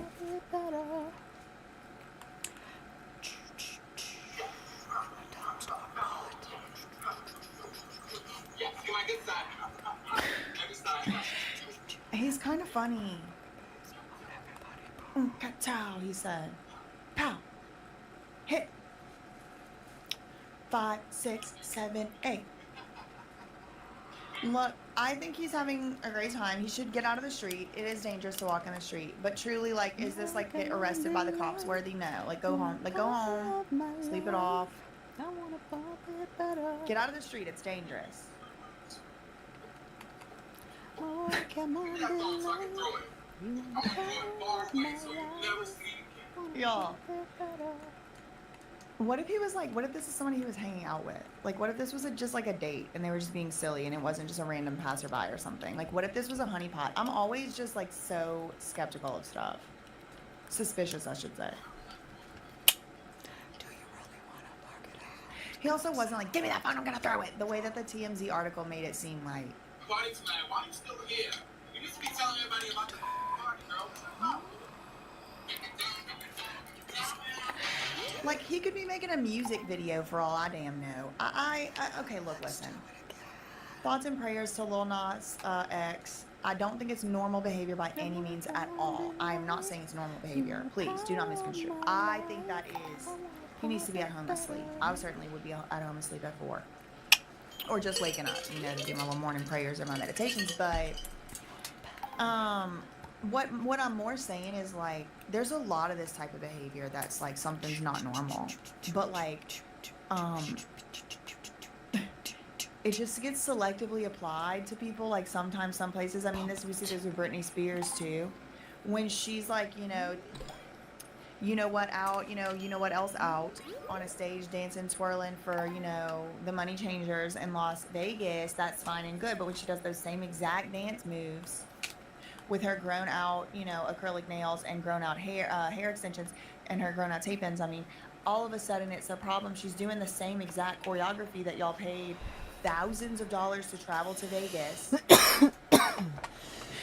Thousands of dollars to travel to Vegas, buy clothes, go all up, sit on the front row. But then when she does the same exact choreography in her own damn, in the privacy of her own house, and puts it on Instagram, it's like, no, that's not allowed.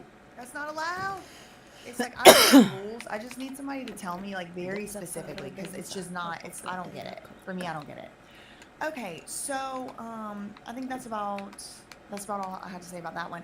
Hello everybody, thanks for watching the channel. What you just saw was a clip from a longer video. If you want to watch the full video, you can do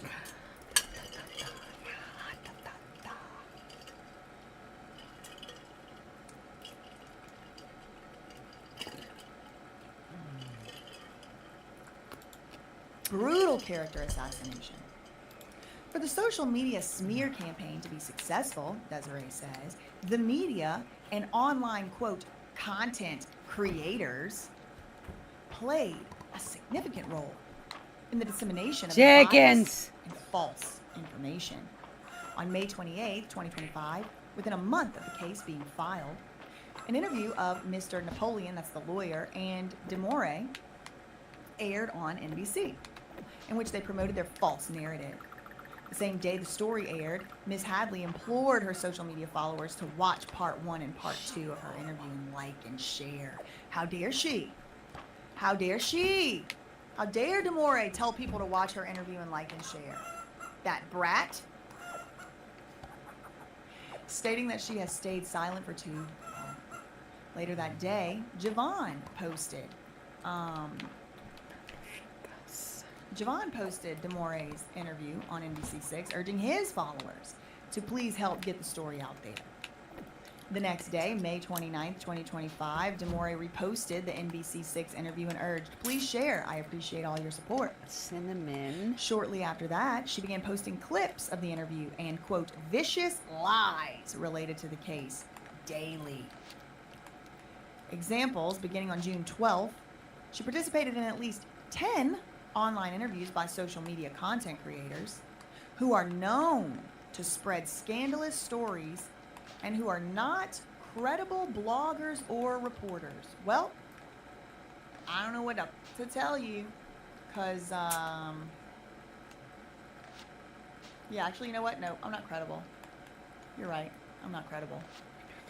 So, I'll take that.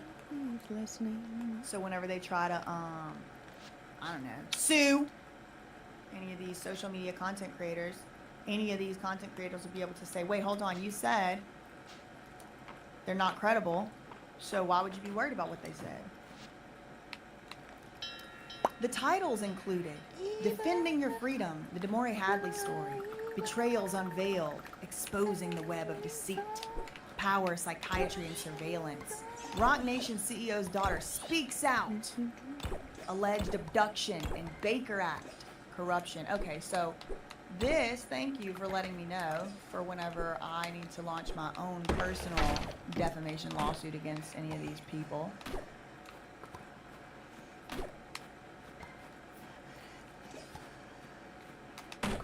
Ten online interviews by social media content creators. Hold on a second. Let me see where this lawyer went to law school. See if this person has any business putting any disrespect on my motherfucking name. Hold on. Let me just see where they went to law school. This is how you do it. Hold on. Let me see where they went to law school. I'm not even going to say her name because I ain't trying to be in court.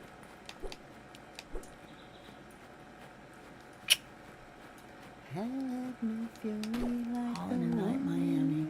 Let's see. Hold on. Probably a good one, because that's a good law firm. Oh. Well, tell me about how credible I am. Tell me about how smart I am when you can get into the law school I went to. When you can get into a top 10 law school, then you can run your motherfucking mouth about it. Okay, girl. But until you can get into a law school as high ranked as the one I went to, I don't think you have any business saying I'm not credible.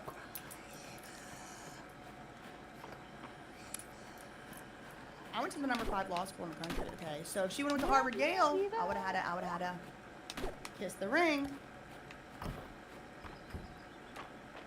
Would have had to kiss the ring. However, this bitch couldn't even get into the law school that I got into, from what I could see. Now, I'm not saying her name, but all I'm trying to say is, do not come for me, because it will be very unfortunate for anyone who tries to do so. I have played fair. I have played nice. Go and check my track record. Have I ever lost a lawsuit? Nope. Have I ever won? Yep, 100%. Do not loop me in with some of these freaking lunatics. Because the very first thing I'm going to do is run and check your CV. And as it turns out, I went to a better law school and graduated from a better law school. So don't come out here and acting like I'm just some little...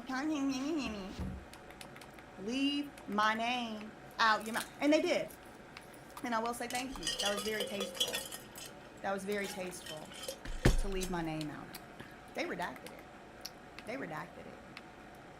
So, again, do I give a shit where somebody went to law school? Hell no. Do I give a shit if they went to law school? No, I don't. But don't use your little position of power to try and make it look like I'm crazy in a lawsuit filing whenever your stupid ass couldn't even go to the law school I went to. Right? You see what I'm saying? Just leave me the fuck alone.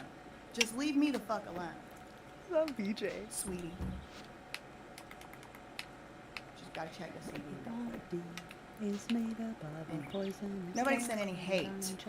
Nobody send any hate or comments or emails.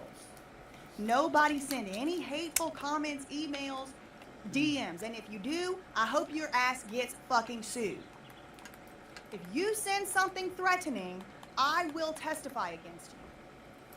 That is how adamant I am. I know. I don't even have a How you hating from outside the Ivy League? Is made up of a poisonous gas, and I'm just circling. Ain't nothing wrong with public school. I went to LSU, go Tigers.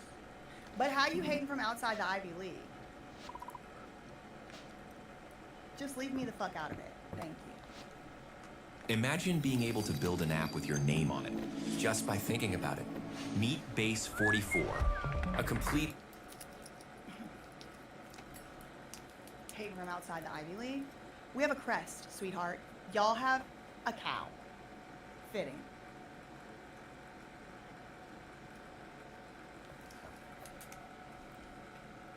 Anyway, let me get back to where I was before this low-life scavenger tried to insult me.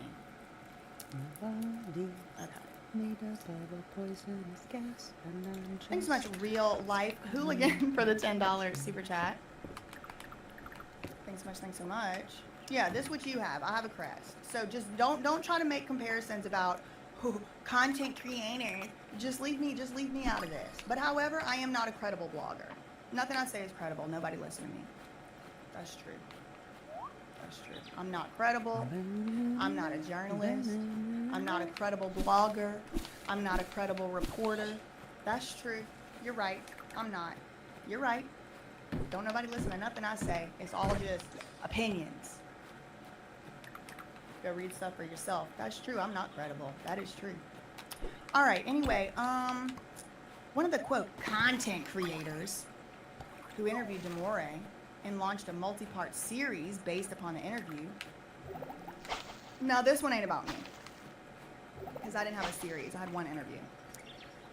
But they talking about somebody. I mean, I don't know who they talking about. One of these so-called content creators who interviewed Demore and then launched a multi-part series based upon the interview is like Miss Hadley, a mentally unwell person who traffics in fantastical conspiracies, including alleging that several performance artists are in cults and are murderers. So again, this isn't me, because First of all, I'm not mentally unwell. But I do think that this is interesting because Desiree wants sanctions against Demore for these so-called ad hominem attacks. But she's calling Demore a mentally unwell person, and Demore has said that she's never been diagnosed with a single thing in her life. She's never been on medication for a mental illness. So to say that Demore is mentally unwell and then to imply that some content creator is mentally unwell is an ad hominem attack. Thanks so much, Mr. Lord. Shout out to you. Thank you for that $20 super chat. Ari said, you are the best audiobook with some commentary.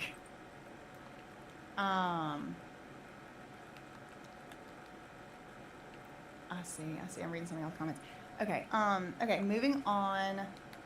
So this content creator is a conspiracy theorist, but again, that's not me because I have a multi-part series. Unsurprisingly, this content creator is being sued for defamation. That doesn't mean shit. If you are worth a shit as a content creator, at some point you are going to be sued for defamation. It is a rite of passage. I wish there were protections. I wish there were protections for people like us because, you know, the anti-slap laws just aren't cutting it. That being said, lots of people are sued for defamation who are absolutely not liable and who are absolutely innocent and are not guilty or liable for defamation. You can sue for defamation. You can sue anybody for damn anything in the United States of America. It sucks. Sue now, ask questions later. It sucks. I'm about $1 million in debt. Or in legal fees. I shouldn't say in debt. I mean, I have paid some of them. But, you know, it's just because somebody got sued for defamation don't mean shit. I need to see, did they lose? Did they lose? That's what I need to see.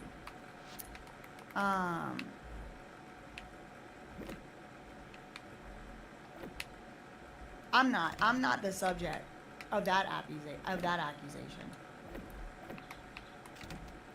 Jasmine said, BJ, I come to you for all the info. Most of the other YouTube bloggers are so biased and uninformed. It is disgusting. And that's the thing. Like, I tell y'all when I'm biased, I'm not trying to say, oh, I'm so credible. I'm not credible. Don't listen to shit I say.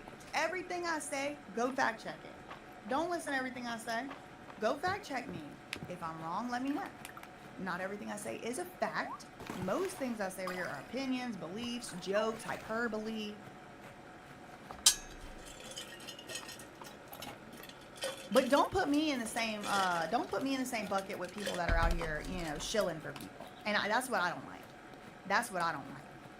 Who out of this group of people, these 10 content creators, went to the University of Pennsylvania law school? That's what I want to know. A better law school than the person writing this document or submitting it. Again, I wasn't even trying to play that game. Y'all didn't even hear me say I went to law school until that shit came up. Hold up. I bite back, baby girl. I bite back, ruff. I bark back. Keep that shit over there. Keep that shit over there, and the big dog's gonna stay on the porch, all right? Keep that shit over there.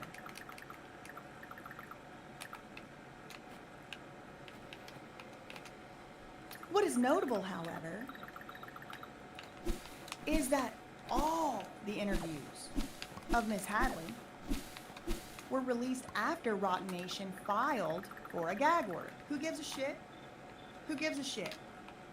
Who gives a shit? There was no gag order in place. People have a First Amendment right to do an interview if they feel like it. She had a legal right. It wasn't put in place yet. And I would not interview somebody. But just let the record reflect. I would not interview somebody and publish an interview while a gag order was in place. I might interview somebody while a gag order was in place privately and keep the tape, depending on the circumstances. I would not interview somebody while a gag order was in place and release the tape publicly. I would never do that. I would never do that. When I interviewed her, there was no gag order in place. And I'm not saying they're even accusing me of doing this. But now that they're just starting to like vaguely say content creator and put content creator in quotes, they're calling other people mentally unwell. I see where it's headed, and I'm telling you, y'all aren't gonna have a good time down there. Don't bark up this fucking tree. There's some people you can actually go after, and that's where the direction you need to be headed. Because there are biased people out here. There are people who share things. There are people who put private things up there. That's not me. That's not me. There are people who make false allegations, accusations as if they are facts. That ain't me. So do not, baby girls, baby boys, baby uncles, baby aunties, do not confuse me with one of those people. Because that's going to be a very, very sad day and a very, very sad life if you do so.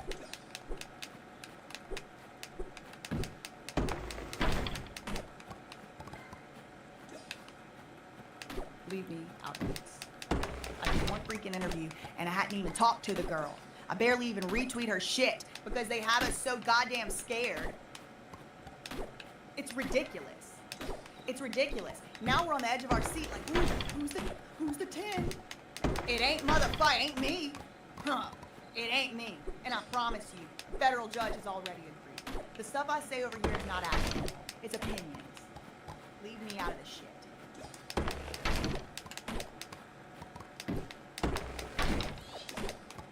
Why am I saying that? Because this is my video.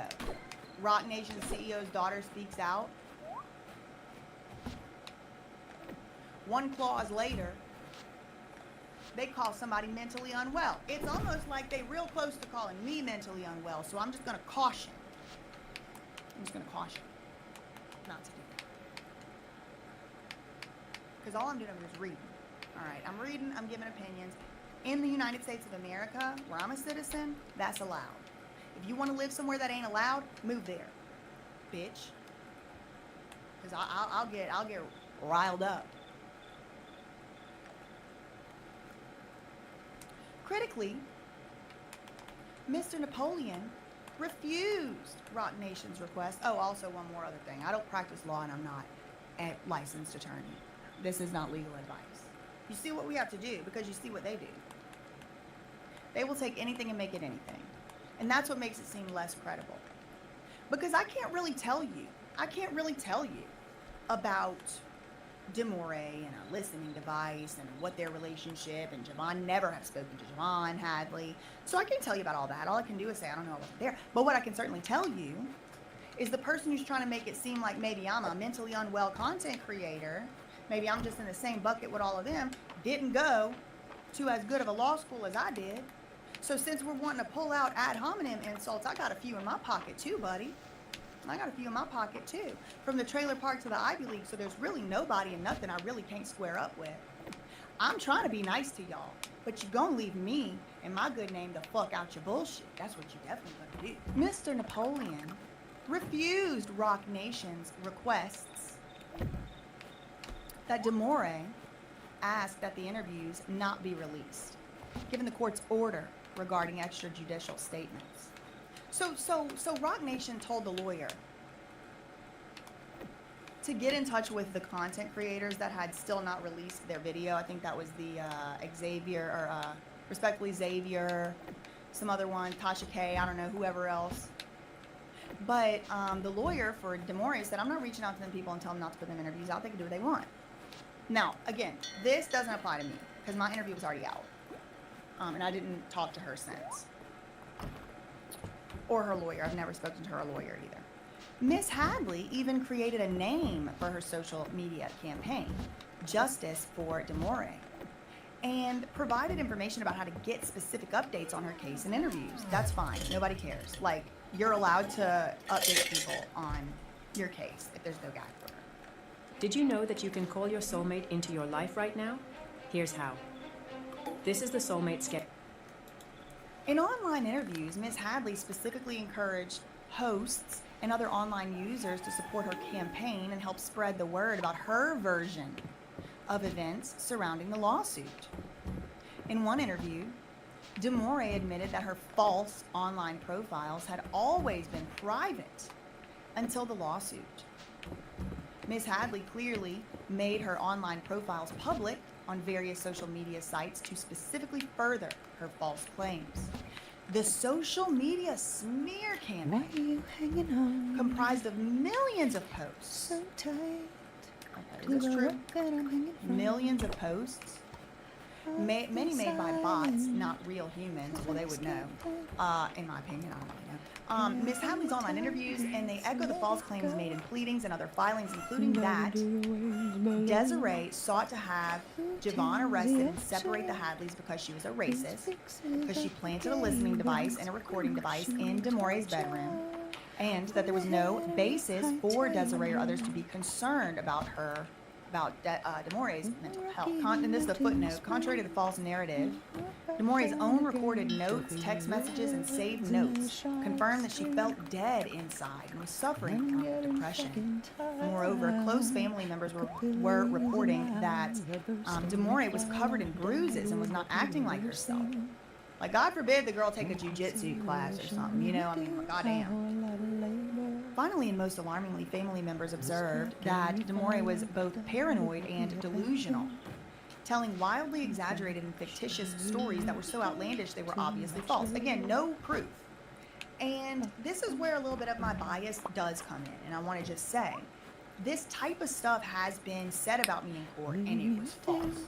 It's like, she's so delusional, she's so this, that, she's so da-da-da. It's obvious, period. Move on, next sentence. It's like, well, where's the evidence? She should have known. She, obviously, there's actual malice. She knew it wasn't true. It's like, well, where's the evidence? They just like to talk like they know what I know. They just like to talk like they know what Demore knows. Maybe they do. Maybe they do.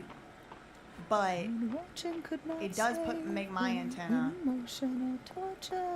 kind of go beep, beep, beep. Hello everybody, thanks for watching the channel. What you just saw was a clip from a longer video. If you want to watch the full video, you can do that right here. Also, do me a favor, make sure you didn't get unsubscribed. You know, sometimes that happens. Did you like the video? Love you, okay, bye.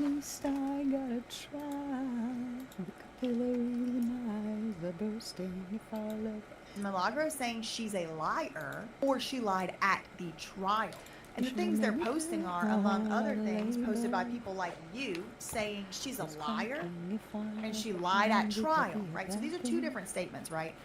It seems like it's the same, and it seems like kind of nitpicky to focus on the fact that they're two different, but do keep it in mind, because these are two different statements. Is Milagro saying she's a liar, which, as I just explained, I could see how a reasonable person would come to that conclusion, or she lied at the trial? That's different. That's more specific. She's a liar because she lied is one thing. She lied on the stand is another thing. There's two different things. So the lawyer is saying, things people are posting are, among other things, people like you saying she's a liar and she lied at trial, right? She said, oh, I don't know who she's talking to. But I would imagine maybe those are some of the things she might be upset about. It's not an act of love if you lay her. The lawyer said, yeah. At least you know that you said that about her before she said, what do I need to do to stop this? She said, do I know that I said that? That she was a liar? Yeah. And that she lied at the trial. Now, this is where they start to get into some nuance. And Milagro, I believe, holds her ground masterfully. And a lot of times, you don't have to be up to speed on how to do a deposition. You just kind of have to be telling the truth and keep track of the truth. Like, that kind of feels like what's going on in this next sequence. And y'all can let me know if you agree or not. Did you say that? What? That she was a liar? Yes. And that she lied at the trial. See how he's trying to pass it? He's trying to package it into one little package. And this is a great strategy. This is a great legal strategy. But if you're telling the truth and you're just a little bit intelligent, and it appears to me that Milagro may be beyond a little bit intelligent. I've never met her, I don't know her, but it seems like she's pretty intelligent. She's highly educated. So she can keep track. She can keep track of the story, and she doesn't fall for this little okie doke that the lawyer is trying at this point. Okay, and the things they're posting are, among other things, right? See how he packages it in here? It's like he's packing another thing, packing another thing. So by the end of the sentence, he's done included like several complex clauses. The things they're posting are, among other things, posted by people like you, saying, "quote, she's a liar and she lied at the trial, right?" You know you said that, right? Get that Christ out of the way. What do I need to do to stop this? She said, I know I said what? That she's a liar. Or she said that she's a liar? Malagra's like, did I say that she's a liar? The lawyer said, yes, and that she lied at the trial. Malagra said, I have called her a liar in terms of saying she lied. So you're, oh, I've called her a liar in terms of saying she lied at the trial? I'm not going to say I ever said that. So the lawyer goes, you're denying you said that? You said that many times, right? She said, I would need to see what you're referencing or see exactly what you're talking about. Perfect. Yes. Yes. What you talking about? No, I'm never saying that. Okay, the lawyer said, but sitting here today, telling the truth, you can't recall having said in a public place that Meg lied at the trial? The lawyer said, I did not say that. I posed a question. Okay, you never affirmatively called her a liar? She said, yep, I did call her a liar, but that's not the same thing as saying she lied at the trial. I mean, she didn't say that, right? She said, I have called her a liar. The lawyer said, what am I missing? What am I missing? The lawyer doesn't understand the difference between saying somebody's a liar and saying somebody lied at the trial all of a sudden. What am I missing? He needs a brain scan. He needs a frontal temporo dementia scan, y'all, because he's missing it. Sitting here today, you can't recall ever saying in a public place, Meg lied at the trial? She said, I did not say that. I posed a question. There's a damn worm. Wait, you never affirmatively called Dragon Meg a horn liar? beetle. Where the fuck that She one said, is? yes, I have called her a liar. Yes. What am I missing? The lawyer says. She said, that Megan has lied many times, so I have called her a liar for different reasons. The lawyer, utterly perplexed, utterly perplexed and bemused, bewildered and confused. Wait, but you're saying you never called her a liar? You never said she lied at the trial? These are, again, two 6 a.m. different to 2 a.m. postulations, and I believe he is trying so it's in the hard lava to trip cave. her up. No, that's not what I want. Just to get one little oopsie daisy where she accidentally, woods. because Okay. the question is so confusing, just says yeah, so he can throw that in her face forevermore. Find that shit He in the said, deep you are woods. saying you never called her a liar? You never said she Toadstool. lied at the trial? These are two different things, and this lawyer freaking knows it, in my opinion. He's definitely sharp and smart enough to know the difference. But when it's not really beneficial to him, when he's trying to just railroad this poor girl, in my opinion, is what's going on in this sequence. In my opinion, I don't know, I wasn't there. I'm just reading from this thing. You're saying you never called her a liar. False. She literally said, one sentence up, I've called her a liar for different reasons. But you're saying you never called her a liar? Nobody Upper said that. Minds, It's just 2 too to confused. 19. Maybe you Okay. stupid. Maybe you need a break. That's what I figured. You never said she lied at the trial? She said no. I posed the question, did she lie at the trial? I'm wondering, did she lie at the trial? I mean, maybe she didn't. Maybe she didn't. Maybe she didn't. But her stories don't reconcile with each other. Either she stepped on glass or she didn't. Either she got shot or she didn't. And she told different stories. So I could see why somebody would call her a liar and why they would call that one of those a lie. Now, can I know, sitting here with any degree of certainty, which one was the so-called lie? No. Could it be possible she truly didn't even know she got shot until sometime later? I guess that's also some slim possibility in the world of things that are possible. Tatiana said Milagro is very intelligent. I've been listening to her for years. I'm proud of how she's handling this, but I'm not surprised. One of a kind. Oh, shit. She does have a lot of y'all in here who are like, you know, saying the same type of things. Like, you've been following her for years. She's very nice. She's credible. She never makes any like statements as facts. They're railroading her. I know there's a lot of y'all in here. And welcome. Hello. Okay, so she's like, no, I just posed the question, did she lie at trial? Well, why did you pose that question?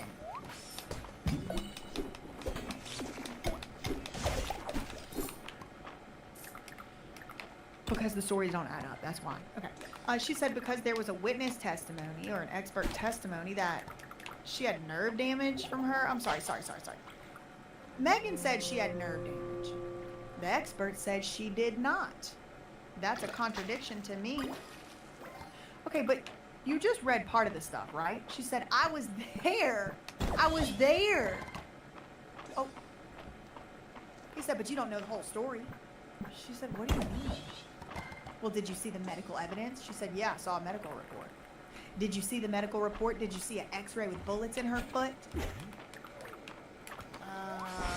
She said, no, I can't say that either. Because when I was sitting in court, when we were in court, they did not say bullet fragments. They said metallic fragments.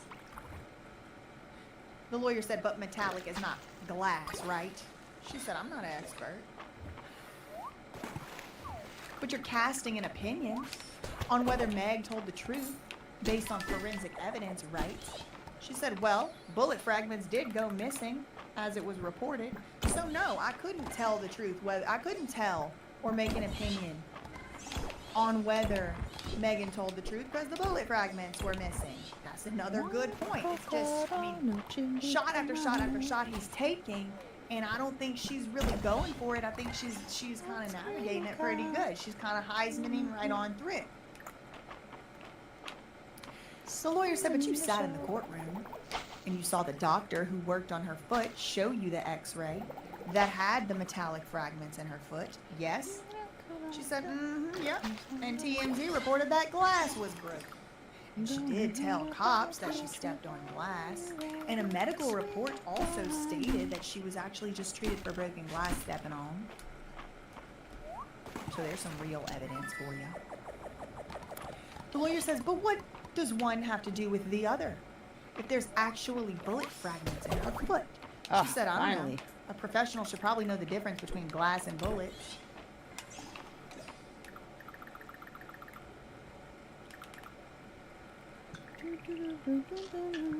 Order in the court. She did not have to do that to this man. I'm joking, she did. It's funny. What does one have to do with the other? If there's bullet fragments in her foot, she said, well, a professional should know the difference between glass and bullet fragments.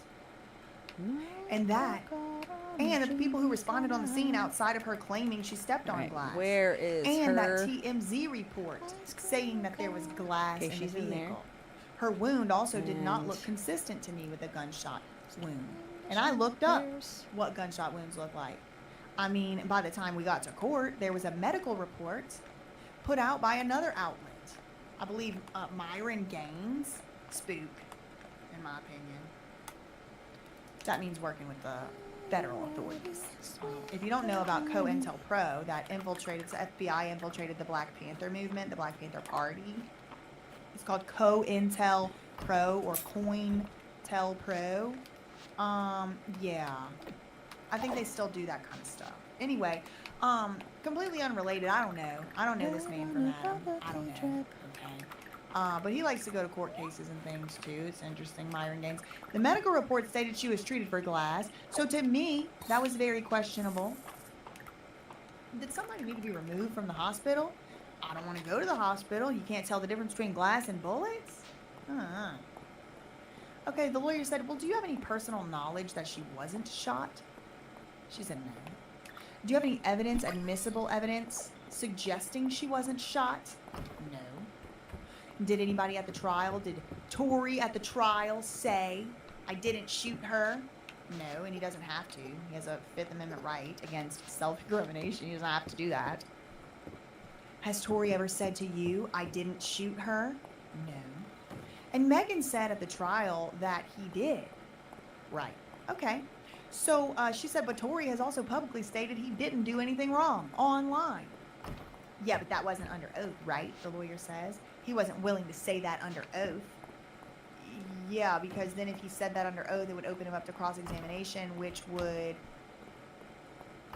be something that he doesn't have to do. He doesn't have to do that. Damn it. Where the fuck is the other one? She said, no, you were asking me why I didn't believe Megan. So, him not being on the stand was not my concern. Prior to that, it was Megan lying. When police arrived on the scene, she wasn't honest with them. Ah, they're at the And that, beach. to me, Fucking dummies. that was a hit on her. And I left the credibility. animals outside. Then she went on Instagram Live multiple times, contradicting herself. It is a fact that she was not in the original scene. So the weapon that was there, she moved. It's all for nothing. The lawyer said, okay, and all that was presented to a jury of her peers.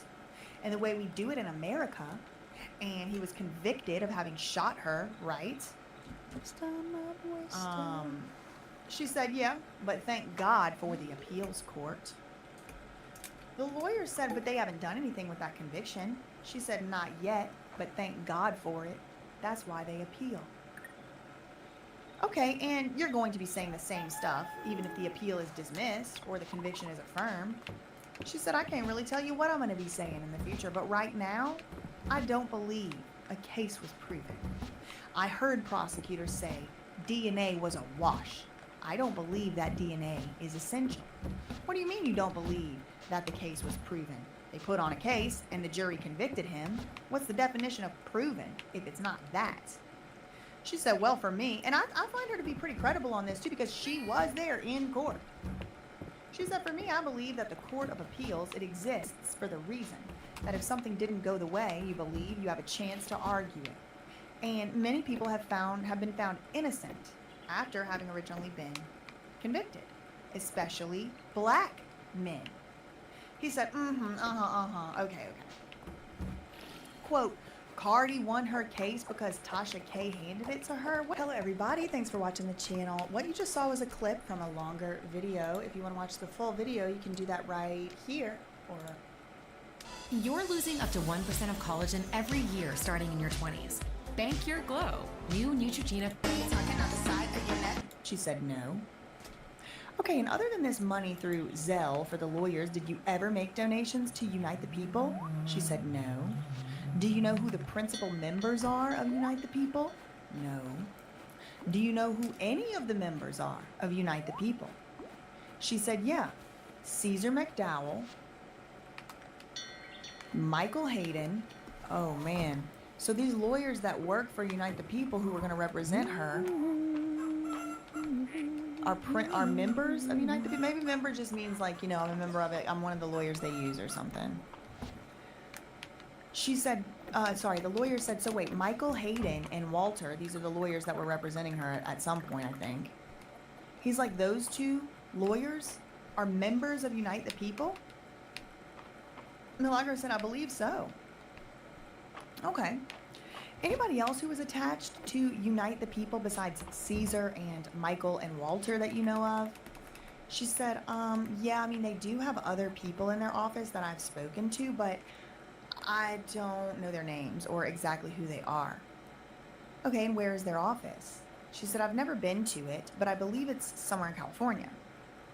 Okay, and tell me everything you can about what Unite the People was doing and Daisy before they offered to be your lawyer. Like, what did you know? That's a big step. So what did you know about them in the real world? Had you ever heard of them before? You know, he's trying to get this. He's eliciting an answer. She said, my only point of reference with Unite the People was the association with the Tory Lanez case. All right, he said. And what did you understand with that association? So just let me put a pin in this real quick. Let's pause for just 1 second. Unite the People, and I learned this here and while reading the transcript, is associated somehow with Tory Lanez's case.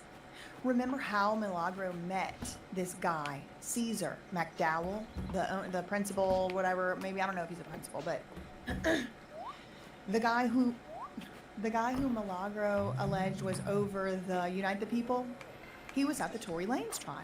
Milagro said she met him at the Tory Lanez trial, and it was within days that she was sued by Meg Thee Stallion that Caesar reached out, offering her a propositioning her, she said.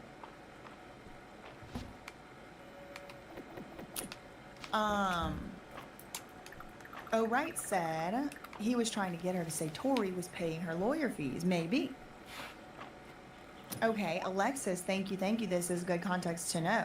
Alexis said Tory was a previous donor to Unite the People before his conviction. I feel like they're trying to see if she knows that. Could be. Could be. I'm looking at some of y'all's comments. Wow, Hell on Earth, making it rain memberships. Thank you for the 1 membership, 2 gift membership, 3 gift membership, 4 gift memberships. Thank you. There's your friggin' worm. Okay, So anyway, so yeah, I mean that's I'm just trying to keep track here. All right. I don't know which straws are getting grasped at exactly. I'm just talking about Unite the People having some type of connection with the Tory Lanez case. These are all facts from, or excuse me, they're not facts. I don't know whether they happened or not. They are submitted as facts by Milagro. I'm just repeating things that Milagro has said. So she said in her deposition, Unite the People is an organization, and what's his name, Caesar, is over it, right? He's over it. Okay, these are things she said, not me. I didn't come up with this. She said that. She said she met him at the trial, just in passing. Hi, hey, I'm Milagro. Hey, hi. She had him on her Instagram live, no more than 10 times. But it all started after the Tory Lanez verdict. Unite the People, she also knew, and this is according to her. This is page 97. None of these things are things I'm making up, okay? So I don't know what the straws grasps is. Maybe you're saying that somebody else. Because I'm only just saying things that I've read here. And I don't know if they're true or not. I wasn't there. I'm just saying what Milagro said here. Okay, she said, my only point of reference with Unite the People was the association with the Tory Lanez case. Okay, and what did you understand about that association? She said that Unite the People was in some form or fashion working on an appeal for Tory Lanez. Oh, damn it, where's the fucking bug? So they're having issues with Zoom. Okay. And did you think Unite the People was connected in any way with Tory Lanez's camp? And this is excellent. Excellent. Good job. Claps, claps, claps. She said, can you be more specific? The question was, did you think Unite the People was connected in any way with Tory Lanez's camp? She said, can you be more specific? And the lawyer was like, yeah, I was going to object to this being overbroad. What is this? What is Tory Lanez's camp? What does that mean? His camp? That can mean anything. Well, he said, I'm starting broad and then I'll narrow it down. He said, are you aware of any connection whatsoever between Tory Lanez and his team and Unite the People? Tory Lanez, his team, and Unite the People. Are you aware of any connection at all whatsoever? She said, no. Do you think they're unrelated?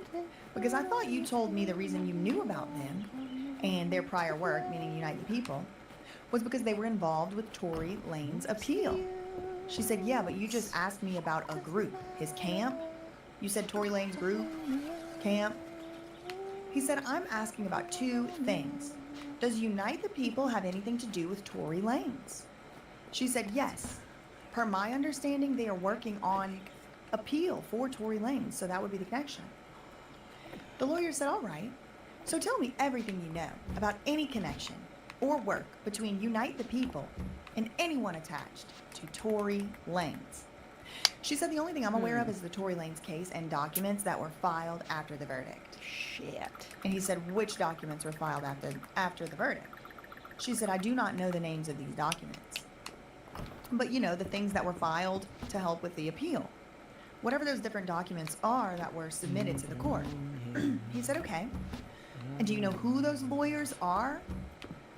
She said, no, I do not. Okay, they weren't the same lawyers as the one that were helping you, right? She said, I don't know.